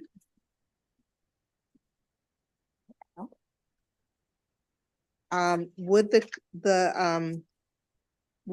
the department, it's not a question because you might not be able to answer this directly, but I'll ask it as a question. Okay. Would the department consider striking the language at B, or stating that something with the parameter that, this is not. The reason why I say this is because obviously, I'm working on trying not to have youth housed in adult facilities at all. Right. I'm sorry, it's not. Yes, it's not an adult facility because Baltimore City is run by the state. So it's just like any other county's juvenile facility. I'm okay with that. All right, good. Okay, thank you very much. Thanks You're for welcome. explaining that. Good to see you. I see no further questions. So that concludes the testimony for House Bill 2222, as well as favorable, unfavorable, everything. Okay, so let's move on to Delegate Young's bill. So that means this is the end. This is supposed to be at the end, right? I'm sorry for anyone who's listening. Delegate Young is usually, he usually closes this committee out for us. Right. Yeah, he's the closer. All right, so we're gonna go ahead and hear from Delegate Young on House Bill 474. And let's go ahead and start with who's here, and then we've got 2 people, I believe, testifying virtually. Thank you, Madam Vice Chair and members of the Judiciary Committee. I'm going to turn it over, if you don't mind, Madam Vice Chair, to my intern, Juwan Davidson, who will present this bill. Chair, Madam Vice Chair, and members of the Judiciary Committee. My name is Juwan Davidson, and I am an intern for Delegate Young's office. I stand before you today in strong support of House Bill 474, which seeks to reform pretrial release, probation, and parole processes concerning cannabis use in Maryland. This bill represents a crucial step towards ensuring fairness, equity, and justice in our legal system. This bill prohibits courts from invoking pretrial release, probation, and parole solely based on the use of cannabis or a positive test for cannabis. It upholds the civil liberties of individuals, particularly those disproportionately impacted by cannabis-related enforcement. While recognizing the potential risks associated with cannabis use, HB 474 ensures that courts exercise their discretion judiciously. This bill mandates that the court makes specific findings on the record regarding the potential dangers posed by the defendant's cannabis use before imposing restrictions. Importantly, HB 474 does not compromise public safety. It allows courts to intervene if a defendant's cannabis use poses a genuine danger to themselves or others, ensuring that appropriate measures can be taken to mitigate risks while respecting individual rights. In conclusion, HB 474 strikes a balance between protecting individual liberties and maintaining public safety. By reforming the handling of cannabis-related violations in pretrial release, probation, and parole, this bill promotes fairness, equity, and compassion in our criminal justice system. I urge the Judiciary Committee to support this important legislation on the behalf of all Marylanders. And lastly, this bill is in the same posture as it passed the committee in the House last year. We urge that you vote the same this year. Thank you for your attention and consideration. Thank you. Well done. Is Emmeline Smith here? Okay, great. We're going to hear from Ms. Smith and then we'll go on to virtual. And Ms. Smith, you'll have 2 minutes. Thank you. Good afternoon, Vice Chair and members of the committee. My name is Emmeline Smith and I'm a legal advocate at Maryland Volunteer Lawyers Service, where I work on our cannabis expungement project. This project focuses on community education and connects people to expungement services. I've been working specifically with incarcerated and formerly incarcerated individuals, and working directly with those who are impacted by the practices of the Maryland Parole Commission has helped me identify the necessity for this bill. This bill rightfully requires a case-by-case determination as to whether cannabis use should constitute a violation of probation, parole, or pretrial release for a specific individual, and it provides that cannabis use may no longer be used to justify a violation unless a specific requirement to avoid cannabis is established at the time one's release is ordered. Utilizing this individualized decision-making process when deciding someone's conditions of release is very well aligned with national best practices in crafting parole-related policy. Prohibiting cannabis use by every parolee is not necessary for public safety. Further, it's not pertinent to each person's reentry goals. It catalyzes recidivism, largely at a higher rate for Black individuals. This bill would also better ensure due process for individuals on parole. Currently, although parole conducts generalized testing for cannabis and the potential threat of parole revocation exists, I've observed challenges to ensuring that all parolees sufficiently understand these rules upon their release. It's currently possible for individuals awaiting or beginning parole to miss certain opportunities where information about cannabis testing is explained to them. By ensuring clear notice of individualized requirements regarding cannabis use at the time one's release is ordered, this bill prioritizes due process and helps prevent unnecessary violations or reincarceration for cannabis use. We at MVLS respectfully request a favorable vote on House Bill 474. Thank you. Thank you. And Ms. Nago, Olivia Nago. Thank you, Madam Vice Chair, members of the committee. My name is Olivia Nago. I'm the Senior Policy Analyst at the Marijuana Policy Project, or MPP. We're a national nonprofit and we work to reform cannabis laws across the country. I'm here today in support of HB 474. While the passage of Question 4 to legalize cannabis in Maryland was a critical step to end the failed policy of cannabis prohibition, Maryland could further reform its cannabis policy to protect residents from further criminal justice involvement based on lawful cannabis activity, which this bill does. I would also add that many recent legalization states, including Connecticut, Missouri, Minnesota, New Jersey, New Mexico, and New York, all include language in their cannabis legalization laws to prevent parole and probation from being revoked for cannabis in most cases. And Maryland should follow suit and pass HB 474 this year. Thank you for your time, and I urge a favorable report. Thank you. Are there any questions for this panel? I'm checking left and I'm checking right. I see no questions. Thank you very much. That concludes our testimony for House Bill 474. We're going to move on to Delegate Simmons. House Bill 565. And Delegate Simmons, I know you have a panel. The first panel I'm going to add is Professor Keel was actually going to be virtual. Dominique Calhoun will be virtual. Elizabeth Hilliard, Sarah McKinley, and Bill Haynes.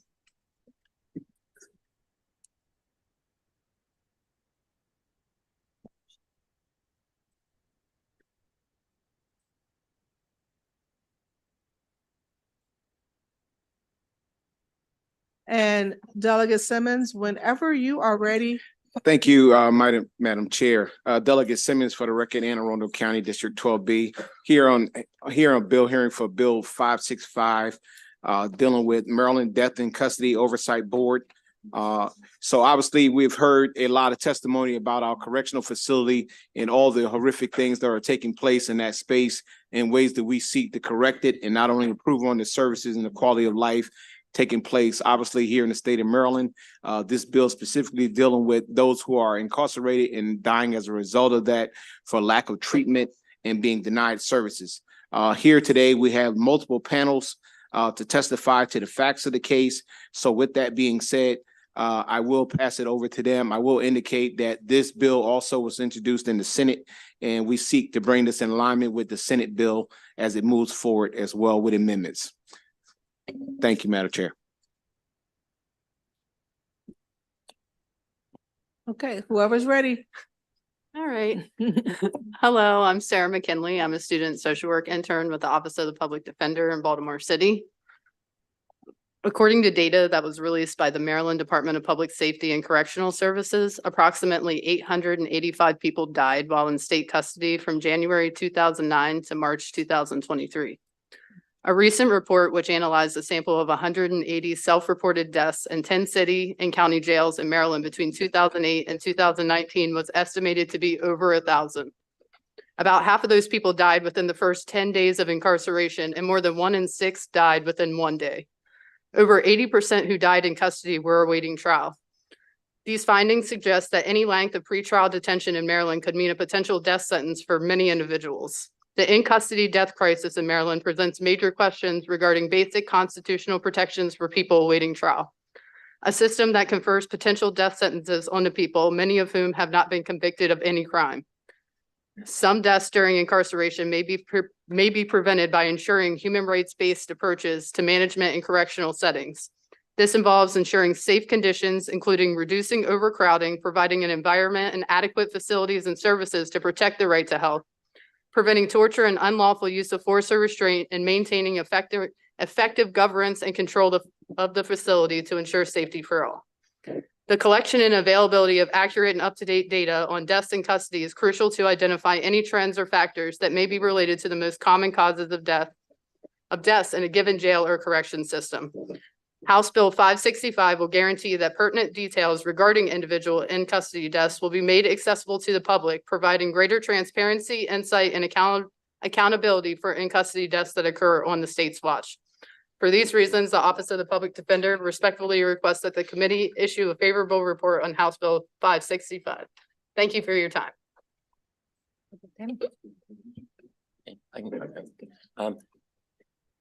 Thank you, Vice Chair Bartlett and committee members. I'm Bill Haynes with Court Watch of Prince George's County. DPSCS says, as we heard, 884 people died in their facilities from 2009 through March 2023. Over 100 of them from unknown causes, they say, and about 150 from homicide, suicide, or accident, and over 600 from quote, natural causes, unquote, illness and the like. Does that 600 include some negligent homicides? I don't know what investigations there may have been, but through Court Watch, I happen to know that a federal court found 4 years ago that our county jail had exercised, quote, reckless disregard for provision of basic care, end quote, in general. Anyway, I looked at the state numbers and I found that most facilities have been getting deadlier fast. Not this one, Baltimore City Correctional Center. Each bar here is 1 year. The height shows the number of deaths as a percentage of the mid-year population at the facility. The dotted line is the trend calculated by Excel. So trending down. The red line is from the Department of Justice. It's the overall death rate for federal and state prisoners in the 18 years to 2018. So here, no deaths after 2016, looking pretty good. Here is MCI Jessup, roughly level, looking better. No deaths in 2020. Here's some more, rising fast and not so low as the others. Here's the other side of this, sorry. Couple more, higher, still rising fast.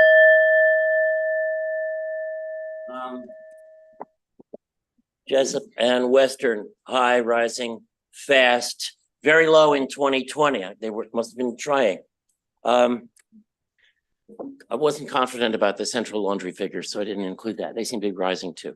Mr. Haynes, here's what I'm going to do. I'm going to ask you to stop here and we'll probably have questions because I don't think you're finished with your testimony. I'm finished with my presentation. You are? Okay, great. All right. Thank you very much. I appreciate it. Ms. Hilliard? Thank you, Madam Vice Chair Elizabeth Hilliard. I'm the Acting Director of Government Relations for the Office of the Public Defender.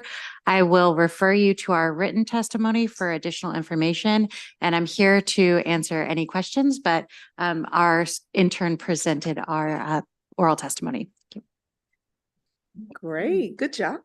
Thank you. Okay, so we're going to move on to our virtual testimony. We have Ann Kirsch, if you want to begin. And we want to start the timer for 2 minutes. There we go. Thank you.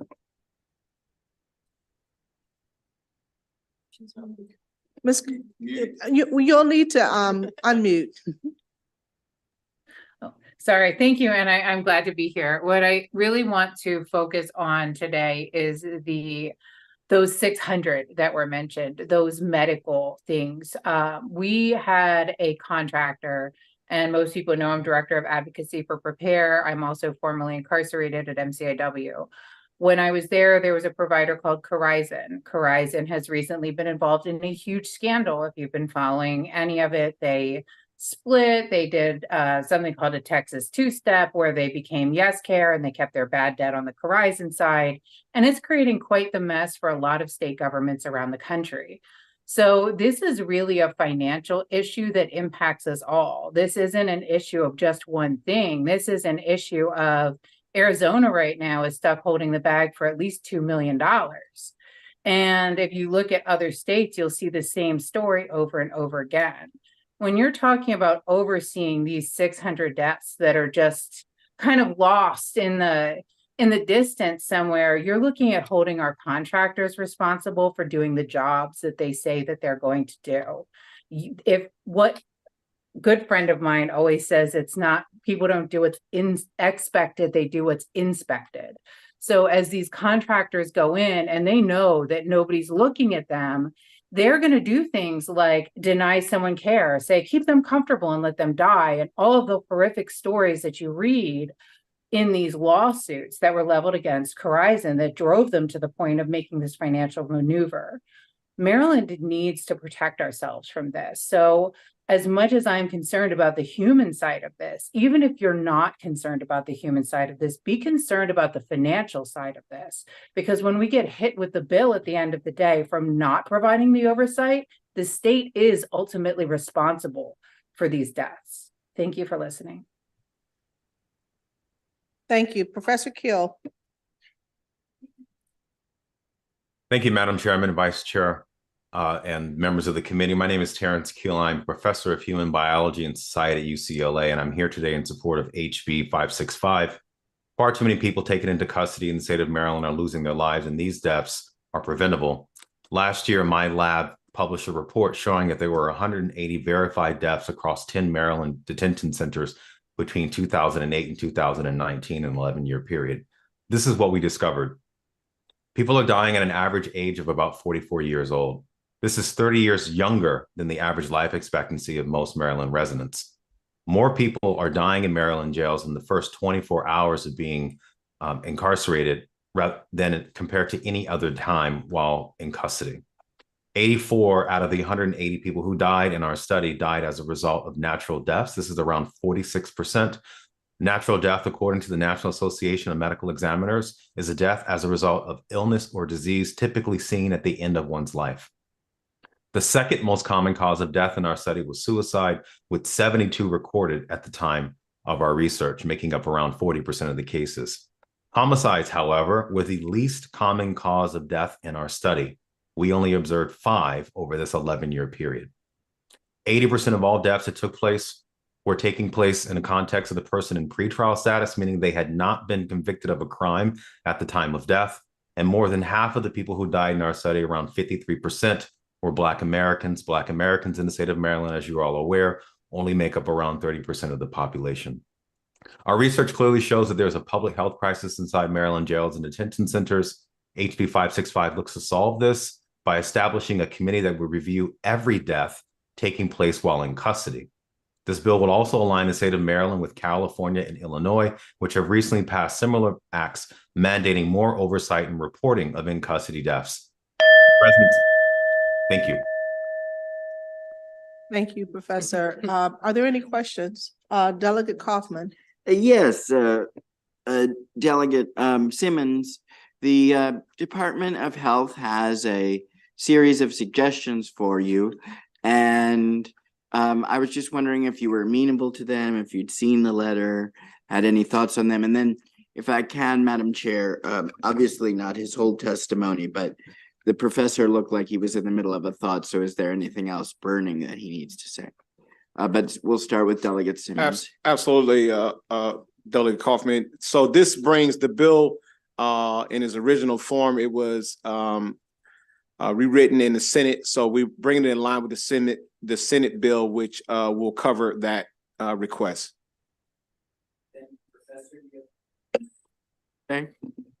I would just stress that our report that has been referenced by testimony already shows that the vast majority of people who are dying in Maryland jails and detention centers are dying as a result of natural causes, not because of homicide. And they're also dying because of suicide. These are preventable deaths, deaths that could be avoided if there's more oversight and transparency. Thank you.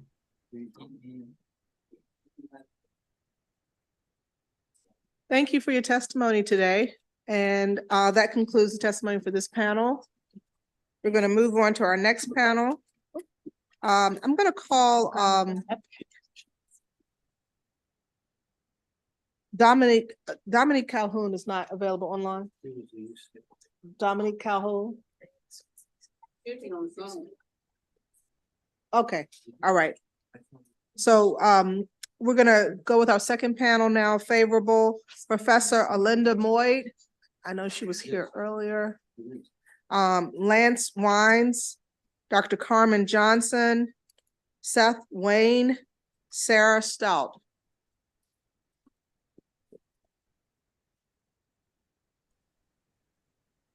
Right next to you. Yes. Vice Chair, I believe President Dominique, oh, there he is. Sorry. Okay, great. Okay, so we've got Dominique Calhoun, we've got, do we have, yep, we do. And Lance Wines? Yes, ma'am. Okay, do we have Seth Wayne or Sarah Stout? Sarah Stout's here. Great. And Seth Wayne? To my understanding, I was texted he was waiting on Zoom or something to that effect. Okay, all right.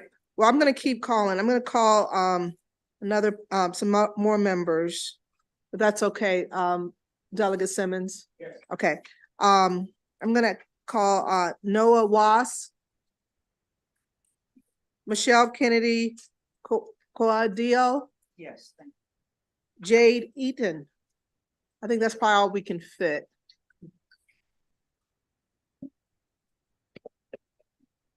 I'll get, can you pull up one more chair, please, and borrow? Somebody could assist. Thank you. Perfect. Okay. We're gonna tighten it up, and then we're just gonna switch as we need to with the mic. We're gonna start with, let's just go down the row. So Dr. Johnson, if you wanna go ahead and start. I'm sorry. Professor Moyd, if you wanna go ahead and start. Good afternoon again. As you all heard me testify before, I wear many hats. I'm here today supporting this bill on behalf of the Maryland Alliance for Justice Reform. Mass incarceration coupled with extreme sentencing has created hopeless environments where people who enter when they are in crisis and experiencing mental distress have an increased probability that they might die in detention, and those who are serving longer sentences are left to grow old and eventually die alone in concrete cells, sometimes due to subpar or negligible medical attention. The humanity in each of us should mandate that the death of every person while in local or state custody be properly documented, examined, and thoroughly analyzed. This is especially true since African Americans are disproportionately represented in our incarceral system. I urge a favorable vote for this bill that would require that every death of an incarcerated person be examined by an oversight board that would be required to conduct an administrative and clinical review within the 30 days of death and report and publish such findings. We believe that this bill complements the reporting requirements in the ombudsman bill legislation. Also, for every death that is determined to be a suicide or the result of a mental health crisis, an independent review should be conducted. Correctional staff is untrained to diffuse mental health situations. The death penalty in this state was abolished back in 2013. We should not have people dying in custody, especially those who haven't been sentenced for anything.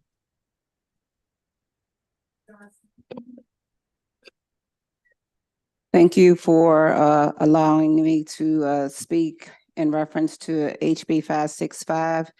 And like Professor Moyd and Professor Keel has stated, that this bill should be for all deaths that are happening behind the wall.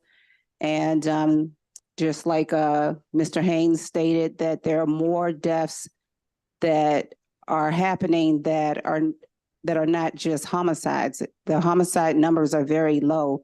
So to say that we just want to investigate just certain homicides, that does not go along with what we are asking for. We're asking for all deaths to be investigated. Thank you.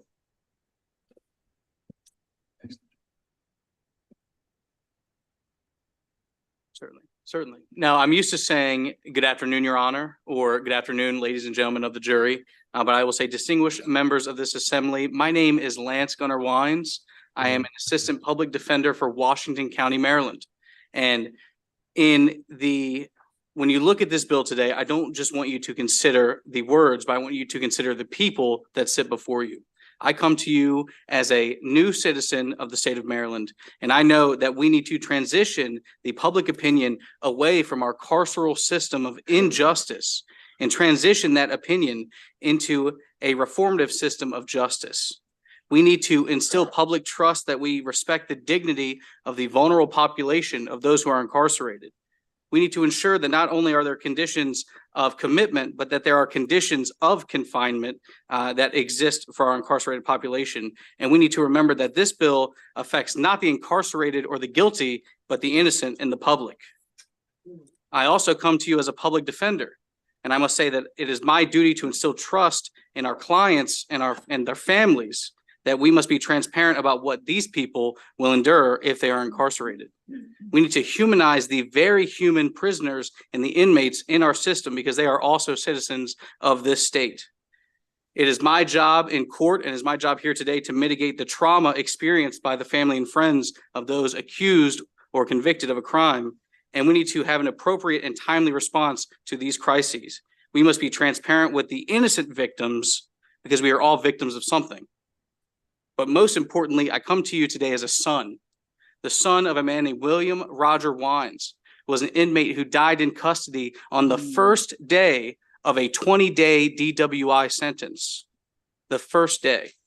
I ask you on behalf of my father and my family to have a favorable opinion on this bill, and thank you for your time. Good afternoon, Vice Chair and esteemed delegates.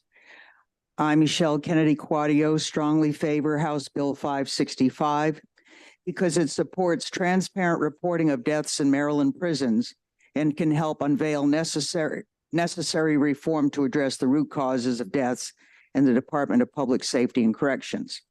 As I reported previously under the ombudsman bill, my son was in excruciating pain due to a long unattended abscess.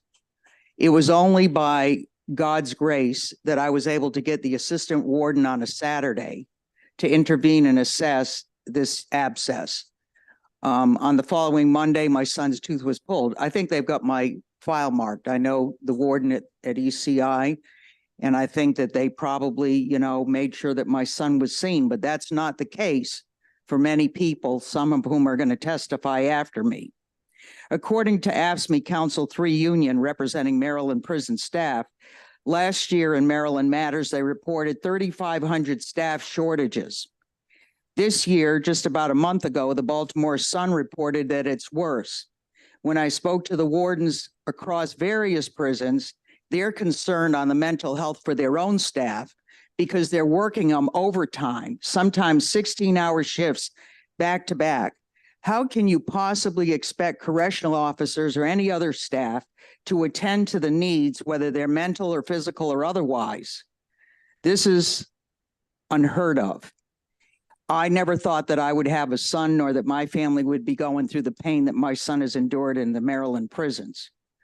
Facility food, water, cooling, heating issues contribute to the demise of people in Maryland prisons who are dismayed, and their families as well, by these torturous conditions and the diminishing probability that they can help to live and be whole after serving their term.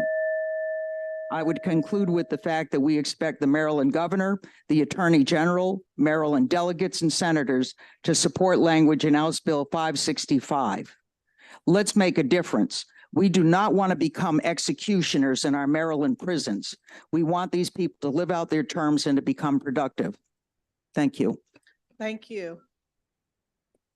And if you will go ahead and testify, and then you'll need to switch so that you'll all be on the screen. Thank you. Good afternoon. My name is Noah Wass. I live in Baltimore City and I'm an EMT. Last year, an incarcerated patient was transported to the hospital in the midst of a severe ongoing seizure event. With obvious signs of head trauma, his seizure activity appeared to be caused by a serious traumatic brain injury, but prison officials were not forthcoming about the injury and how it occurred. The only fact known for certain is this: the prison kept this patient waiting in critical condition for hours before even calling EMS. The foundation of modern trauma medicine is the concept of the golden hour, which a University of Maryland physician developed in 1975. It's the idea that there is a fleeting period of time where rapid transport to a trauma center is among the most significant predictors of morbidity and mortality. Just minutes can be the difference between full recovery and permanent loss of brain function. The only reason the golden hour is an established medical phenomenon is due to decades of study and data collection done right here in Maryland at Shock Trauma and Johns Hopkins. The patient I'm telling you about today missed his golden hour, and there is no doubt it contributed to a poor outcome. I wish I knew what happened to this patient, but due to the lack of transparency in prison reporting, I will never know. And according to the many very smart people testifying on behalf of this bill today, it's quite possible that nobody will ever know. This patient's story is just one among thousands of similar cases emergency providers bear witness to each year. In a state that claims to be the birthplace of modern medicine, this is nothing short of atrocious. We cannot begin to prevent these deaths without some medical, scientific understanding of how they occur. It is the state's job to ensure we collect this data so Maryland's excellent physicians can research the epidemic of in-custody deaths with the same dedication they use to research the golden hour. Until then, I can't provide the level of clinical excellence I've sworn to give every patient, and incarcerated Marylanders will continue dying in darkness. This bill will help. I urge you to vote yes. Thank you.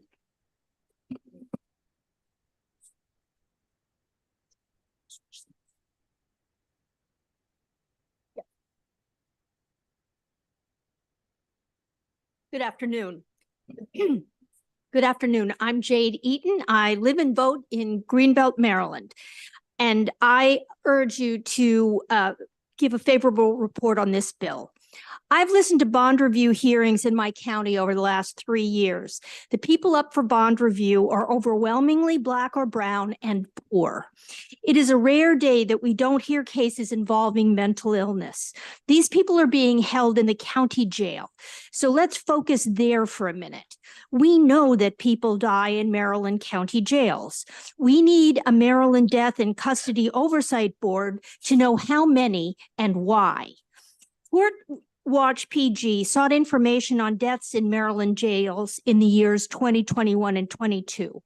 We found no statewide reporting system for information on the circumstances of deaths of people who die in local jails, nor any state office that collects this information. So we sent each county a separate public information request and found no consistency in the information that jails collect or how they record or maintain it.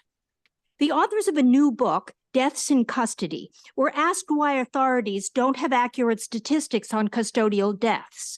They answered, "We as a society don't care about people who are in jails and prisons. We associate them with people who are morally deficient." I'm asking you to show that my Maryland is better than that. Let's live up to our responsibility for the lives of people we have incarcerated. We cannot do that without an independent authority to investigate every death in custody in Maryland. Without the proposed oversight board, we don't have the information to understand what is leading to people dying in our jails, and we can't devise and support reforms to remedy the circumstances. Being arrested shouldn't be a death sentence. This board will help ensure that it isn't. Thank you.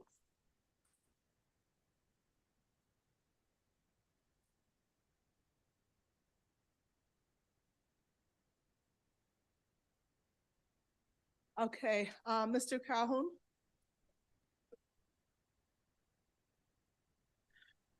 Good afternoon, Madam Chair, and to the members of the committee. My name is Dominic Calhoun, and I serve as president of the National Bar Association. The NBA is the nation's oldest and largest association of predominantly African-American attorneys, judges, and law professionals in the country. We represent the interests of approximately 65,000 lawyers, judges across the country, with affiliates all over the world. I'm providing this testimony today in support of HB 565 as introduced by Delegate Simmons, which would establish the Maryland Deaths in Custody Oversight Board. Deaths in custody are defined as deaths by a person in custody of police and other authorities. This is often misunderstood to only include when a person is in prison. However, deaths in custody as a death occurs at any point in the pursuit of arrest or confinement of a person. Sadly, studies show that law enforcement in America kills more than Canada, Germany, Australia, New Zealand, England, and Wales combined. Yet the United States government does not know how many people die in custody of the criminal legal system each year. Current data estimates that American police kill over an average 1,200 people a year during an arrest or while an attempt to place them into custody. Even without complete mortality data across the United States, encounters with law enforcement are reliably correlated with adverse health outcomes and elevated rates of premature death, especially for people of color, members of low-income communities, and unhoused individuals. HB 565 is an excellent step toward helping to effectively address unnecessary deaths in custody by creating an oversight board that will conduct an administrative review and clinical mortality review. This is extremely important because it enables a comprehensive analysis of the number and types of deaths in custody, while also establishing a requirement of recommendations to prevent future deaths and improve care for the incarcerated. With this, I support HB 565. Thank you. Ms. Stout. Good afternoon. My name is Sarah Stout, and I'm the Director of Policy and Advocacy at the Prison Policy Initiative. We strongly support House Bill 565, establishing the Maryland Deaths in Custody Oversight Board. The Prison Policy Initiative is a nonprofit, nonpartisan organization that provides cutting-edge research nationally to expose the broader harms of mass criminalization and sparks advocacy campaigns to create a more just society. Every death in custody is a tragedy that the state must take full ownership and responsibility for. People in jails are at the complete mercy of state actors. They do not have the ability to access independent healthcare, including ongoing healthcare for substance use and mental health issues, and the state is fully responsible for their safety and well-being. I'd like to give a national perspective on this issue. Across the country, deaths in jails are on the rise, rising 11% between 2000 and 2019, which is the last year for which data is available. This rise is particularly apparent for deaths caused by suicide and by drug and alcohol use. Both nationwide and in Maryland, deaths in custody are generally of people who have not been convicted of any crime. 85% of deaths in jails in Maryland were of people who were pretrial. And a disproportionate number of the people who die in jails, both nationwide and in Maryland, are Black. Addressing the root causes of jail deaths and decreasing them requires concerted effort from jail stakeholders, but it also requires independent oversight to hold jails accountable for the deaths that occur on their watch and ensure that best practices in prevention and response are being followed. Leading researchers recommend extensive reviews of both suicide and self-harm incidents as they occur to learn lessons about how jails could have improved emergency response, supervision, medical response, and prevention efforts. This is exactly the kind of review proposed by House Bill 565 and could have major impacts on the number of people who die by suicide in the jails. There are serious concerns about the accuracy and completeness of information currently released about in-custody deaths, and it is vitally important that oversight of jail deaths examine all deaths that occur behind bars, including suicides, homicides, drug and alcohol overdoses, and deaths from natural causes. We respectfully urge a favorable report. Thank you. Thank you. Nasir Mathis Chambers. Hello, everyone. I am Nasir Mathis Chambers, and I support House Bill 565. I'm a freshman at St. Mary's College of Maryland and a member of several campus organizations, one of which includes a sitting senator of the Student Government Association. I have also started an internship for social justice and civic engagement with Helping Ourselves to Transform under the leadership of Dr. Carmen Johnson. Imagine a place where no life is lost unnecessarily behind bars. The Maryland Deaths in Custody Oversight Board, established by House Bill 565, will be a decisive step towards this reality. As a relative to individuals impacted by the Maryland correctional system, I urge you to pass this bill, not just for our future, but for the future of incarcerated individuals. As a young leader preparing myself for the road of politics, I understand that the crisis of in-custody deaths requires immediate action. This oversight board will spotlight these tragedies to ensure accountability and prevent future incidents. It will enhance better medical and mental health services with preventive measures and medication management, aiming to prevent deaths. Prisons should facilitate reflection, not be places of torture or end of life. We as Marylanders must be committed to upholding the fundamental rights of the incarcerated by valuing their lives. This isn't just about statistics, it's about real people. I've seen the scars, both physical and emotionally, left by the system in our community. Let's break this cycle. The Oversight Board can be a beacon of hope for those inside and families like mine seeking justice and change by making House Bill 565 a law. We want Maryland to continue to be a place of dignity and safety for all. Thank you for this time on this matter. I pray that this bill will be voted on and passed into law. Thank you. Thank you. And thank you, panelists, for testifying today. Delegate Boucher. I'm sorry, Delegate Simmons. Boucher. Thank you, Madam Chair. Thank you all for coming out. Really appreciate the remarkable testimony being offered today, Dr. Moyd or Dr. Johnson. Can you speak to the fact of not only what's taking place with the deaths, but with the outcomes, like the families, how they receiving this information, and what's the impact to the families of those individuals that are dying in custody? Well, we have two mothers that are here today. They will be on the list. Absolutely.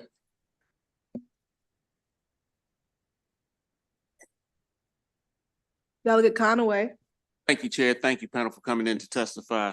During the years, the 2019 to 2020, does anyone know if any of the deaths were by overdose or something described as poisoning?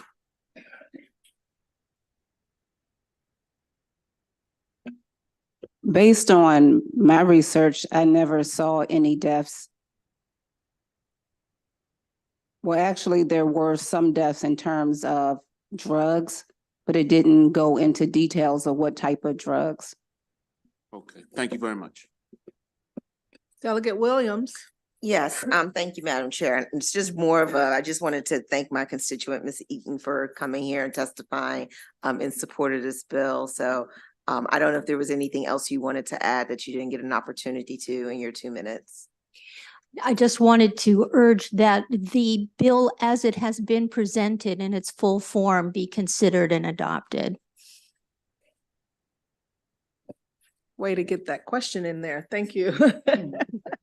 All right, I see no other red lights, no other questions. That concludes testimony from this panel. Thank you very much for being here. So now we're going to move on to our next panel. And I have on my list, let's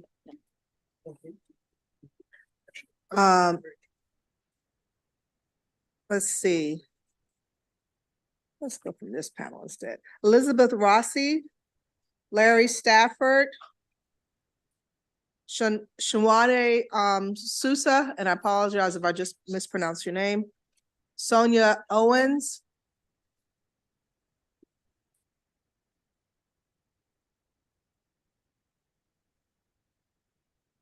Peyton Gray. I'm just gonna keep going. I see Ms. Song just there. I'm gonna go with Ella Fang on virtual if available. Oh, actually, did she already testify? No. No, okay, so Ella Fang, if she's available virtually. Okay. So I have Elizabeth Rossi, I'm calling again. Larry Stafford, I think left. Makia Polk. Peyton Gray. Greg Brown from ACLU is taking the place of Peyton Gray. Okay, is Greg Brown, are you? Okay, there you are. Thank you. Okay. We're going to go ahead and get started with everyone we have here and online. Thank you. You may begin. Okay, is Greg Brown, are you? Okay, there you are. Yeah, Greg Brown is here. So we just need you to say your name and you'll have 2 minutes. Go ahead and get started with everyone we have here and online. Thank you. You may begin. Do you want us to go in a certain order? Thank you. You may begin. Great. Mr. Watson. Sure. Good afternoon, Chair and members of the committee. My name is Gregory Brown from the ACLU of Maryland. And I just want to thank Dr. Carmen Johnson for all of her work on this. And I also just wanted to highlight a point from the in-custody death study done by her and her colleagues. And I just wanted to pull out a point that over 80% of the deaths in their sample took place while the decedent was awaiting trial. These are people that have not been convicted of a crime that are dying. And that highlights the need for this board and the need for this bill. And then I also wanted to lift up a story that we got in our intake line about a young man that died in custody. A young wheelchair-bound Black man died just 6 days after filing a civil claim, raising the prison's inadequate response to his complaints of medical neglect, poor prison conditions, and staff misconduct. The issues raised in his related grievances included the prison's failure to provide a sufficient number of new catheters, resulting in urinary tract infections due to reuse, lack of heating during the winter months, insufficient diabetic medication and monitoring, delayed and inadequate treatment for his chronic medical conditions, and mistreatment by staff in retaliation for filing grievances. As of our last contact with his family, his cause of death is still unknown due to denied access to medical records and ongoing delays with production of the autopsy report. And so for that story and for the stories of all of the people that you hear today, we believe this bill is important and we urge a favorable report. Thank you.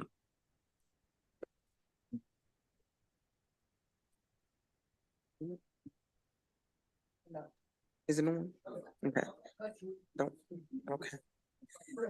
Hi, my name is Sonja Owens, and I'm here in favor of HB 565. Please bear with me. I've been having some major anxiety and other mental health issues concerning what has been going on with my son. On February the 6th, I got a call from the UMP, the UPMC staff, Mr. Lake, to tell me that my son was in the hospital and that a doctor would be calling me to get permission, consent to do a test. The next day, I got a call from the doctor and said he wanted to do a bronchoscopy on my son. And I asked him, did he have pneumonia? And he said he wasn't at liberty to give me any details, but bronchoscopy was a test that they did on patients with pneumonia. From that day until the 16th, I got no answers about why my son was in the hospital, what led to him being in the hospital, or any information from the prison, nor did I receive a call from the prison notifying me that he was in the hospital.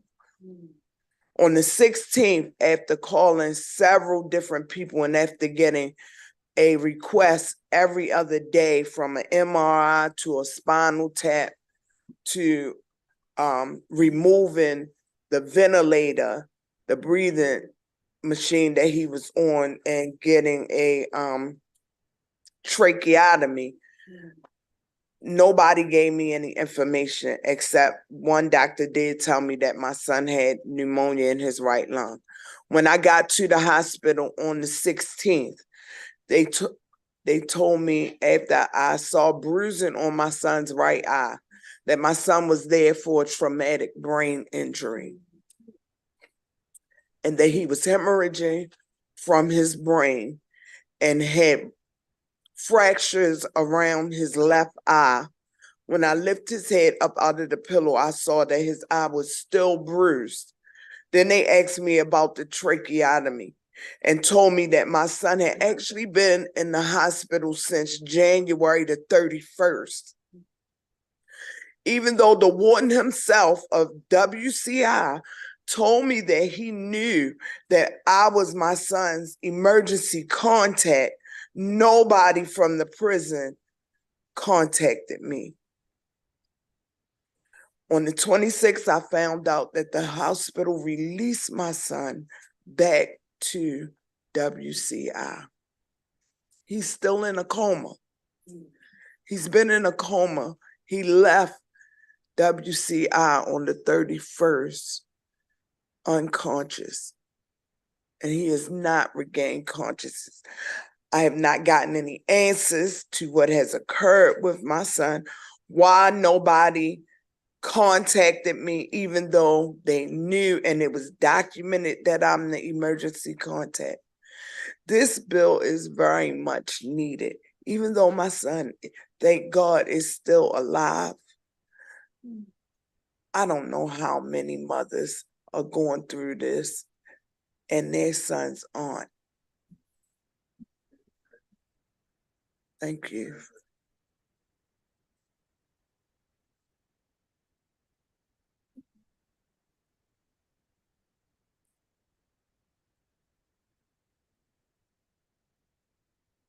Good evening, everybody. My name is Micaiah Polk. I am an undergraduate student at Stevenson University, majoring in criminal justice and management, organizational leadership, and legal studies. I just recently have obtained an internship for civic engagement and social change under Dr. Carmen Johnson. I'm here today in favor of House Bill 565, addressing the correlation between high rates of poverty, large Black populations, and in custody deaths. The numbers are truly alarming, and the presence of these factors appear to be strongly correlated with system issues that have sat unaddressed for far too long. The misclassification of deaths officially designated as natural causes raises serious concerns about the accuracy and transparency in reporting, especially in the instance of minorities. I urge you guys to vote yes, because a system that lacks accountability and transparency can no longer stand if we do. Thank you.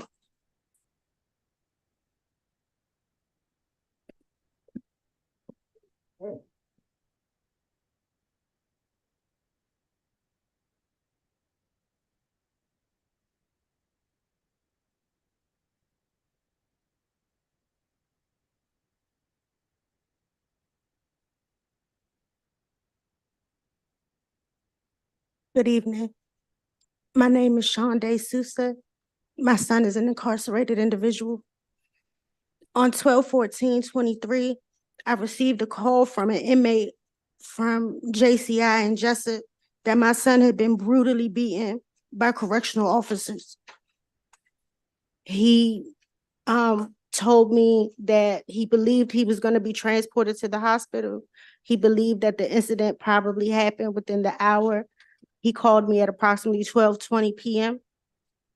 After getting different facts and things, I found out that the actual incident took place between 7:00 a.m. and 7:30 a.m.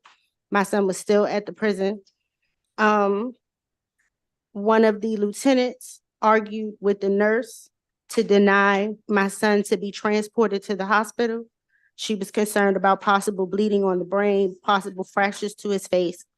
I did speak with the warden after I emailed him and Ms. Scuggs, because I was on hold for a ridiculous amount of time with the front desk, and they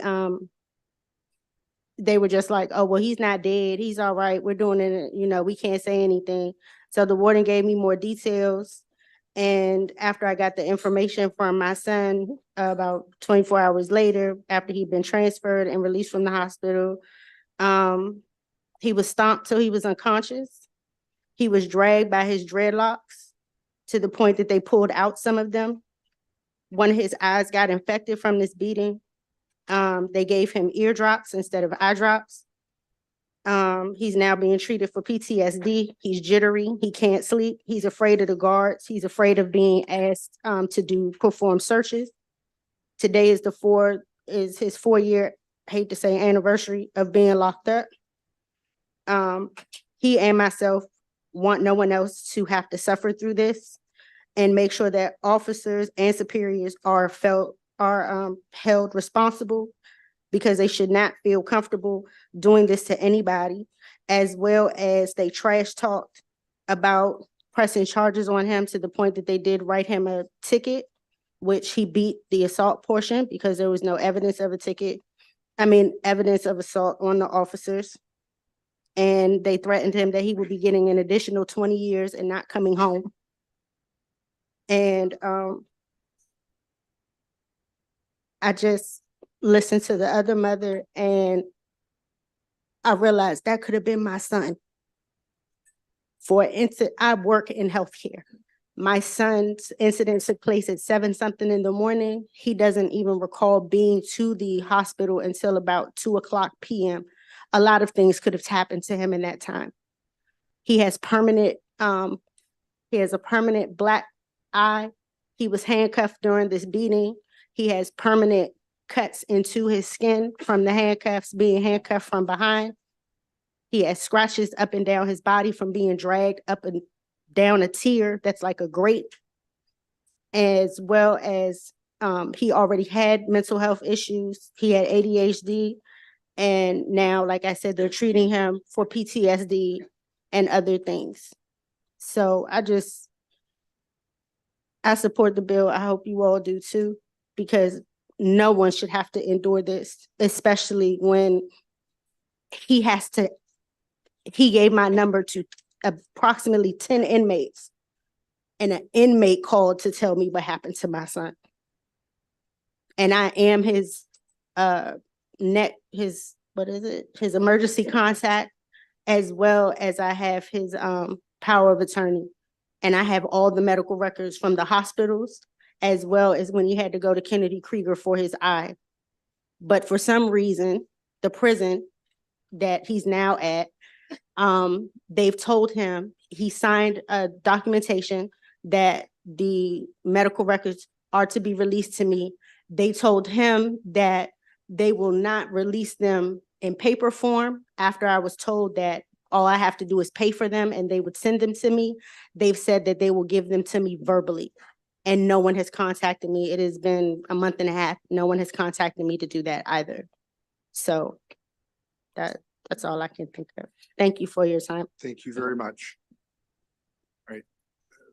Ms. Siongas is testifying, I guess, in this panel. I want to make sure, but go ahead for 2 minutes, please. Right. Thank you again. My name is Magdalena Chungus. I'm testifying in support of HB 565, the Maryland Deaths in Custody Oversight Board, to support transparent reporting of deaths in Maryland prisons and help address the root causes of deaths. As we heard from a couple of the mothers whose sons were impacted, when you have a loved one who's incarcerated, there's always a constant low-level anxiety. You go a day without getting a phone call from them, and you start going through hyperdrive thinking about if something happened to them, and wondering if they're in the hospital. I remember waiting in line one day for a visit and hearing that a kitchen worker had been stabbed, right? And the first thought is, well, is that my loved one? And even though it wasn't my loved one, right, that was somebody else's brother or father or son who was stabbed. John shared with me one night he and another incarcerated individual had to hold another man down who was having a seizure for almost an hour, waiting for medical staff to respond.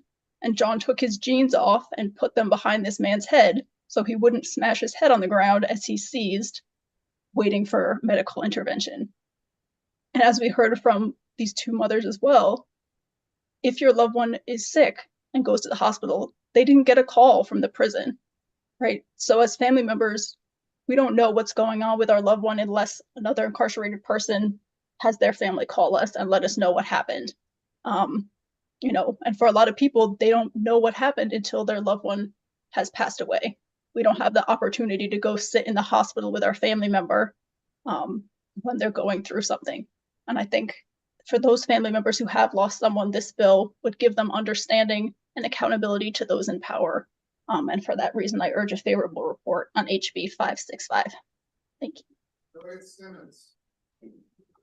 Thank you, Mr. Chair, and my condolences to y'all on having to go through the things that y'all are going through with your loved ones behind the wall. My question is pertaining to, can you tell me the age of your children?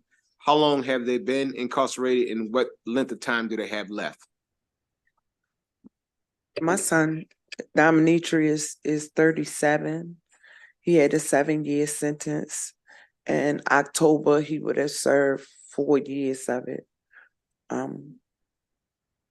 And he's still at WCI. He's in a coma. He's not hooked up to any type of monitors. In a room in the back in the corner. Even though he has had asthma all his life, and he also has seizures, no monitors to make sure that he has the proper oxygen flow, to make sure he's not having a seizure, none of that. My son has been incarcerated for 4 years today. He has a sentence of 40 years, all suspended but 8. He was eligible for parole. He went up for parole in September. Part of that parole denial was for poor adjustment history, but the only reason that they're going off of that is because he's been on administrative segregation for one incident. He was accused of something that he didn't do, to the point that somebody else has been charged and everything with it. but they still left him on administrative segregation. And so all the parole board sees is these good days aren't being accumulated. They don't know why. And then for, at the time of this incident, he had been on administrative segregation for 7 months because there was a threat to his life or safety. And so I guess instead of removing him from the prison or something, they just left him on admin segregation. And he is 23, he will be 24 in May. Yes.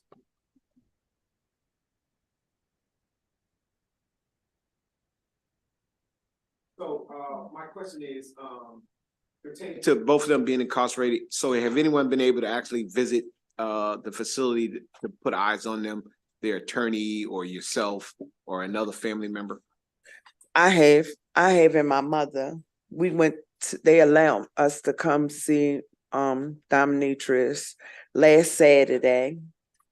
And I have another visit tomorrow. Since my son has been, even while he was on administrative segregation, he still was allowed to have visits. They were just behind glass.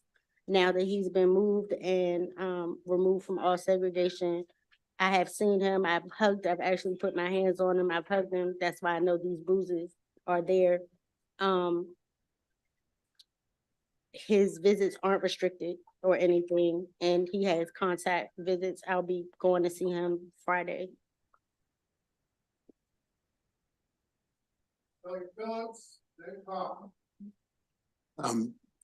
Ladies, thank you. And we definitely feel for the situations that you are in. You said something that sparked an interest. How many times has your son been in segregation? He's been on administrative segregation twice, once for approximately 5 months. There was a, I believe it was a stabbing incident, and he was accused with about maybe 3 or 4 other inmates in participating. The other inmates were sent out to other facilities.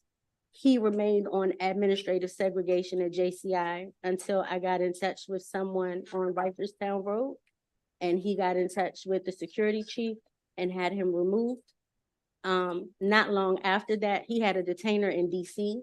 So they came and got him for his writ. And then when they brought him back to JCI, he was he was in regular population. He had just attained, he was participating in a program, I forgot the name of it, but he had certificates for it, and he had obtained a kitchen job. And then suddenly they had put him back on administrative segregation because there were threats made. I guess they call them notes. So they had dropped about 5 notes, and the officer had let him see them. And so they just left him on administrative segregation until this incident. Administrative? Absolutely segregation? not. He signed for the first incident. That's how he got out. They had him sign a waiver. And then for this incident, he also, well, for the second incident, he also signed a waiver. And for that one, they said they just weren't going to let him back on the compound. But they also didn't send him out either. So they just left him there to be on admin segregation, have 2 showers a week, be in a cell all day because somebody didn't like him, or, you know, for whatever reason they did that. And so he's made to suffer even more. And again, not accruing good days and looking unfavorable to the parole board because they don't know what's going on. They just know he's literally today done 4 years, day for day. All of his good time has been taken by no fault of his own. Oh, I apologize. Wait, I want to be transparent. He did have one incident where he was on disciplinary. And so he did have good days, you know, removed for that. And I believe he got 30 days for that. But while he was doing that, that's when they took him to DC. Okay. Thank you. You're welcome. Last question you have. Thank you. I appreciate it, Mr. Chair. I have two, if they're brief. First question that I have is, how do you feel? My heart breaks for you guys, the two mothers. I'm going to pray for your sons. My first question is, how do you feel that this bill would have benefited your children or future inmates? And then secondly, Mr. Brown, I'm channeling my internal delegate Williams because sometimes she corrects people. The term wheelchair bound fell out of favor in the 1980s. And so the more respectful term to describe somebody with a physical disability is person using a wheelchair. Thanks. So corrected. Thank you, sir. Seeing no further questions. I think unless, did your question, what was the first? He asked the question. How do they think their sons would have benefited from Delegate Simmons's legislation had it been in place? I do believe that if the legislation was in place, it would be more accountability of what is taking place with the people who are incarcerated. For whatever reason, even documents, even emergency contact information is not being adhered to. Families are not being alerted. Even when there's clearly an emergency, my son being removed from the WCI on January the 31st by ambulance at the 911 call and him being unconscious is clearly a reason to contact the known emergency contact. And for whatever reason, the warden, the assistant warden, and others felt that it wasn't necessary. And I believe if there was an accountability board set up to make situations accountable, it wouldn't have happened like that. Thank you all very much for testifying here today. Thank you.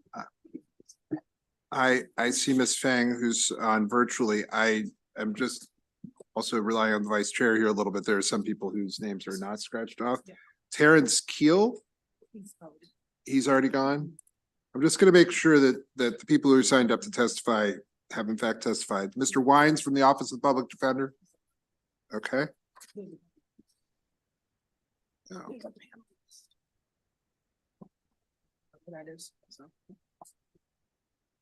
Yeah. You were doing the other. Okay. All right, let's hear from Ms. Fang, please. Ms. Fang, for 2 minutes. Thank you, and good afternoon, members of the Judiciary Committee. My name is Ella Feng, and I'm a LM graduate from Georgetown Law, and I'm also an intern at Helping Ourselves to Transform under Dr. Carmen Johnson. I'm here today to support HB 565 as someone deeply committed to criminal law and criminal justice. And I was disturbed by the fact that in-custody violence and deaths disproportionately affect people of color and those residing in low-income neighborhoods. Besides, the existing data on such deaths is incomplete and inaccurate, raising questions about accountability and transparency in measuring the causes of the deaths in custody. And access to vital information regarding to these deaths is indispensable for research institutes to conduct thorough investigations into the roots and provide informed guidance for future policy and legislation. On the other hand, the lack of reliable documentation and transparent reporting mechanism silences the voice of those impacted by in-custody deaths. As a result, improved reporting protocols are urgently needed. And that's why I urge you to support HB 565. Thank you for your attention. Questions for this witness? Seeing none, thank you very much. That appears to conclude the testimony for House Bill 565. We thank you all very much for being here for that legislation. We're going to go now to Delegate Phillips, who has a panel that he's going to bring up with him. Natasha White, Olinda Moyd, Margaret Berry, E.M. Holcomb, Robert Rudy.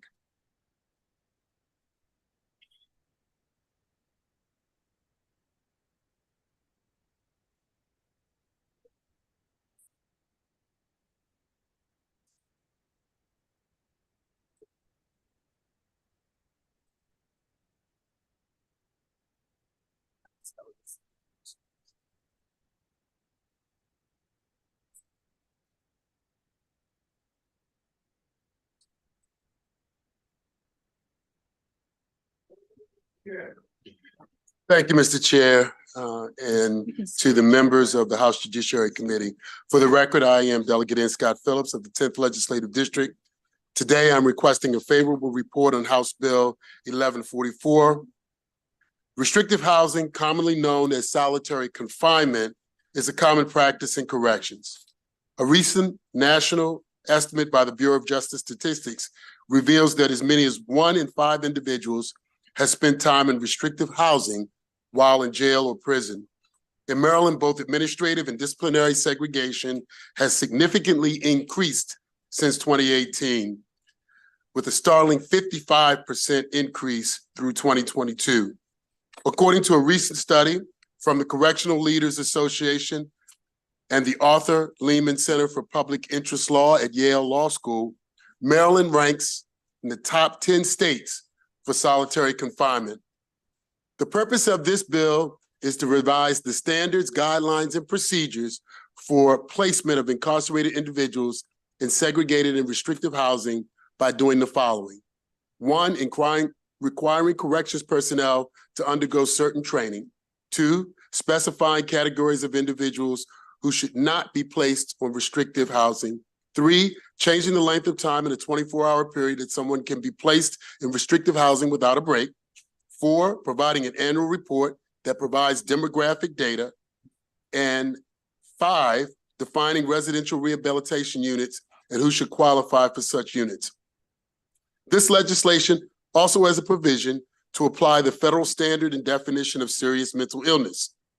While a fiscal note suggests that there will be a significant increase in cost, it should be noted that for many of the states that have passed similar legislation, they've experienced significant savings. I want to say that again, savings.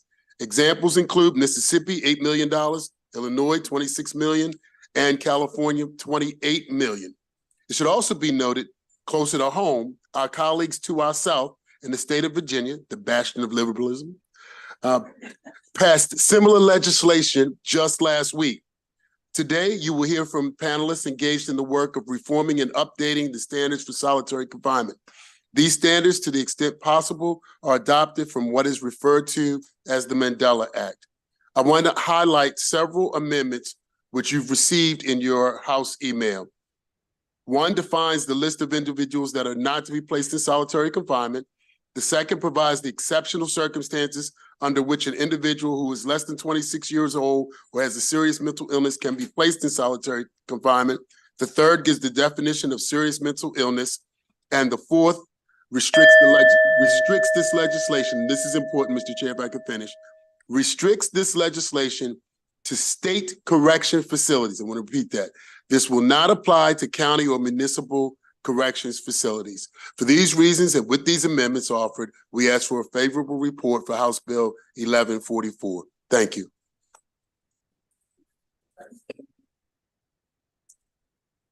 Good afternoon, Mr. Chair, members of the committee. My name is Natasha White, and I'm the Director of Community Engagement for IHR. I'm also a solitary survivor. Maryland issued its own report stating that with a population of almost 16,000, over 11,000 of those individuals were in solitary for an estimated 42.5 days in 2023. It's distressing to acknowledge that prolonged isolation, also known as restrictive housing, is not only tolerated, but also abused within our state prisons. As a society dependent on research and scientific evidence to drive positive change, it's crucial to acknowledge that numerous studies have revealed no beneficial outcomes from prolonged isolation. Instead, such isolation tends to worsen underlying issues and inflict irreparable harm in human psyche and spirit. However, despite the evidence, it has emerged as the primary method of correction within our prisons. It seems that the designation of this treatment as inhumane doesn't extend to those who are incarcerated. We know Maryland is concerned about the safety of our correction officers. We are too. Solitary confinement is not making them safer. Violence and exposure to suicide threaten their safety and psychological well-being as well. We know for a fact that people who have stayed in solitary for extended times more likely to reoffend and commit violence. 78% more likely to die by suicide. It does not make prison populations safe. States that have restricted this use of solitary have demonstrated improved safety despite their higher populations. For example, New York, population 30,000 incarcerated. Colorado, population 16,000 incarcerated. North Carolina, 29,000 incarcerated. The reality is that solitary confinement contributes to more unsafe prison environment by fostering hostility. What sets Maryland apart from the numerous states? I often hear the phrase best practices. This is not a best practice. Please rule in favor of this bill. Thank you very much. Who'd like to go next? Good afternoon again. I am here to urge your support of House Bill 1144. Incarceration itself is trauma. Solitary confinement, by whatever name you want to call it, is torture. One of the most important features of the bill is that it requires that hearing officers and personnel involved in the supervision and care of individuals placed in restrictive housing undergo mandatory training, and it also establishes guidelines and procedures for the placement of men and women in certain types of segregated housing. Establishing very basic due process rights for people placed on restrictive housing include what's included in this bill: the right to receive notification as to why you're there, copies of documents related to your placement there, an explanation of an appeal process, the opportunity to contest such placement. We know that people with mental illnesses are disproportionately placed in segregation, as well as men and women of color, particularly Black women. A report that you will find cited in my written testimony by the Sentencing Project found that among 40 jurisdictions, Black women constituted 24% of the folks placed in segregated housing. The Maryland Disabilities Rights Project conducted a report of the placement of women in segregation at MCIW. This report was done in 2017 after a woman named Emily Butler at that facility was found dead in her cell after an apparent suicide. I urge a favorable report in support of this bill. Thank you. Margaret Martin Barry on behalf of Montgomery County Women's Democratic Club and in full support of this bill, HB 144, with the amendment proposed by Delegate Phillips. What Maryland calls restrictive housing is in violation of international law and is simply inhumane. Maryland uses restrictive housing extensively. This bill and its amendments have been tailored with international law and legislative changes in other jurisdictions in mind. Despite what the fiscal note suggests, the bill is designed to significantly reduce reliance on restrictive housing, using it only for those who have committed serious infractions in prison and then placing them in restrictive housing for limited periods of time. We urge your favorable report on this bill and support of its becoming law. And I'll answer any questions that you might have with regard to the legislation. Thank you. Thank you. Good afternoon. Thank you to the chair, the vice chair, and the committee for the opportunity to testify before you today. My name is M. Holcomb. I am an attorney with Disability Rights Maryland. Disability Rights Maryland is Maryland's protection advocacy agency authorized under federal law to advocate for the rights of individuals with disabilities. DRM has documented serious issues in state correctional facilities and advocated for improved conditions, particularly in restrictive housing units. As a result of our investigations, DRM filed litigation against the Department of Public Safety and Correctional Services in fall of 2021 regarding DPSCS's excessive use of restrictive housing for individuals with serious mental illness. The extreme isolation of restrictive housing, even for short amounts of time, has significant impacts on mental health. Studies have shown that confining an individual to a cell for 22 hours or more per day can cause depression, trauma, paranoia, anxiety, suicidal ideation, and exacerbate existing mental illness. And I want to note that this occurs even when people are double-celled. The mental health services provided to individuals in restrictive housing in Maryland are inadequate and we believe constitutionally insufficient. Healthcare records indicate that some people in restrictive housing do not receive any structured out-of-cell services or mental health programming for months at a time. Furthermore, we believe that the number of people who need mental health care in DPSCS custody go unidentified. DPSCS identified only 6% of people in its facilities as having a serious mental illness in 2022. This is far lower than estimates by most national organizations, which are generally around 20% of people in prison as having a serious mental illness. DPSCS's definition of SMI is extremely limited, which is why we welcome the amendment to the definition of SMI, and we are very appreciative of it. Maryland needs to limit its use of restrictive housing, and it needs to provide adequate mental health services and out-of-cell time when people are in restrictive housing. We urge this committee to support this bill with amendments. Thank you. Thank you, Mr. Chairman and committee members. I'm Bob Rudy. I was honored to be asked by Interfaith Action for Human Rights to serve as their Maryland counsel in December for this legislation. 2 points up front. We tried to contact the Department of Public Safety and Correctional Services 3 or 4 times between December and February to get together and talk about this. They never got back to us. Secondly, the bill you heard about earlier, the bill to create the ombudsman, we're very supportive of that. We think it will help a great deal in this area, but we need this legislation as well. I've been working in this area for 49 years. After I got out of the Army and the law school at University of Iowa in 1973, I was hired to be the executive director of the Iowa Public Interest Research Group. And very early, I was able to convince some members of the Iowa General Assembly to introduce a juvenile justice reform bill, which passed. Among one of the things that it created was the court had to find that a juvenile charged with a violation was guilty beyond a reasonable doubt. The next year, I left, went into private practice, took some criminal cases as well as continuing my lobby work for nonprofit organizations and state agencies. And I got a case, court assigned, of a young 16-year-old that was charged with stealing a car. We went before the judge. Judge found him guilty, assigned him to a juvenile facility. I told the judge, who I liked a lot, I had to appeal. We went before the Court of Special Appeals. I won. And that was the first case under that law.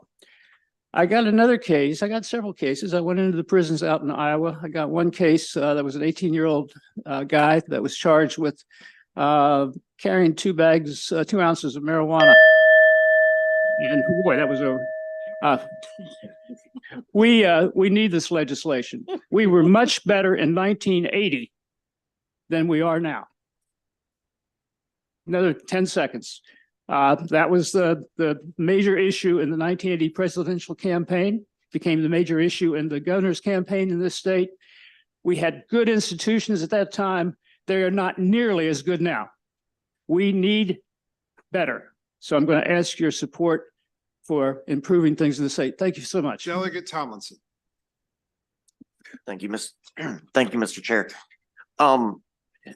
When you're talking about solitary confinement, are we talking about, like, I'm picturing, like Shawshank Redemption or something in my head. I mean, is it, are you just in a cell by yourself, or or is it like the room, dark room with no light?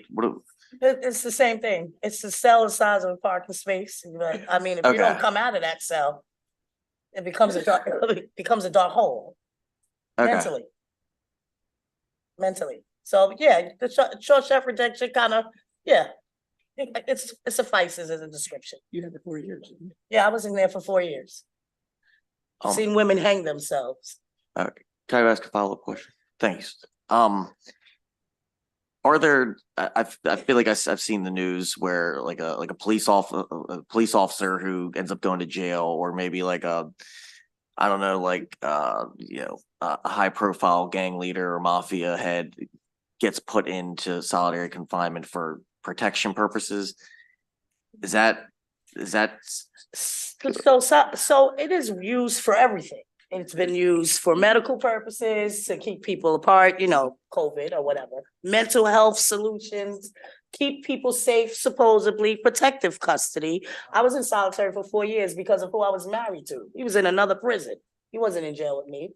so? Yeah. So would this bill also, this for the delegate? So the bill would also eliminate that for safety purposes as well? No, it would not. It would not eliminate Okay. for safety purposes. So, and it would not eliminate the opportunity for an inmate who felt unsafe to request it. If I could just amplify on that a little bit, the request for safe housing, for protective custody, if you will, is to find alternatives to restrictive housing in the bill. What we outline in the bill is that they look for, and I can give you the specifics, but they have to look for, I don't want to get it wrong, so bear with me a second. Less restrictive. Single cell, a different section of the facility, a sensitive needs yards. And if none of those are available, to then place them in another institution. So the idea is to avoid placing people who need protection into restrictive housing, which is not protection. It just gives you another form of fear and punishment, if you will. So that's the specifics here. And another piece that's important, because a lot of people are put into protective housing or restrictive housing for their protection, is that if you request this kind of protection, you have the ability to request to be relieved from it. Because I've heard stories of people who were put in for their protection and stuck in there for literally years.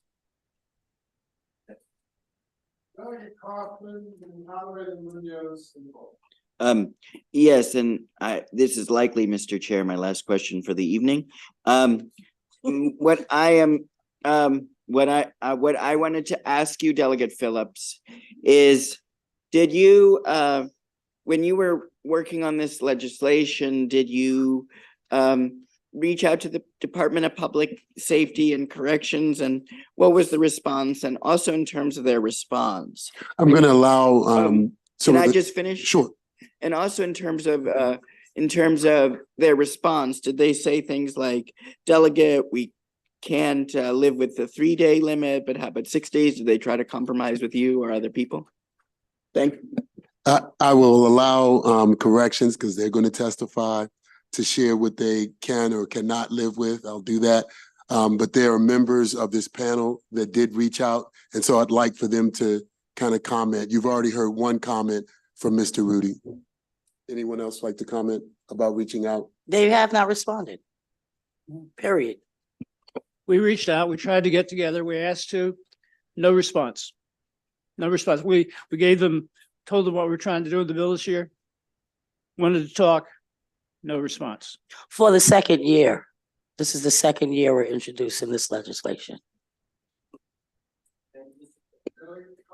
Thank you, Chair. Thank you, Delegate and panel, for coming in to testify. To the delegate, is there anything you want to say about the fiscal note? As I mentioned on the fiscal note, the fiscal note's only taking one side of the equation, right? They take in the side of the equation, which talks about what it's going to cost us. They don't take into consideration potentially what savings would be associated. I think I mentioned there were 3 states that have actually reported out nationally on the savings that they secured as a result of going to a different model for restrictive housing. Idea what that number is? Sure, I believe, hold on a second, and I'll just recite it again. It's on the back. Somebody back there heard me really well. 8 million Mississippi. 8 million Mississippi, 26 million in Illinois, and 28 million in California. Those are the states themselves reporting that. Thank you very much. Thank you, Mr. Chair. Thank you, Delegate, for bringing this bill. Mr. Rudy, I think this question's for you. 3 out of the 4 delegates who've asked questions thus far were not alive in 1980. And so your comments about that are really interesting for us. And I was hoping you could expand upon them a little bit and talk about what was different in 1980 compared to now. Like, did we not have solitary confinement? Did we have lower crime rates? Yeah.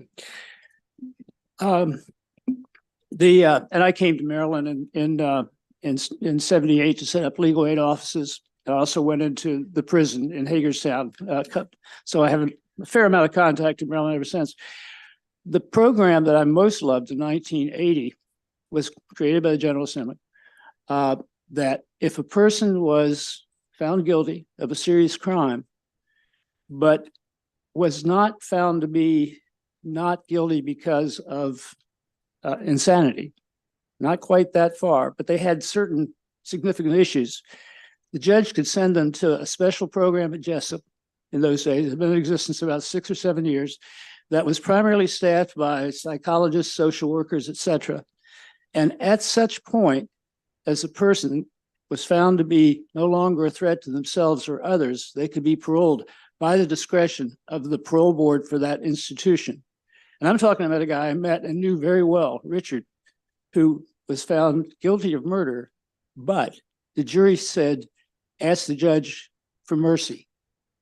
And the judge sent him to that facility, and they tried to release him after 7 years, but the General Assembly had eliminated that program at that point, following the lead of the governor. So he spent the rest of his life in prison.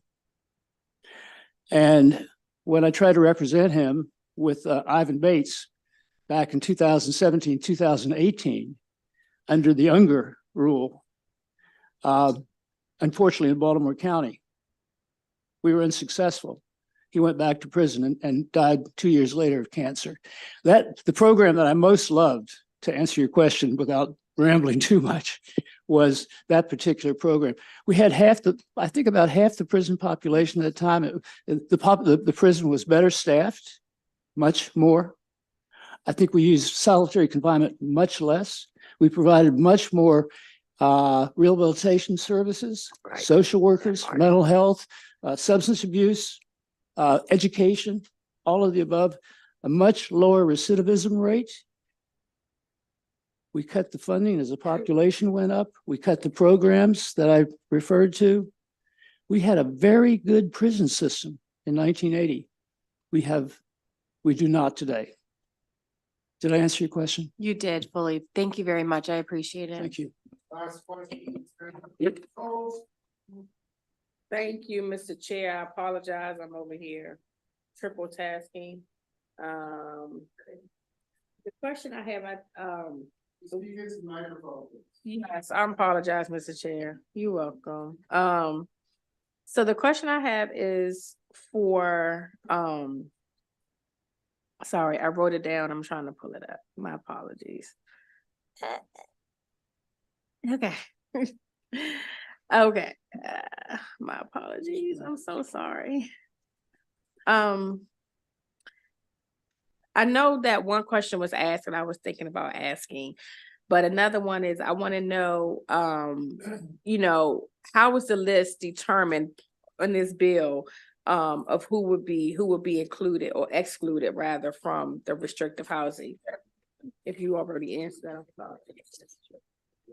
So the exclusions, the list of people who would be excluded from restrictive housing are based on, one, the international standards, and also looking to places like New York and its HALT Act, where they followed those standards and had a similar list. And also Virginia has a similar list. And we've been trying to move Maryland in the direction that aligns with international law and the direction that it's going, but that those in compliance with it are going. So that's where we look to in coming up with those persons who are excluded from restrictive housing, the people who would suffer even more than the general population outside of those groups if they were put in restrictive housing. And it's not to undermine the fact that anyone in restrictive housing is really in danger, as has been identified, of mental health suffering and physical health suffering. But those particular groups, both under international law and under the states that we're following, have been specified as most in danger. So we got it from there. Okay. And if I could. Sure. Yeah. Delegate, so one of the things that I picked up on, and literally Virginia just passed its law, you know, they're coming to the end of their session. They do a 60-day session. They just passed their law on March the 2nd. And in doing a brief review of what they passed, it is very similar. And they identify serious mental illness. They identify age. They basically, it is very similar to the bill that we're talking about here, but identifying individuals, unless there is some serious issue with the health, safety of either those who are there to protect them or themselves, right? In very extenuating circumstances, those individuals would be placed in solitary confinement. It's a quick follow-up. So Virginia and New York are states that pass this law. New Jersey and Connecticut as well. Okay, so on the eastern. Same bill. Okay, okay. And just to note, the legislature in Virginia has passed the law. It hasn't been signed by the governors yet. Yeah, thank you. Yeah. Does the department have a report on this subject? Do they have a report? I know they haven't been in contact with you, but do you have some report regarding how they feel about restrictive housing? They do. They have a report, and I'll share that with the members of the committee. The last report we have is December 2022. Okay, great. Right. Thank you. Thank you, delegate and panel. Thank you, Mr. Chair. That was legislation that you passed in 2016 requiring annual reports on that. Let me add one thing. That delegate asked a question about our interaction with the Department of Public Safety and Corrections. I answered that. We have had interaction with ASME representing the staff, and it's been very good, very useful interaction. So I just wanted to supplement that, and I think we've tried to comply very much with their wishes and desires. Thank you very much. That Thank you. concludes this panel. We'll take the virtual panel, Lauren Pruitt and Magdalena Tsongas at the table. Heather Warnken.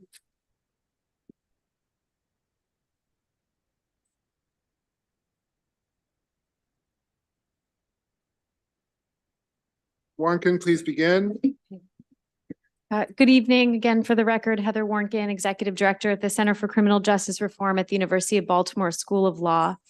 Extensive research, as you've heard, has documented that being placed in solitary, especially for prolonged periods, can lead to significant psychological distress, including irreversible harm. It's widely cited that the United Nations has deemed it torture to hold human beings in such conditions for more than 15 days. But what is less frequently cited are those within the corrections community who share this view, including the National Commission on Correctional Healthcare, whose position paper denotes this practice unequivocally as cruel, degrading, and inhumane. During the hearing for this bill yesterday in JPR, I heard a picture painted during the dialogue surrounding the opposition that felt overly broad of people placed in solitary as extremely violent or dangerous and or having done something inside to land them in this placement. As just one example of the inaccuracy of this, LGBTQI+ individuals are disproportionately and inappropriately placed in administrative segregation as a, quote, protective measure, effectively punishing and harming them as a response to their high risk of victimization. These individuals also face a disproportionate risk of being placed in solitary as retaliation for attempting to report harassment or abuse. Our recent analysis on the treatment of trans incarcerated people in DPSCS facilities, which I discussed in my testimony in support of the Correctional Ombudsman Bill and was a direct response to the department's own reporting on this issue, documents extensively that despite requirements in the Prison Rape Elimination Act, the department's own data demonstrates disturbingly high rates of placement and administrative segregation, while also failing to provide critical information surrounding these numbers, including the reason an individual was placed in administrative segregation, the length of stay, and the percentage of trans people placed in segregation compared to the rest of the population. We urge a favorable report. Thank you. Lauren Pruitt, please. Good evening. My name is Lauren Pruitt, and I'm the Legal Director for Free State Justice, Maryland Civil Rights Advocacy Organization for LGBTQ+ Marylanders. I'm here today in support of House Bill 1144, a history of abuse and profiling towards the LGBTQ+ community by law enforcement, along with high poverty rates, homelessness, and discrimination in education and employment, has contributed to increased contacts with the criminal justice system, leading to higher levels of incarceration for this population. When finding themselves incarcerated, jails and prisons can be traumatizing, dangerous places. Being LGBTQ+ means humiliation and abuse, both physical and sexual, by other prisoners, correctional officers, and staff. Many LGBTQ+ people are placed in solitary confinement, as the previous testimony related, just because of who they are, and many times against their will. This protective custody remains in widespread use in many jails and prisons, even when evidence shows the considerable health risk to prisoners and likelihood that it undermines correctional security. I remember from last year, there was a lot of testimony about this is the only way that we can possibly manage a prison. And again, as a former corrections officer, I can tell you absolutely that this is not the only way to manage a prison. Correction systems have increasingly relied on solitary confinement as a prison management tool to the detriment of the isolated individuals. It jeopardizes our public safety, it's fundamentally inhumane, and wastes taxpayers' dollars.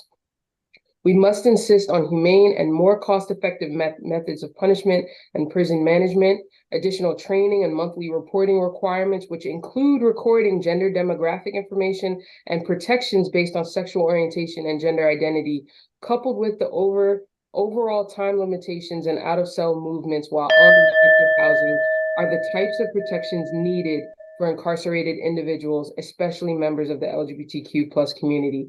For these reasons, Free State Justice urges a favorable report on House Bill 1144. Thank you. Ms. Songus, please. Thank you again, Chair Clippinger. Again, my name is Magdalena Chungus. I'm submitting testimony in support of HB 1144 on behalf of my family member, John, who's incarcerated. When John was incarcerated 17 years ago at 19, he went to a Supermax at North Branch Correctional Institute. I've never asked him before about his time in solitary until this bill came up. And on the phone, he calculated with me that in his first 5 years of incarceration, he spent 4 years total in solitary, the longest stretch of time being 10 months straight.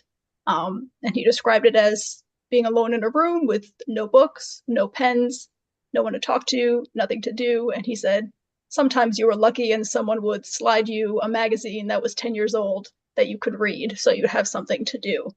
And even though that was almost over a decade ago, he told me his brain still hasn't recovered from that experience. He has a hard time looking people in the eyes when he talks to them because he got so used to speaking through a slot in the door or through an air vent. And he didn't realize until years later, looking back, how devastating to his well-being that just being deprived of that human contact for so long was to him.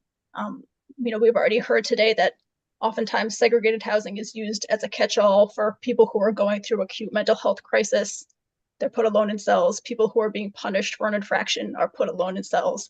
People who feel unsafe around others are put alone in cells. And like we heard earlier today, international law would say that 15 days or more is torture. So make no mistake that Maryland is torturing people in the prisons by keeping them alone in cells, often for years at a time, deprived of human contact. And so I urge a favorable report on HB 1144. Thank you. Seeing no questions around the horseshoe, thank you very much. Now we'll hear from those people in opposition. Daniel Galbraith, Robert Dean, Jeff Nines, Mary Ann Thompson, and Sarah Sample.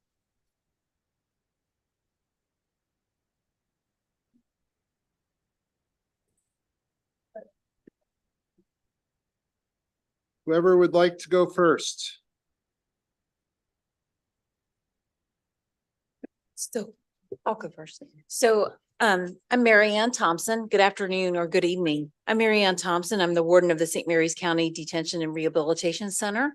I would like to recognize my colleagues from the Maryland Correctional Administrators Association that are here to support us here as the opposition. So if they could just stand to be recognized. Again, I'm Mary Ann Thompson. I'm the warden of the St. Mary's County Detention and Rehabilitation Center.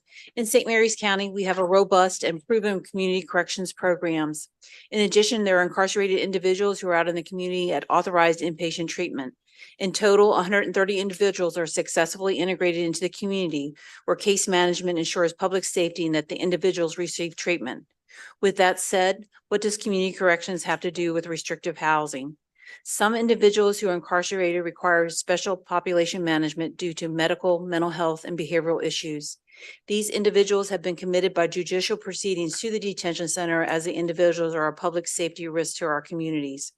Restrictive housing is a management tool, and the bill as written sets the local detention centers up for failure to be able to manage those with behavioral, mental health, and medical needs.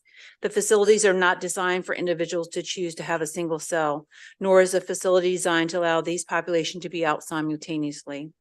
Jails have become de facto mental health institution, and as such, restrictive housing has become our only safe management option for this population.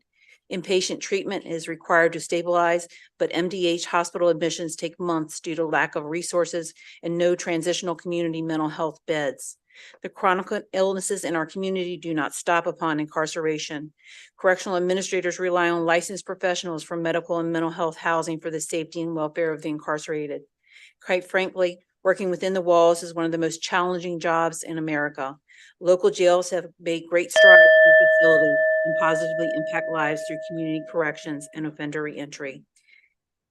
However, there needs to be community resources for the incarcerated and their families. I appreciate your time in listening and welcome you to visit our detention facilities. Thank you. Whoever would like to go next, please. Hi, thank you, Chair and Committee. My name is Jeff Nines. I am the Assistant Commissioner for DPSCS, also the former warden of North Branch Correctional Institution. I had something laid out here to say, but I'm going to go off script a little bit just for some clarity purposes. No one ever says general population cells are too small or they consider solitary confinement in general population, but they're the same size cells.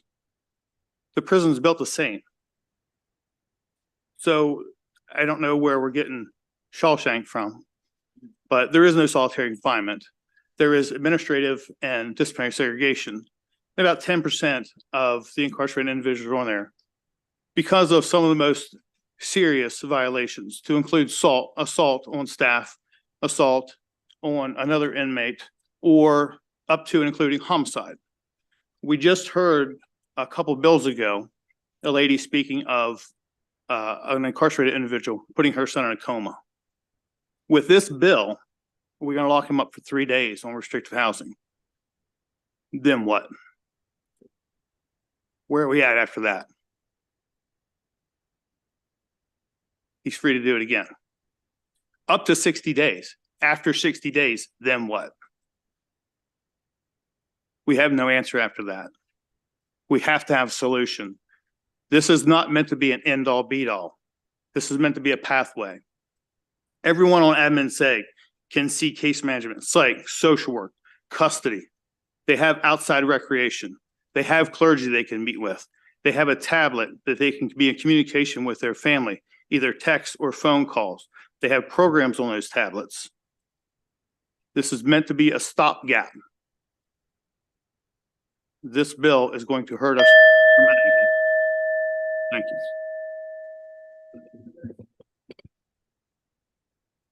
you. Good evening, Mr. Chairman, committee members. My name is Daniel Galbraith. I am a warden of the Harford County Detention Center.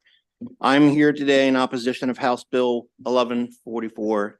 I myself have to go off script because at the end of my prepared statement is what I really want you to hear.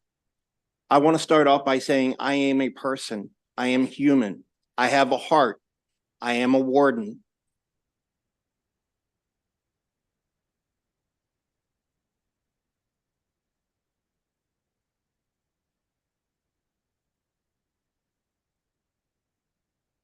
This past summer and fall, we encouraged our local legislators into the Harford County Detention Center for a full tour of our entire facility and explained the operations to them.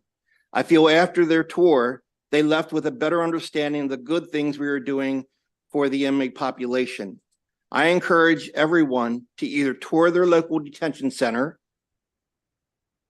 or the Harford County Detention Center prior to voting on any of these correctional legislations. The state of Maryland has excellent correctional professionals who do amazing jobs in the many correctional facilities in the state. I ask you, please visit them in their facilities prior to making your decisions in Annapolis. Do you know who your local warden or jail administrator is? I will end with that, sir. I'll go next. Good afternoon, Chair, Vice Chair. I'm also going to go off script and speak from the heart and take a page from the delegate that was here earlier.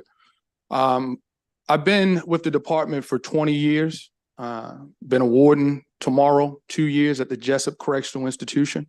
I've come up through the ranks as a entry-level correctional officer, through the uniform ranks, and then in administration, starting in 2017. I'm born and raised in Baltimore City. And unfortunately, a lot of the individuals that are in our prisons, specifically mine at the Jessup Correctional Institution, look just like me. They come from where I come from. I would be hypocritical to do some of the things, allow some of the things that you've heard today. Some of the men that were in this room as advocates, they know me personally, and they know me because they've been in the prison. And if they're going to be honest, they'll come up here and tell you that Dean doesn't allow that. And I can honestly say that my colleagues don't allow that. This bill is dangerous, and I'll tell you why. Majority of my career, I served as an investigative liaison and an intelligence liaison, working with our federal, state, and local law enforcement agencies. And unfortunately, sometimes the incarcerated men and women in our custody, they don't stop their criminal element. They don't stop their crime behind walls. This bill would severely limit our ability to save your lives. I can cite an investigation that I worked on with the FBI where there was an active hit on an FBI agent from behind the walls. This bill would limit our ability to place that individual behind the walls to conduct an investigation. And as one individual stated, we would have to tell him that we're investigating him because we believe that he got a hit on an FBI agent. That's counterproductive. So again, I ask you to vote unfavorably for this safety bill as it is unsafe. Thank you to the chair. Thank you to the member of the committee for having me today. Again, my name is Sarah Sample. I'm here on behalf of the Maryland Association of Counties, and we are here in opposition to this bill. You've got the professionals here with you today, so I'm not going to belabor any of the more specific points. I'll just speak a little bit from my perspective, being a liaison for that group. I consider it an honor and a privilege to work with this group. I'm in awe of the work that they do every day. And I know that when it comes to restrictive housing, this is not something that they take lightly, any of them. And I will say also going out and visiting the facilities has been really valuable in terms of my perspective on this. I've seen the lengths that they go to avoid putting somebody in a restrictive housing setting, down to even transferring those individuals to other facilities, so that they wouldn't be in restrictive housing. But so the visits essentially help me understand the barriers, but also where the potential is when it comes to making changes. And I welcome anybody else to go on those visits with me. The other thing I would say is in terms of participating in collaborative conversations, there was a similar bill last year that got referred to summer study, and we'd reached out a number of times to participate and to get that going. And that's not something that came together. But if that was something that came together in the next interim, we'd again be really happy to participate in that. Because it's not that we don't want any changes. It's just we want the changes to be possible, and we want them to also be able to grapple with the circumstances that are in some of these facilities. So we would just like to reiterate, we really want to see a collaborative approach on some of this stuff to help build trust and partnership and communication. So we appreciate everyone's time on this, and we would oppose this bill. Thank you. Thank you, Mr. Chair. Thank you, panel, for coming down to talk to us and share your experience, your real life experience with us today. As the one gentleman stated, the stories that we've heard about people being harmed in prisons is not something we want to expand on. And so it sounds like this legislation could do just that. My question for you is on sort of the other side of the coin, if this legislation were to pass, would you expect to see a decline in correctional officers in your facilities? I know there's already a shortage and you're having trouble finding and retaining people. So my question is about retention, recruitment, as well as mental health. I think this bill would cripple it. I think, like you said, staffing's at pretty low right now. This bill would cripple that. And if I could chime in, it would have a major blow on morale. You would have a mass exodus of correctional officers because in this bill as written, someone who assaults a correctional officer, someone who assaults another incarcerated individual, the way this bill is written, that individual would have to shall get the exact same privileges as someone in the general population who didn't do anything. That's verbatim. So what would be the deterrent not to stab? What would be the deterrent not to assault? What would be the deterrent? There would be none. So we remove individuals from the community, from society, because they've done something wrong. But then when they come to prison or jail and they do something wrong, there's no consequence. That's counterproductive to rehabilitation. And I'm sure everyone will agree with that. Clarifying. Thank you very much. So I do want to answer a question.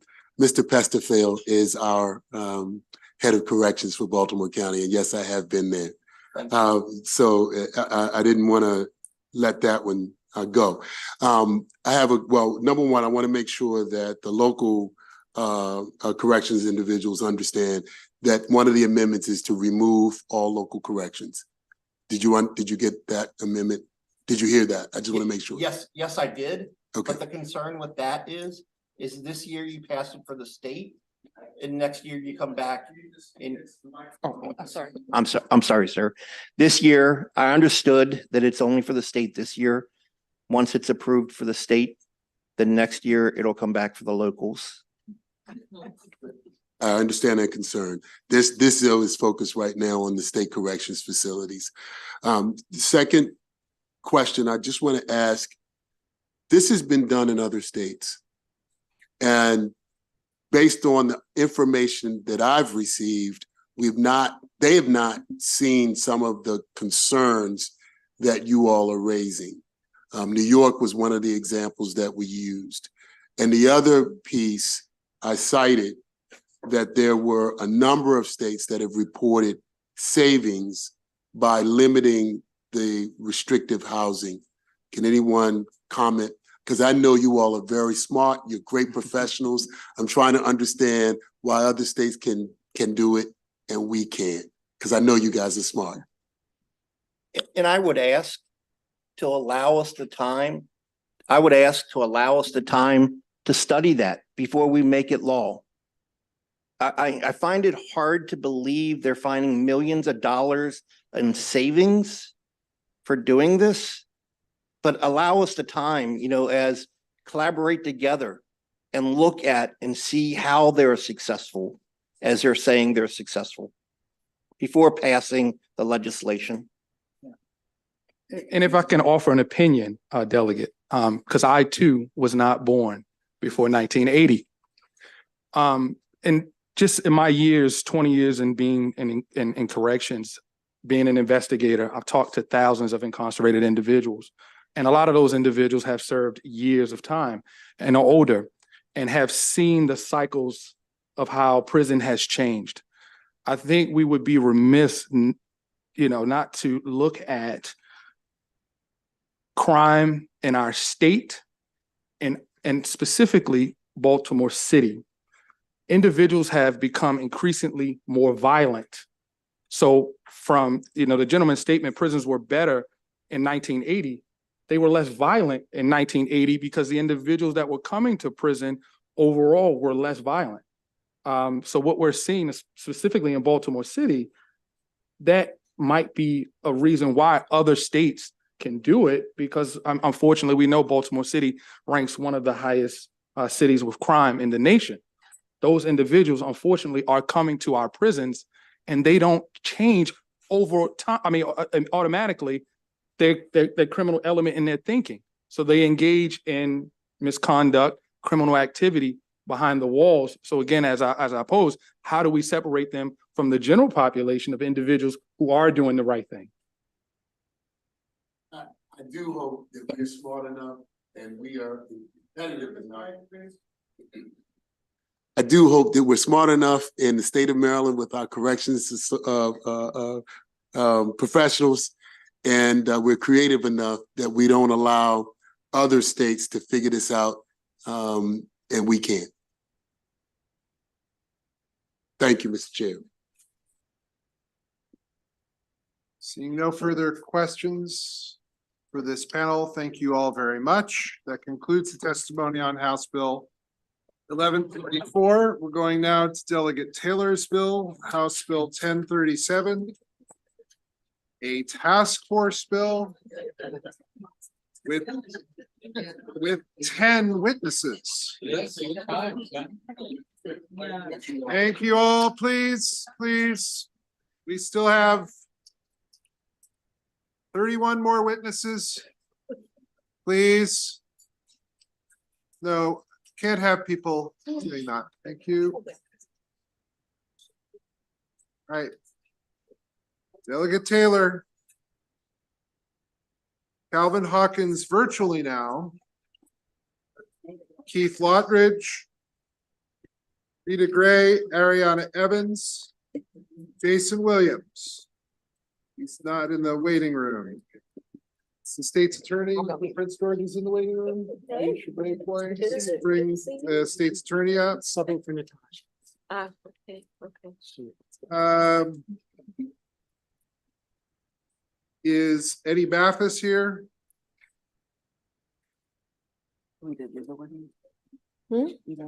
Eddie Mathis? Oh, yeah, we lost. Is Altamont Wilkes here? I think we'll be fine. I think you'll be fine too. Go right ahead. Yes. All right. Listen, thank you. And good evening, my favorite chair and my most favorite committee. For the record, I'm Delegate Kim Taylor, representing Prince George's County's District 23. And this bill, HB 1037, establishes a task force. This task force will examine the feasibility of creating a division of returning citizens within the Department of Public Safety and Correctional Services. The idea here is to address our governor's commitment to increase successful reentry and reduce recidivism by broadening the capacity and resources of the current reentry and transition services unit within DPS-CS. Elevating the unit to a division level authority should give our DPS-CS secretary more resources and ability to coordinate and deploy pre- and post-release services more equitably throughout the state of Maryland. Those appointed to the task force include members of the reentry community, state and local, workforce development and employment training organizations, reentry activists, legal professionals, and family members of those incarcerated. These dedicated individuals will begin work in June of 2024 and will produce a report by December 2025. Now, this report would outline the costs associated with establishing the division. And again, this division is dedicated to preparing incarcerated individuals, male and female, for a successful reintegration into the community and focusing on several different areas. Now, we have received a couple of friendly amendments, so let me just talk those through now, which you have in your email. One from the Prince George's County Council, specifically from former Delegate Wanico Fisher, who suggested we add a representative from the Parole and Probation Division. We have done that, and you should have that amendment in your email. We have a letter of support from Prince George's County Council and expect a letter of support from our County Executive, Angela Alsobrook, sometime tomorrow. The second amendment suggestion was in the favorable with amendment letter from our OAG's office. You should also have a copy of that amendment, which adds a representative from the Office of the Attorney General and changes the appointment authority for the Maryland Equitable Justice Collaborative as a member of the task force. So I am particularly enthusiastic about HB 37 and have been working on it since last fall. I'm happy to have gotten here, as our thoughtful and collective approach is supported by the Maryland Legislative Latino Caucus and has earned a spot on the Black Caucus priority agenda. On my birthday, I appreciate your support. Please vote favorable. Thank you.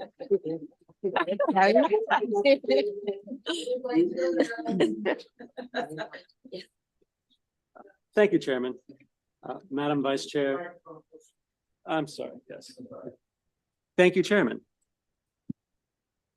Madam Vice Chair and members of the committee, I am Keith Lottridge, the Deputy Public Defender for the state of Maryland. The Maryland Office of the Public Defender respectfully requests that the committee issue a favorable report on House Bill 1037. As you may be aware, Maryland has a 3-year recidivism rate of 40.5%. Of note, our neighboring state, Virginia, has a recidivism rate of 23.4%, nearly half that of Maryland. Virginia has a track record of significant effort to create support systems that assist their returning citizens. Sadly, Maryland lacks that coordinated statewide effort. This bill is the first step for Maryland in moving forward to address this public safety issue and create a greater chance of success for people returning to society. The task force is an intelligent approach to grappling with this large systemic issue. It does not require a grand policy, nor a large expenditure of resources.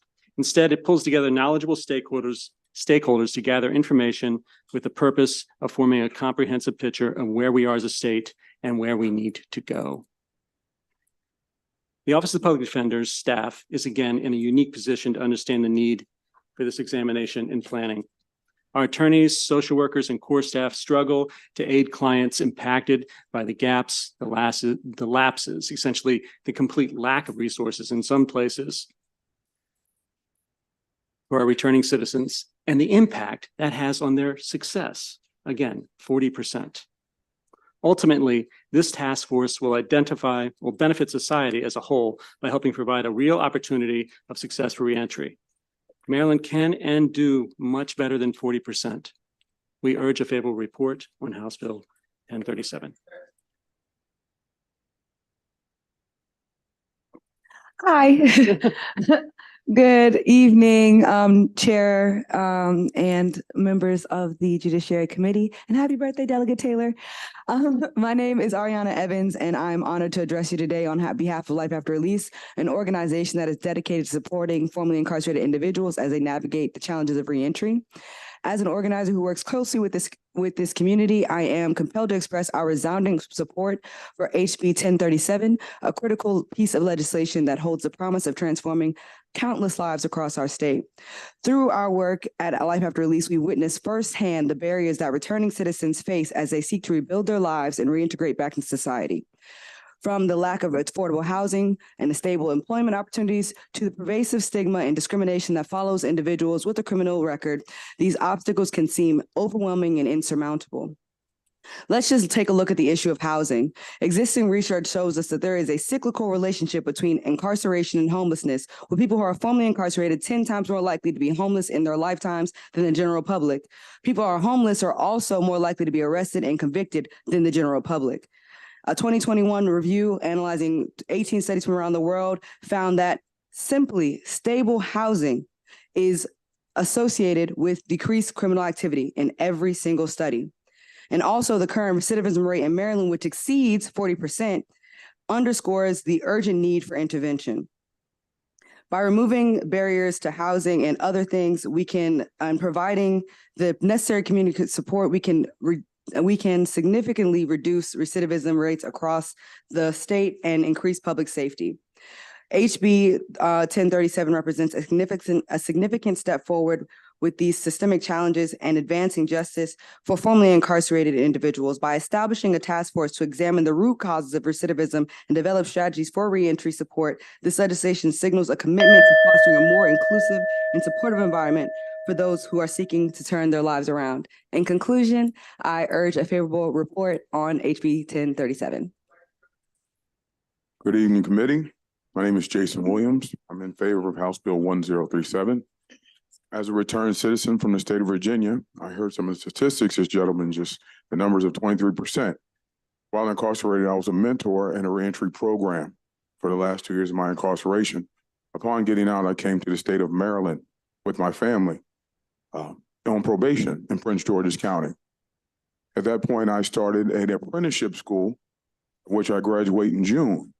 In that time period, I was able to earn a fair wage and take care of my family, being a single father for my daughter. I keep hearing this evening from several bills about how we need to make sure we have jobs for our returning citizens. This bill helps in making sure that we have programs that do just that. I have a program. I heard Mr. Roberson earlier ask at the end, where are the trade unions? They're here. They're here. My organization, I started an organization that is partnered with the trade unions and to get jobs from here, from Southern Maryland to Baltimore County. We have to make sure that we're putting the right people in place that are paying attention to what we're doing in these facilities, our correctional facilities and our juvenile facilities, and making sure that our returned citizens, our children that are returned citizens, and the grownups that come home are paid attention to and the proper services are there for them. This commission will help. It will help organizations give those jobs and help people not recidivate and be a returned citizen. Thank you. Good afternoon. Chair Clippinger, Vice Chair Bartlett, and honorable members of the Judiciary Committee. My name is Rita Gray, and I come before you today as a formerly incarcerated individual who understands firsthand the challenges of reentering society after serving time. It is with great hope and gratitude that I express my unwavering support for HB 1037, a bill that aims to establish a task force dedicated to addressing the barriers faced by individuals like myself as we strive to rebuild our lives. As someone who has experienced the difficulties of reintegration, I can attest to the obstacles that returning citizens encounter on a daily basis, from securing stable housing and employment to navigating the complex web of legal restrictions and social stigmas. The journey to successful reentry has been with challenges that can often feel insurmountable. HB 1037 represents a beacon of hope for individuals like myself who are seeking a second chance by establishing a task force to delve deeply into the root causes of recidivism and identifying tangible solutions. The legislation demonstrates a commitment to providing meaningful support to those who have paid their debt to society. One aspect of HB 1037 that particularly resonates with me is the provisions to establish a division of returning citizens within the Department of Public Safety and Correctional Services. This division has the potential to serve as a lifeline for individuals like myself, providing access to vital resources, support services, and opportunities for rehabilitation and growth. In closing, I urge all members of the Maryland General Assembly to stand in solidarity for formerly incarcerated individuals by supporting HB 1037, by investing in reentry services and breaking down the barriers that prevent us from successfully reintegrating into society. We can create a more just and compassionate system of justice that recognizes the inherent dignity and worth of every individual. Thank you for your attention on this crucial issue. State's Attorney Braveboy, please. Thank you very much, and happy birthday to our delegate, Delegate Taylor. And thank you so much, Mr. Chair, Madam Vice Chair, and members of the Judiciary Committee. For the record, I'm Aisha Braveboy, State's Attorney for Prince George's County, here to urge favorable support for House Bill 1037. My office actually operates the first of its kind in the state emerging adult program, where we provide life skills, services, and training to young people who are incarcerated in our prisons through a partnership that we developed with DPSES. And I can tell you that this program has been very successful. It's designed for individuals who are maybe 6 months to 2 years out from reentering our community. And we want to reach out to them and provide services to them, as well as connect them with mentors before they leave incarceration, so that when they transition back, they're in a place to be successful. What we have learned through that process is that some of our young people are coming home into environments that will not allow them to be successful. They have housing issues.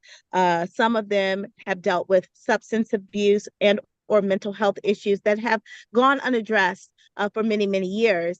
And so by establishing this type of task force, I think we will really begin to look at what is needed in order to have our residents return to us in a way that is safe, not only for them, but for the rest of us as well. And that's why I'm so happy that our delegate took this step in advancing this legislation, because I think it will really provide us with a comprehensive approach to addressing the housing needs and some of the basic needs of individuals who are returning to our society. So we are really excited about this bill. We hope that this committee will give it a favorable report, and thank you all very much. Questions for the panel? All right.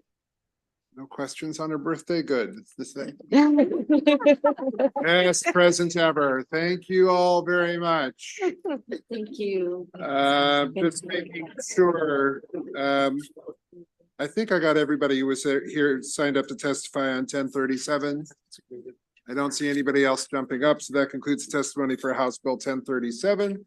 Now going to the Vice Chair. Oh, there she is. All right. Vice Chair, and if you want to bring up your panel, please. I would love to. Thank you, Mr. Chair. Great. Go ahead. Okay. So for the record, Sandy Bartlett, District 32, Anne Arundel County. I'm here to present House Bill 37, and it is part of this package that you all are hearing today. So our bill, and I say our because this has been quite a collaboration and a joint effort. We seek to make sure that individuals, specifically women who were formerly incarcerated, have access to services and have knowledge on how to access services. So we've worked with the Department of Labor, we worked with GOCAP, and we worked with DPSCS. So the bill has been amended and re-amended and amended again. So the ultimate package of the bill, fortunately, reduces the fiscal note. And we came in at $500,000. We are now at about $123,000 on our fiscal note. And I'm hoping we can lower it some more. And why and how did we lower the fiscal note? Again, by collaboration. So we worked with GOCAP, and in fact, GOCAP will staff the commission. We also worked with DPSCS and we learned about the reentry program that already exists. And so therefore, we are mostly working with formerly incarcerated women. With that said, these are women who may have been incarcerated at any time. These services would be available to them. So you know that we already have with DPSCS, we already have a reentry program, but what if you weren't listening that day? Or what if the internet is just a little too crazy to navigate? So these services would be available for people who may have been incarcerated 3, 4, 5 years ago or 20 years ago. But we want to make sure that they have the services available. So there's a commission and there'll be a pilot program. The individuals will who are here with me will explain that in further detail. But what I want to say, and I want to make sure you all know, and I keep saying collaboration, I can tell you honestly, I don't think there's ever been a bill in my 6 sessions of working here where I've had the agencies say, we really like this bill, we want to work this bill, we want to figure out how we can make this work. And so they gave me suggestions, I listened, therefore we've got the Department of Labor, like I said, we've got GOCAP, and we've got DPSCS, all trying to figure out how to make this bill work. And I appreciate them, that's why I'm giving them a shout out, and I appreciate the collaboration. Thank you. So whoever wants to come next. Okay. Greetings, Chair Clippinger and members of the Judiciary Committee. My name is Rhonda Stout Edwards. I am Chairman of the Connection and Social Action Committee of Alpha Kappa Alpha Sorority Incorporated, Psi Epsilon Omega Chapter. We serve the communities of Laurel, Bowie, and Greenbelt in Prince George's County, Maryland. We are here this evening in support of House Bill 37. House Bill 37 aligns with our sororities, international program initiatives, including Empower Our Families, Build Our Economic Wealth, and Uplift Our Local Community. This bill was born out of the necessity to fill the gaps in services and identified needs of formerly incarcerated women and their families in the community, to include life skills, emotional support, awareness and advocacy of prevalent health and wellness issues, the need for toiletries and personal care items when returning to the community, and to fill some of the service gaps and identified needs that our chapter has partnered with several of the individuals that you will hear from, as well as the State's Attorney's Office in Prince George's County. We partnered with the Maryland Correctional Institute for Women. We partnered with the Department of Corrections in Prince George's County, Fairview Reentry Center, the Maryland Literacy Association, the Sheriff's Office in our county, as well as local and federal lawmakers. This bill will ensure much needed medical, mental health, and substance abuse services are in place, as well as resources to help returning citizens sustain employment, reunite with their children, and improve our community by creating a roadmap for success after release. For these reasons, we are asking for a favorable report for House Bill 37. Thank you so much for your time. Good evening, Mr. Chairman and members of the committee. My name is Stephanie Magency, and I'm the president and founder of the Women's Equity Center and Action Network, or WECAN, a national nonprofit based here in Maryland whose goal is to create policy environments that are responsive to the needs of women of color. We ask and urge the House Judiciary Committee to report favorably on House Bill 37, to establish a commission and pilot program to address the critical issues of services for formerly incarcerated women returning to our communities. The commission will play a pivotal role in creating a comprehensive 5-year reentry plan specifically tailored to the needs of formerly incarcerated women. Its diverse members, including reentry professionals who provide direct services, and most importantly, women who are previously incarcerated, ensure that the commission's recommendations are rooted in real experiences and actionable solutions. Furthermore, the pilot program will connect them to essential supportive services in their community and ensure access to vital resources such as healthcare, housing, and employment. By engaging local reentry navigators, the program will offer personalized support to address individual barriers and facilitate a successful transition back into society. House Bill 37 also offers immediate assistance to women in their communities, and the comprehensive 5-year plan developed by the Commission will pave the way for longer-term solutions. As one of my colleagues said, addressing service gaps and implementing strategies to support formerly incarcerated women for years to come. By establishing the commission and the pilot program outlined in this bill, we can ensure that state and local agencies make a warm handoff from incarceration to the community, where every woman has the opportunity for a safe, healthy, and productive return home. The Women's Equity Center and Action Network urges the Judiciary Committee to report favorably on House Bill 37. Thank you. Good afternoon again, Chair Clippinger, Vice Chair Bartlett, and honorable members of Judiciary Committee. My name is Rita Gray, and I'm speaking to you from a place of both vulnerability and determination. I stand before you today as a Black woman who is currently incarcerated, but more importantly, as someone who believes deeply in the potential for positive change within our criminal legal system. I am here to share my personal testimony in support of HB 37, a substantial piece of legislation that aims to establish a commission on reentry services for women overseen by the Department of Public Safety and Correctional Service. Throughout my own journey within the system, I have witnessed firsthand the challenges that formerly incarcerated women face upon reentering society. For many of us, the path of rehabilitation and successful reintegration is full of obstacles, ranging from securing stable housing and employment to accessing mental health support and substance abuse treatment. Without adequate support systems in place, the cycle of incarceration continues. The establishment of this Commission on Reentry Services for Women is a vital step towards addressing the systematic barriers and creating a more equitable pathway for women like myself to thrive post-release. By conducting comprehensive studies and gathering data from countries across our state, the Commission will be empowered to identify service gaps and develop tailored reentry plans that prioritize the unique needs of formerly incarcerated women. Furthermore, the reentry pilot program for formerly incarcerated women outlined in HB 37 represents a beacon of hope for individuals like myself who are preparing to reintegrate into society. This program will provide critical support services and resources connecting us with the tools and opportunities necessary to rebuild our lives and contribute positively to our communities. As a Black woman who has experienced the challenges of incarceration firsthand, I urge each of you to consider the profound impact that HB 37 could have on the lives of countless women across our state. By supporting this legislation and advocating for its passage, you have the power to uplift marginalized voices, dismantle systematic injustice, and pave the way for a brighter future for all of us.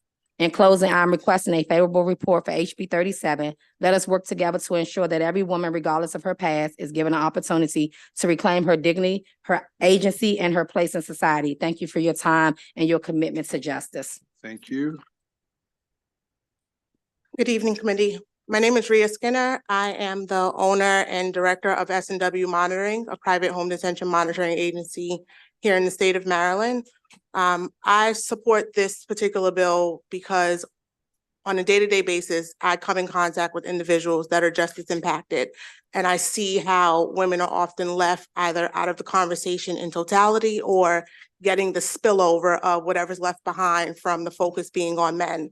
On a national level, women are less supported when they're incarcerated simply because there are fewer women's facilities, which often put them further away from their families. Oftentimes their partners don't support them in terms of commissary and things of that nature.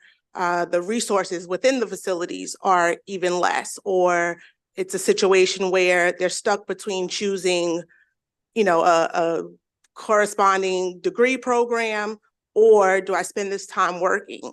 And unfortunately, in women's facilities, the abuse of power extends far beyond the treatment of incarcerated individuals. And so a lot of times the resources are dangled over their heads for sexual favors and or some type of assault. And so they choose altogether not to be bothered with any of it and just kind of do their time until they're released.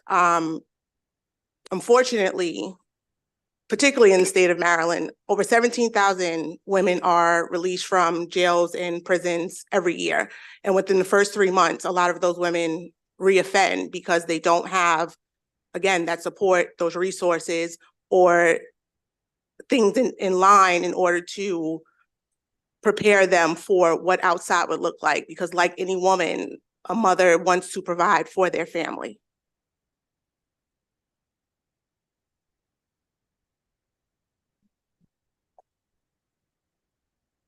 Questions for the panel? Delegate Sample Hughes. Thank you, Mr. Chair, and thank you, Delegate, for the bill, and thank you to all that testified, as this certainly is a serious matter that we need to address. And with that being said,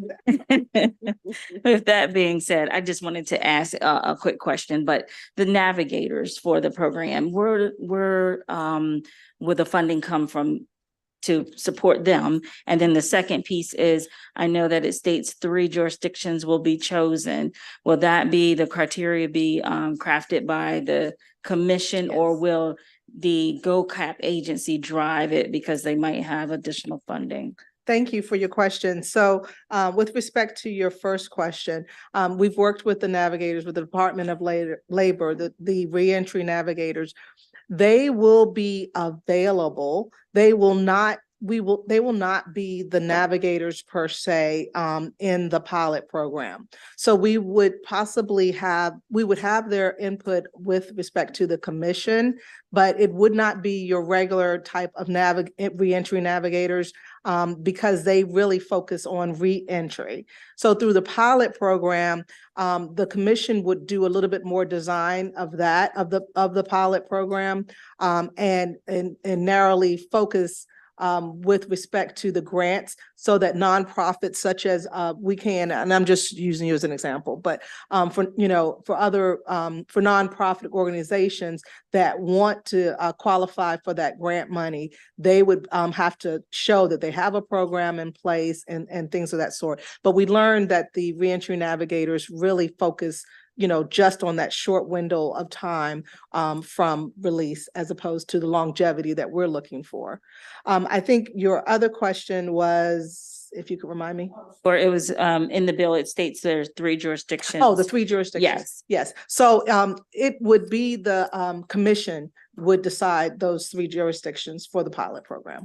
Okay, thank you, Delegate. Before Delegate Roberson gets a question, could I just have the 4 of your names one more time, just so that I'm making sure I'm keeping track? Rhea Skinner. Rhonda Edwards. Okay.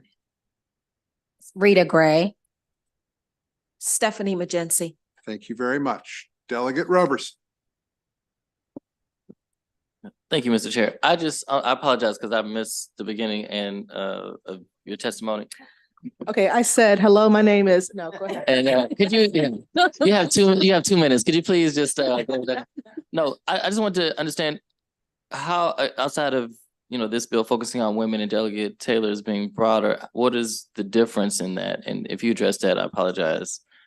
We actually didn't answer that question, but 10:30, well, here's the thing. In Delegate Taylor's testimony, she actually said 37 one time, so I'm gonna go with that. But anyway, no, I know. No, but here's the thing. We have a collaboration. If you notice, Delegate Traveris, Delegate Taylor, myself, we have this like kind of package, and they kind of interweave amongst each other. And there is some overlap in the sense that Delegate, and I actually pulled up Delegate Taylor's in anticipation of that question because I wanted to kind of get into it. Delegate Taylor's bill is a task force, whereas this would be actually the commission and the pilot program. And again, there is some overlap. There is some overlap, but I know Delegate Taylor and I can take this as the serious matter that it is, and we can collaborate if we need to. Follow up, please. Thank you. To your point of that, I was just gonna ask, could we expand that beyond just women, if possible, to make this something, since it does go into effect, if that's possible. Oh, that's the decision. If there is collaboration in that aspect, since to your point, yours already goes into effect, hers is more of a work group. I'll let Dr. Magenzi answer that. Thank you for the question. And I think a really important distinction is that this focuses very specifically on the needs of women. Yes. There are very, very, very few, can I say very, again, few resources available for women returning to our communities. Having the commission gives us an opportunity to create a very comprehensive plan, but even more importantly, hopefully the commission would select 3 high-need counties for the pilot program and would allow us to immediately start addressing the hugely unmet needs that exist in community. And I'll stop with that and let Rita, who can speak to that even more, but that's a very important distinction. Yeah, go ahead. Thank you for the question. And I will just backtail on what Ms. McGinty stated. The system was never designed for women, right? And we know that as a known fact. And so now that women are in place into that system, when we reintegrate back into society, we don't have those resources. So to ask for us to now abruptly share the resources that we're trying to create for women is, I really think that it's a slap in the face. And I'll just be honest with you and very blunt. Men have a lot of resources throughout the DMV, especially in the district. Whereas women, when we come back, we're having to search and seek or recidivize because we don't have the resources out there to give us our basic needs. So with that being said, I would prefer that this bill stay within women. At some point down the line, maybe 25 years from now, we may consider men.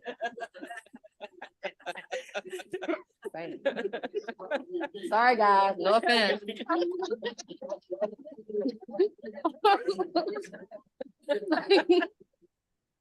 All right. Exactly. Well said. Well, we need to continue with this serious matter now.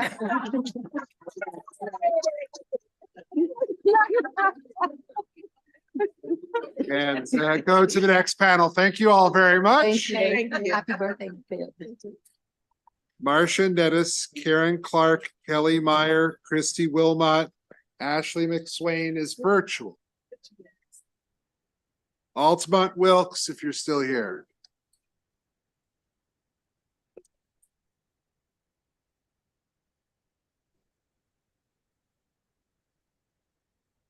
If we could begin with the person to my right, and then we'll just go right across here, and then we'll go to our virtual testifier. That'd be fine. Please go ahead. All right, thank you, Chairman Clippinger and Vice Chair Bartlett and committee members. I'm Karen Clark, and I'm representing the Unitarian Universalist Legislative Ministry, UULM, and we're asking for a favorable vote. I'm going to cut my talk short because I think we've had a wonderful presentation and I have a few things I'd like to add, but I won't try, I'll try not to repeat. Several years ago, I was here in the House of Delegates, straight down the hall in one of the big rooms, and I'll never forget, I was attending a gathering of formerly incarcerated women who were waiting for a speaker to arrive.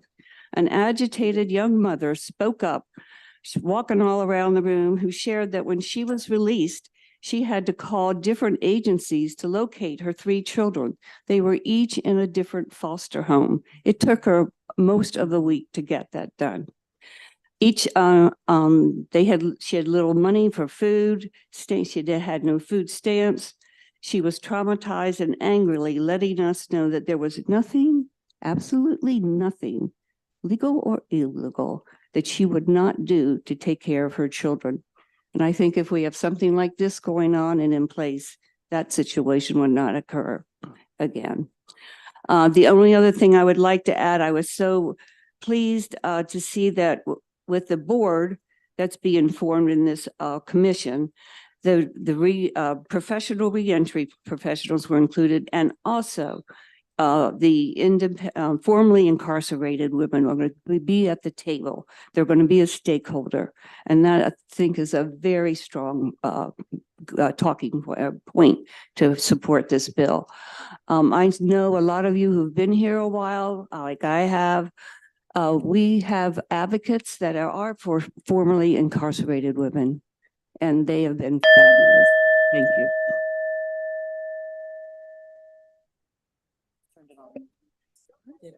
Must be tired, sorry. Good afternoon or good evening. My name is Marcia Nettis. I am the Vice President and Regional Director for America Works of Maryland. We have 3 locations actually in the state of Maryland, Baltimore City, Howard County, and Prince George's County. Our specialty is helping those who are either returning back into society from a variety of areas, helping them be able to reacclimate back into society by getting them a job. Our specialty is being able to connect with the employer networks and being able to identify that the individuals coming through the door, whether they're incarcerated or not, are individuals that have skills. And in this type of labor market where you are in desperate need of great people who want to work, this is the population you will want to tap into. We heavily support this bill, and I want to actually thank Delegate Bartlett for sponsoring it. But I will tell you, we've been working with this population, women returning back from the prison systems for quite some time. They actually have been in other populations. So populations such as TANF or SNAP or those other types of programming or safety nets where they have just gotten kind of just essentially just put into these groups, not always having that specialized support. At America Works, I will tell you that we customize or create a very unique program that's able to support them. And most of them is heavily based behind employment, but I also want to re-emphasize the reunification of families. That is a huge support of ours, and that's something that just even like you were just saying, a lot of our parents have lost custody of their children. So working with the system to be able to help reintegrate them back. Good evening. My name is Christy Walmont. I'm the program manager of America Works in Howard County office. I really appreciate the opportunity to have a chance to speak to you guys and to talk about this bill. In my role at America Works, I oversee multiple safety net programs, the TANF program, the SNAP, which is temporary cash assistance for needy families, SNAP, supplemental nutritional program, and a non-custodial parent program, which includes moms and dads. In these programs, I have women who have multiple criminal charges ranging from misdemeanors to felonies or been incarcerated for some length of time. I understand and we understand the challenges that these women face as they re-enter modern day society.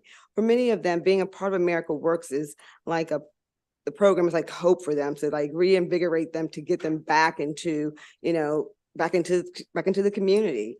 Often, many women face lack of essential skills needed to navigate life outside of the prison successfully. This includes strategies for family reunification, job skills, financial literacy, access to education and resources for mental health support. Without these skills, women struggle to secure stable employment, housing, healthcare, further perpetuating the cycles of poverty and recidivism. America Works provides customers a tailored approach, recognizing everyone's unique journey with a special focus on women returning from the prison systems. Our team has developed innovative training programs that include life skills, job readiness, job placement opportunities through our employer partners that are background friendly. Depending on the specific needs of the employer, we cultivate pre-apprenticeship programs to meet the immediate demands of the labor market. Our employers support a career coaching model that will enhance the customer skill base while providing them sustainability at work. In conclusion, the House Bill 37 will permit organizations like America Works the opportunity to expand services beyond counties that truly assist those needing those supports to rebuild their lives. Thank you. Good evening, Mr. Chairman and members of the committee. My name is Kelly Meyer, and I am the program manager for the Baltimore office of America Works. Thank you for allowing me to testify this evening. I oversee several of our programs, including our reentry program, which has been in existence for over 10 years, thanks to funding from the ABLE Foundation. The focus of this program is to help justice-involved citizens reacclimate to society after returning home from several years of incarceration. Our primary focus is to engage them in workforce development activities focused on finding sustainable employment, but we also connect our customers to the wraparound services they desperately need, as we've been speaking about. Our reentry program is specific to Baltimore City residents, which is the largest jurisdiction in the state and sees the most need for these services. However, we're constantly being asked to expand our services to other areas of the state. We don't discriminate on the types of charges we'll work with and often help the most difficult, including those with homicide and sex offenses.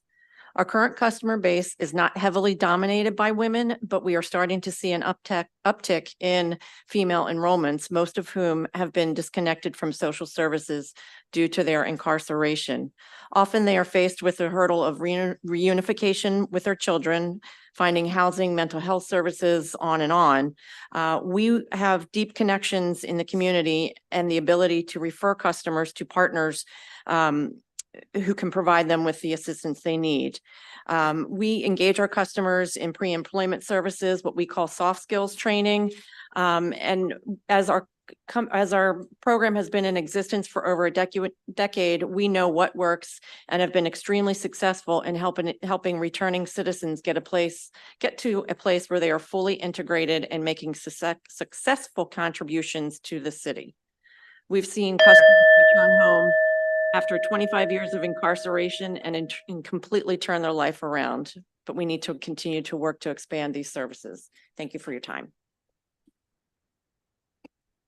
Ashley McSwain, please, for 2 minutes.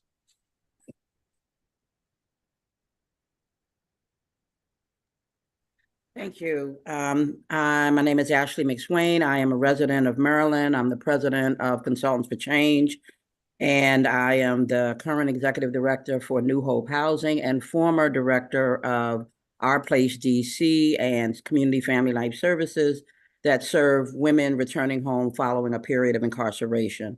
And I fully support the House Judiciary Committee to favorably report on House Bill 37.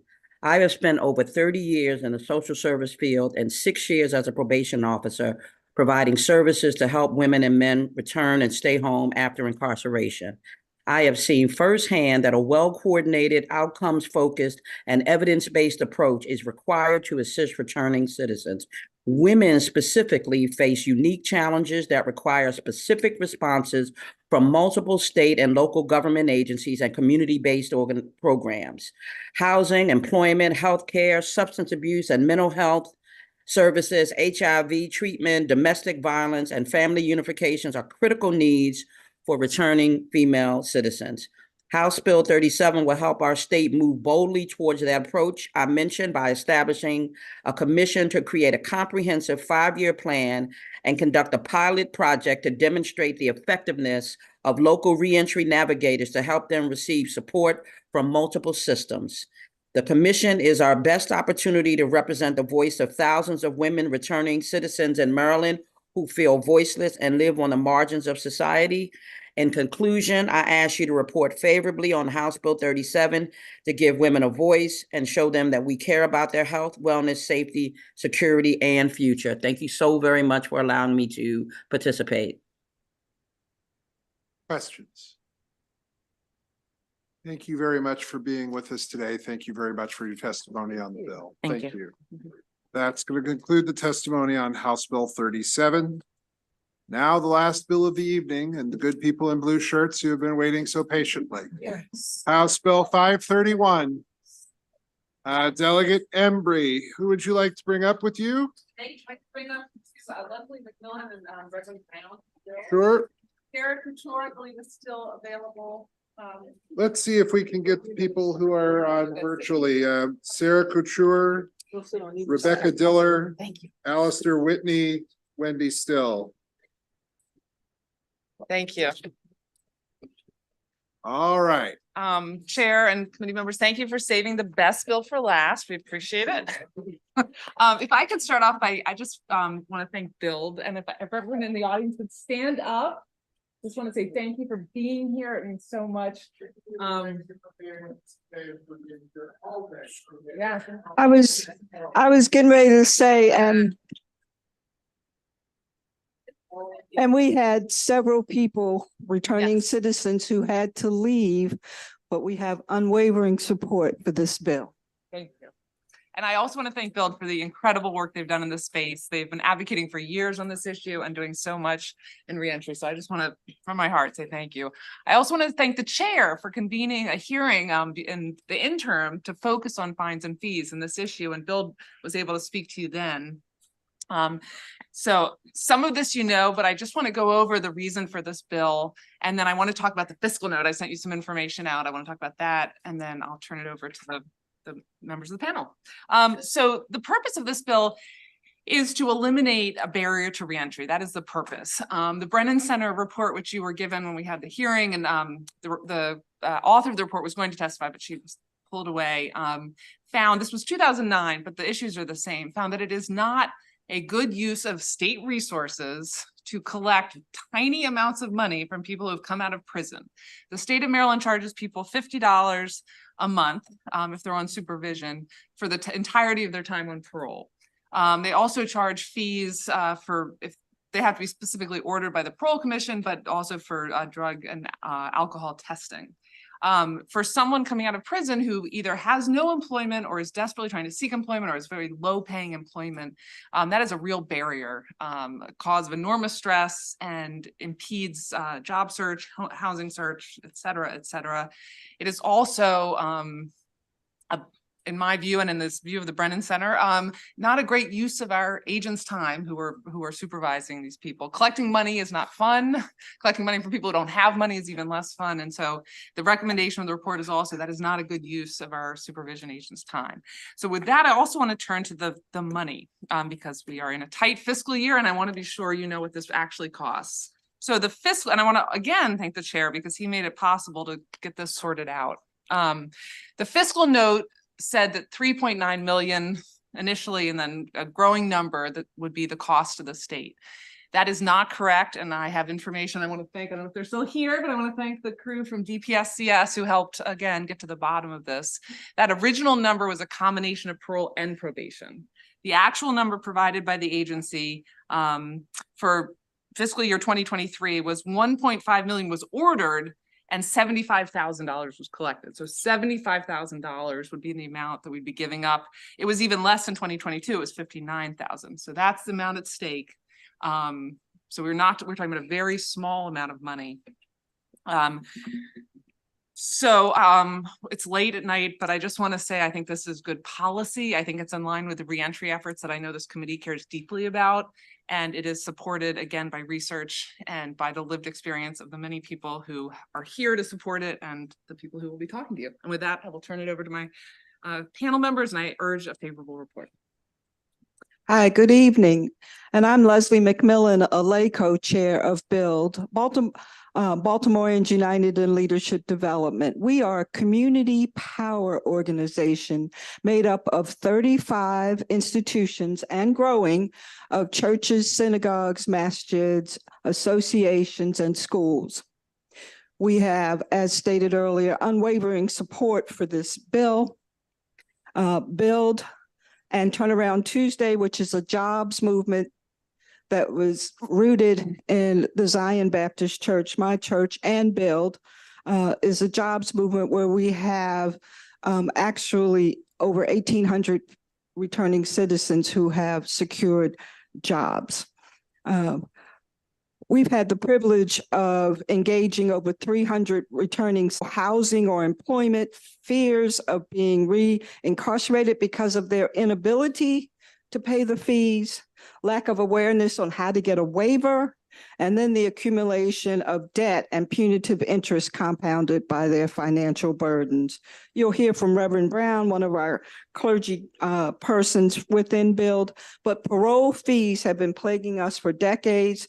Delegate Embry mentioned the Brennan Center for Justice. They conducted a thorough examination and study over 15 years ago, highlighting the elimination of parole fees, ceasing the 17% interest on accumulating fees, and noted that the fees collected failed to support returning citizens and parole citizens.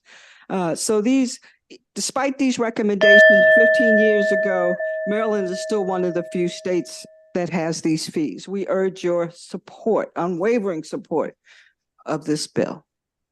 I'll turn it over to Reverend Brown. Good afternoon, good evening now. I'm Reverend Brent Brown, Senior Pastor at the Greater Harvest Baptist Church in Southwest Baltimore, Vice President for the Ministers Conference of Baltimore and vicinity, clergy leader with Build, and a partner with Turnaround Tuesday, where our church will be partnering ministry in the West Baltimore area. In light of all of that, on November the 8th, Build and Turnaround Tuesday briefed this Judiciary Committee where Thomas Anderson, along with Michael Martin, who is a returning citizen, gave testimony of the hardship he faced due to this parole fee. Mr. Martin gave testimony of how he has lifetime parole, and that fee of $52 was placed upon him for the duration of his parole, which means he would be paying $52 every month for his natural life. Mr. Martin was faced with having to decide whether he would feed himself when he first returned home or pay this fee. As he advocated to his parole officer for release, he was advised to panhandle and further breaking the law, which would lead to him being incarcerated again.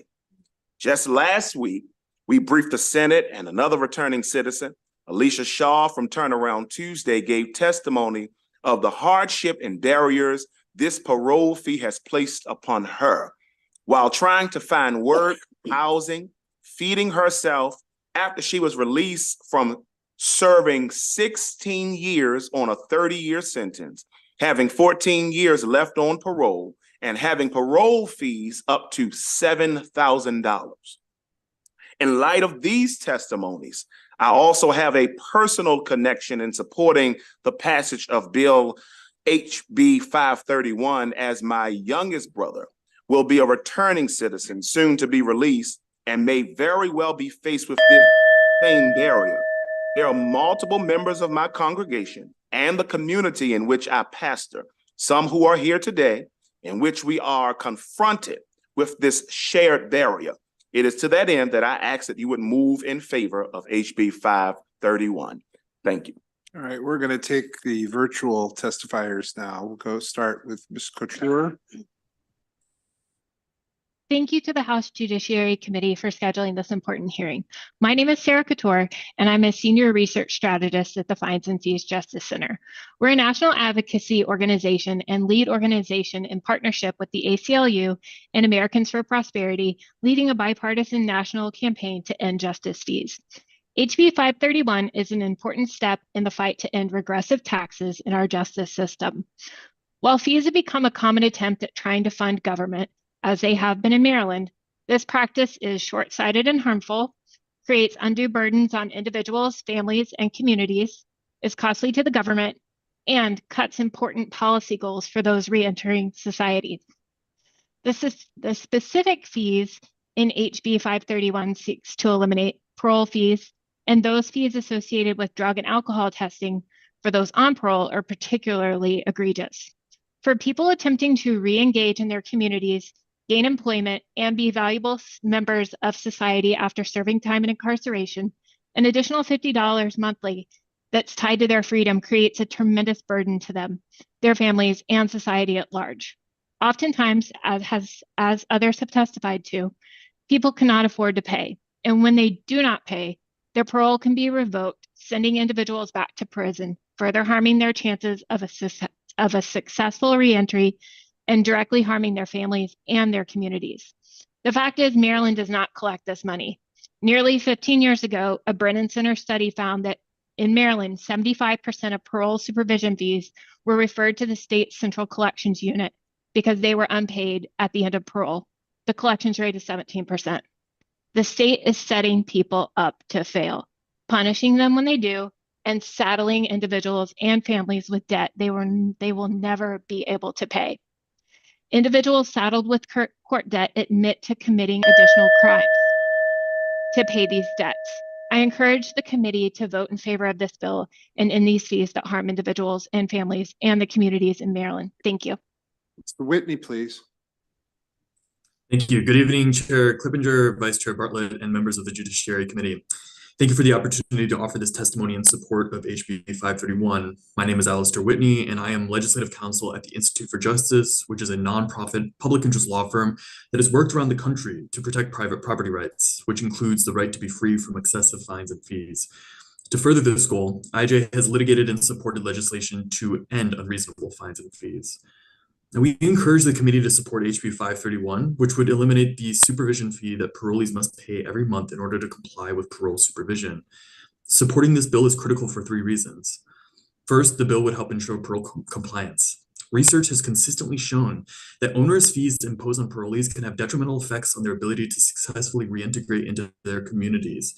High levels of debt as a result of these fees make it more difficult for folks to comply with the terms of their parole supervision and can lead to recidivism. Second, and relatedly, many folks transitioning back into society post-incarceration lack stable employment, secure housing, and durable social networks. Parole-related financial burdens, which on average cost a parolee in Maryland over $740 over the course of his or her parole term, according to the Brennan Report, only serve to exacerbate these challenges, particularly for those who may already be struggling to make ends meet. Third, this bill would help create a more equitable and just criminal justice system. As it stands today, imposing a fee for parole supervision creates a system where individuals with financial means are better positioned to comply with the terms of parole, while those without are disproportionately penalized. This exacerbates socioeconomic disparities and perpetuates cycles of poverty and inequality within the state. Eliminating this fee would help ensure that parole remains focused on its intended goals of rehabilitation and reintegration rather than retribution and punishment. Abolishing this fee is one step the General Assembly can take to help folks comply with the terms of parole supervision and make it easier for them to reenter society and stay out of trouble. We urge a favorable report. Thank you for your time and thoughtful consideration of this issue. Ms. Still, please. Good evening, esteemed committee members. My name is Wendy Still, and I'm a criminologist and former chief probation officer for both Alameda and San Francisco counties combined for over 10 years and have approximately 30 years of experience serving as an administrator and policymaker with the California prison system. I'm also representing the steering committee of Exit, a national group of supervision agency leaders working towards probation and parole reform. I'm proud to testify in support of House Bill 531, a common sense proposal that would eliminate parole and supervision drug testing fees in Maryland.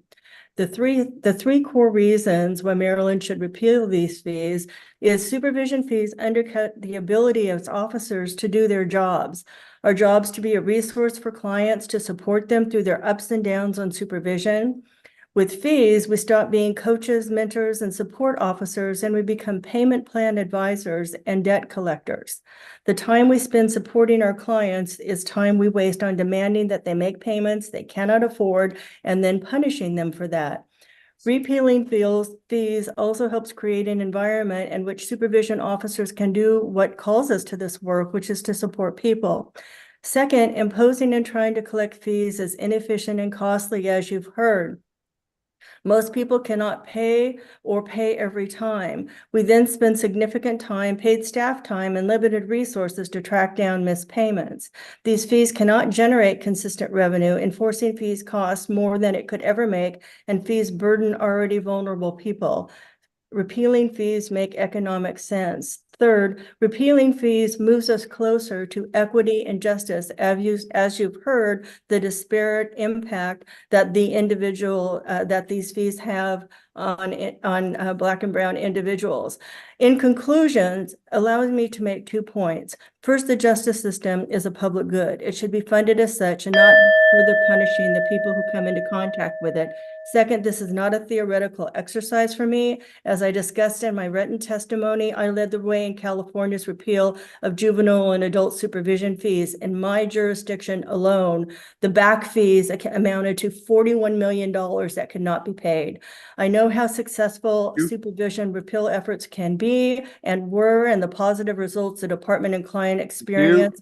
I urge you to take the first step. Thank you very much. Thank you very much. All right, are there questions for this panel? Very briefly, the distinction between a parole fee and a probation fee is if you're given probation at sentencing, then you would pay the probation fee, correct? Correct. And as you But you know, can get parole without having probation. and probation could be without any incarceration, or it could be after a period of incarceration. But with probation, a judge is involved in determining what the appropriate amount is. And the parole fee is automatic and only applies to people coming out of prison, which is why this bill is focused on parole fees.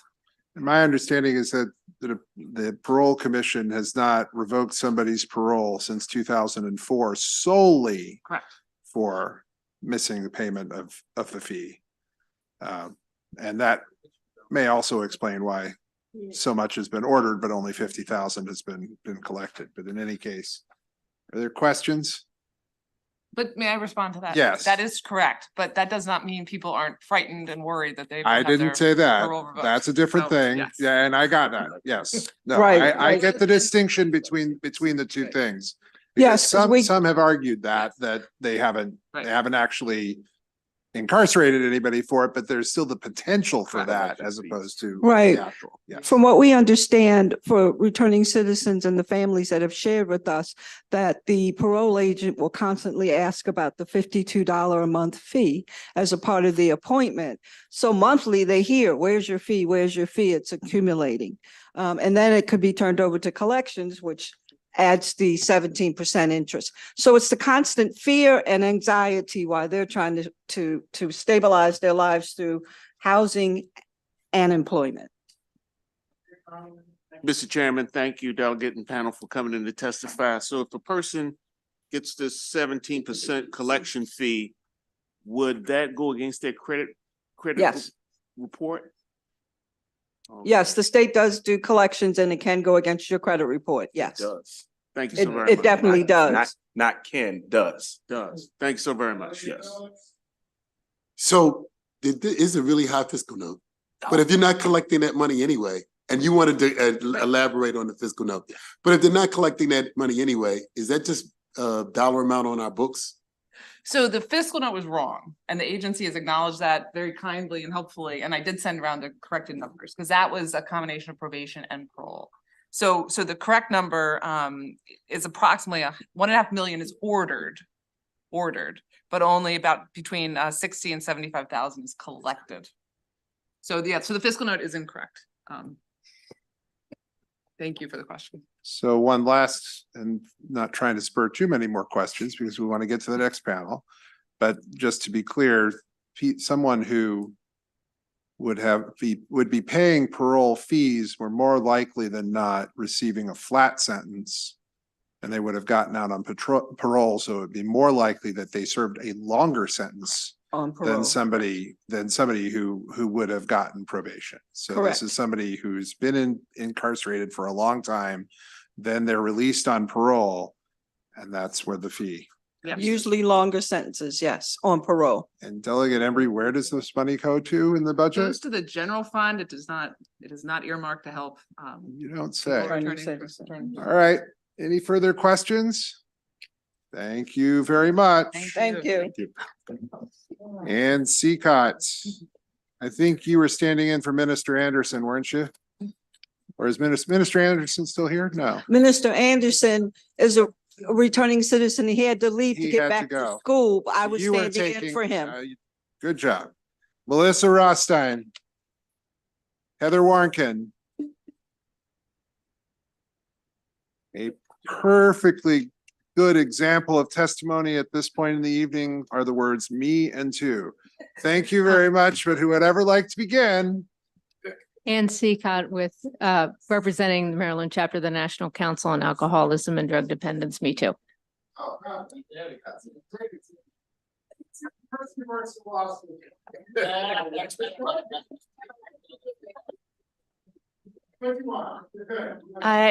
Good evening again. I am mostly here at this late hour to, in solidarity, give a very enthusiastic Me Too in honor of BUILD and this very important bill. I do want to emphasize just one point around beyond undermining the reentry success for the returning individual, the counterproductive and inhumane nature of these fees on their loved ones, including their children, that the stress of these fees alone can be an enormous burden, causing fear and potentially re-traumatization if their parent were to be reincarcerated for failure to pay.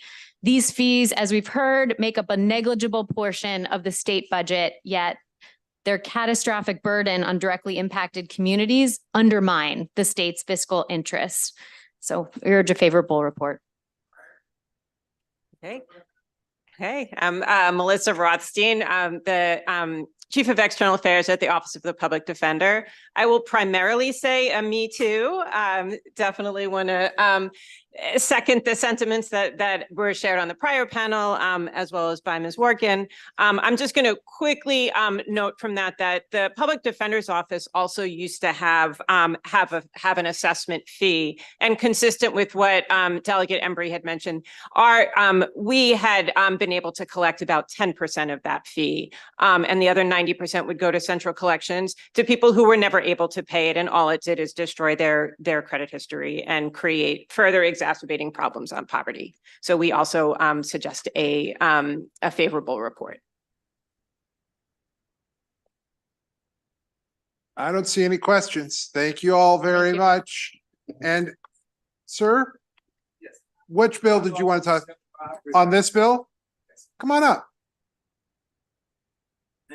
Come on up. It's all right. Does anybody else want to testify on this bill? Look, just to be clear, it's late, but he very much wants to testify, and we're very happy to hear from you. So go ahead for 2 minutes. All right. My name is Ted Vos, that's the L. Currently, I'm a member of IBW. I'm also a former teacher at Better You Construction Training. All I'm in the same pursuit of helping people who re-enter in society and those who already had never went in. At the end of the day, you're trying to help people. But in this case, we're talking about people re-entering society. I was that person. I did 18 years. I came home. I had 7 years of parole I had to pay. Okay. When I first got my first job, I was making $8.25 an hour for 20 hours at Dundalk Community College working honor. My wife loved me, but I ain't had no money. Okay. But I'm not sitting here talking about the fact that we're talking about $52. Let's be for real. A lot of people hear $52, they're like, it's $52. Let's be for real. That's a lot of people think it's $52. I'm pretty sure that if anything, this is going to help you be responsible, right? It's the principle of this part, though. When I was on parole, right, I didn't get early parole. I need you to understand this is an important part. The way I was released was I got on diminution credits. Good time. I worked in there. I was a tutor in there. I was a clerk in there. I came home because COMAR regulates that I have to come home. I cannot stay there if I wanted to. No early parole. No one said, you know what, you did good, I'm gonna let you come home, right? So I'm home because I have to be home. But now you want to charge me for being home. Look at that principle. Second principle is this. While I'm on parole, I'm doing everything I go to college. I started going to apprenticeship. I'm making money, paying taxes. The same taxes people saying, well, you know, taxes to have you in there, right? Taxes that you come out and you're going to be a problem. Well, I'm paying taxes, right? You want me to pay taxes towards this. So you want me to pay $52, but I'm pretty sure on my check, you're taking more than $52 out. So the tax is getting there. And it's paying everybody his salary. I'm contributing everybody's his salary since I've been home, right? I think I did my part. Even to the point where now I'm in prevailing wages and I'm making a lot more money. Trust me, I hate this tax bracket. I know you got 2 minutes. Give me 2. I know. I'm gonna let everybody go home. The part that got me more than anything else is that while I was working and I'm sitting here, they said, we don't want to see you no more. You're doing good. Your file is this thin. We don't want to see you no more. So I didn't see my probation or nothing for 7 years. They didn't call me. They didn't visit my home. So you didn't work. I did. But I'm paying you for supervision fees. Who did you supervise? You understand what I'm getting? Who did you supervise? Think about the principles here. It has to be logical. Who did you supervise? And I'm paying my taxes for your job. I think I'm pretty glad I let you talk. All right. I've been wanting to talk to y'all about this and a whole lot of other. Y'all gonna see me talking about more stuff. All right.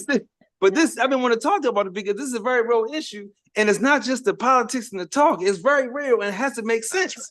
I'm working hard. They called me one time. So make sure I ain't tell a lie. They did call me. You know when they called me? COVID. Are you still alive? Good. Thank you. Thank I just you. want you to understand that. Please consider this. Thank you very much. Thank you. Thank you for being here all day, and thank you very much for your testimony. Thank you very much for your testimony. That concludes the testimony on House Bill 531. And concludes the testimony today. There will be a voting session tomorrow after bill hearings on the floor. Thank you all very much. Have a good evening.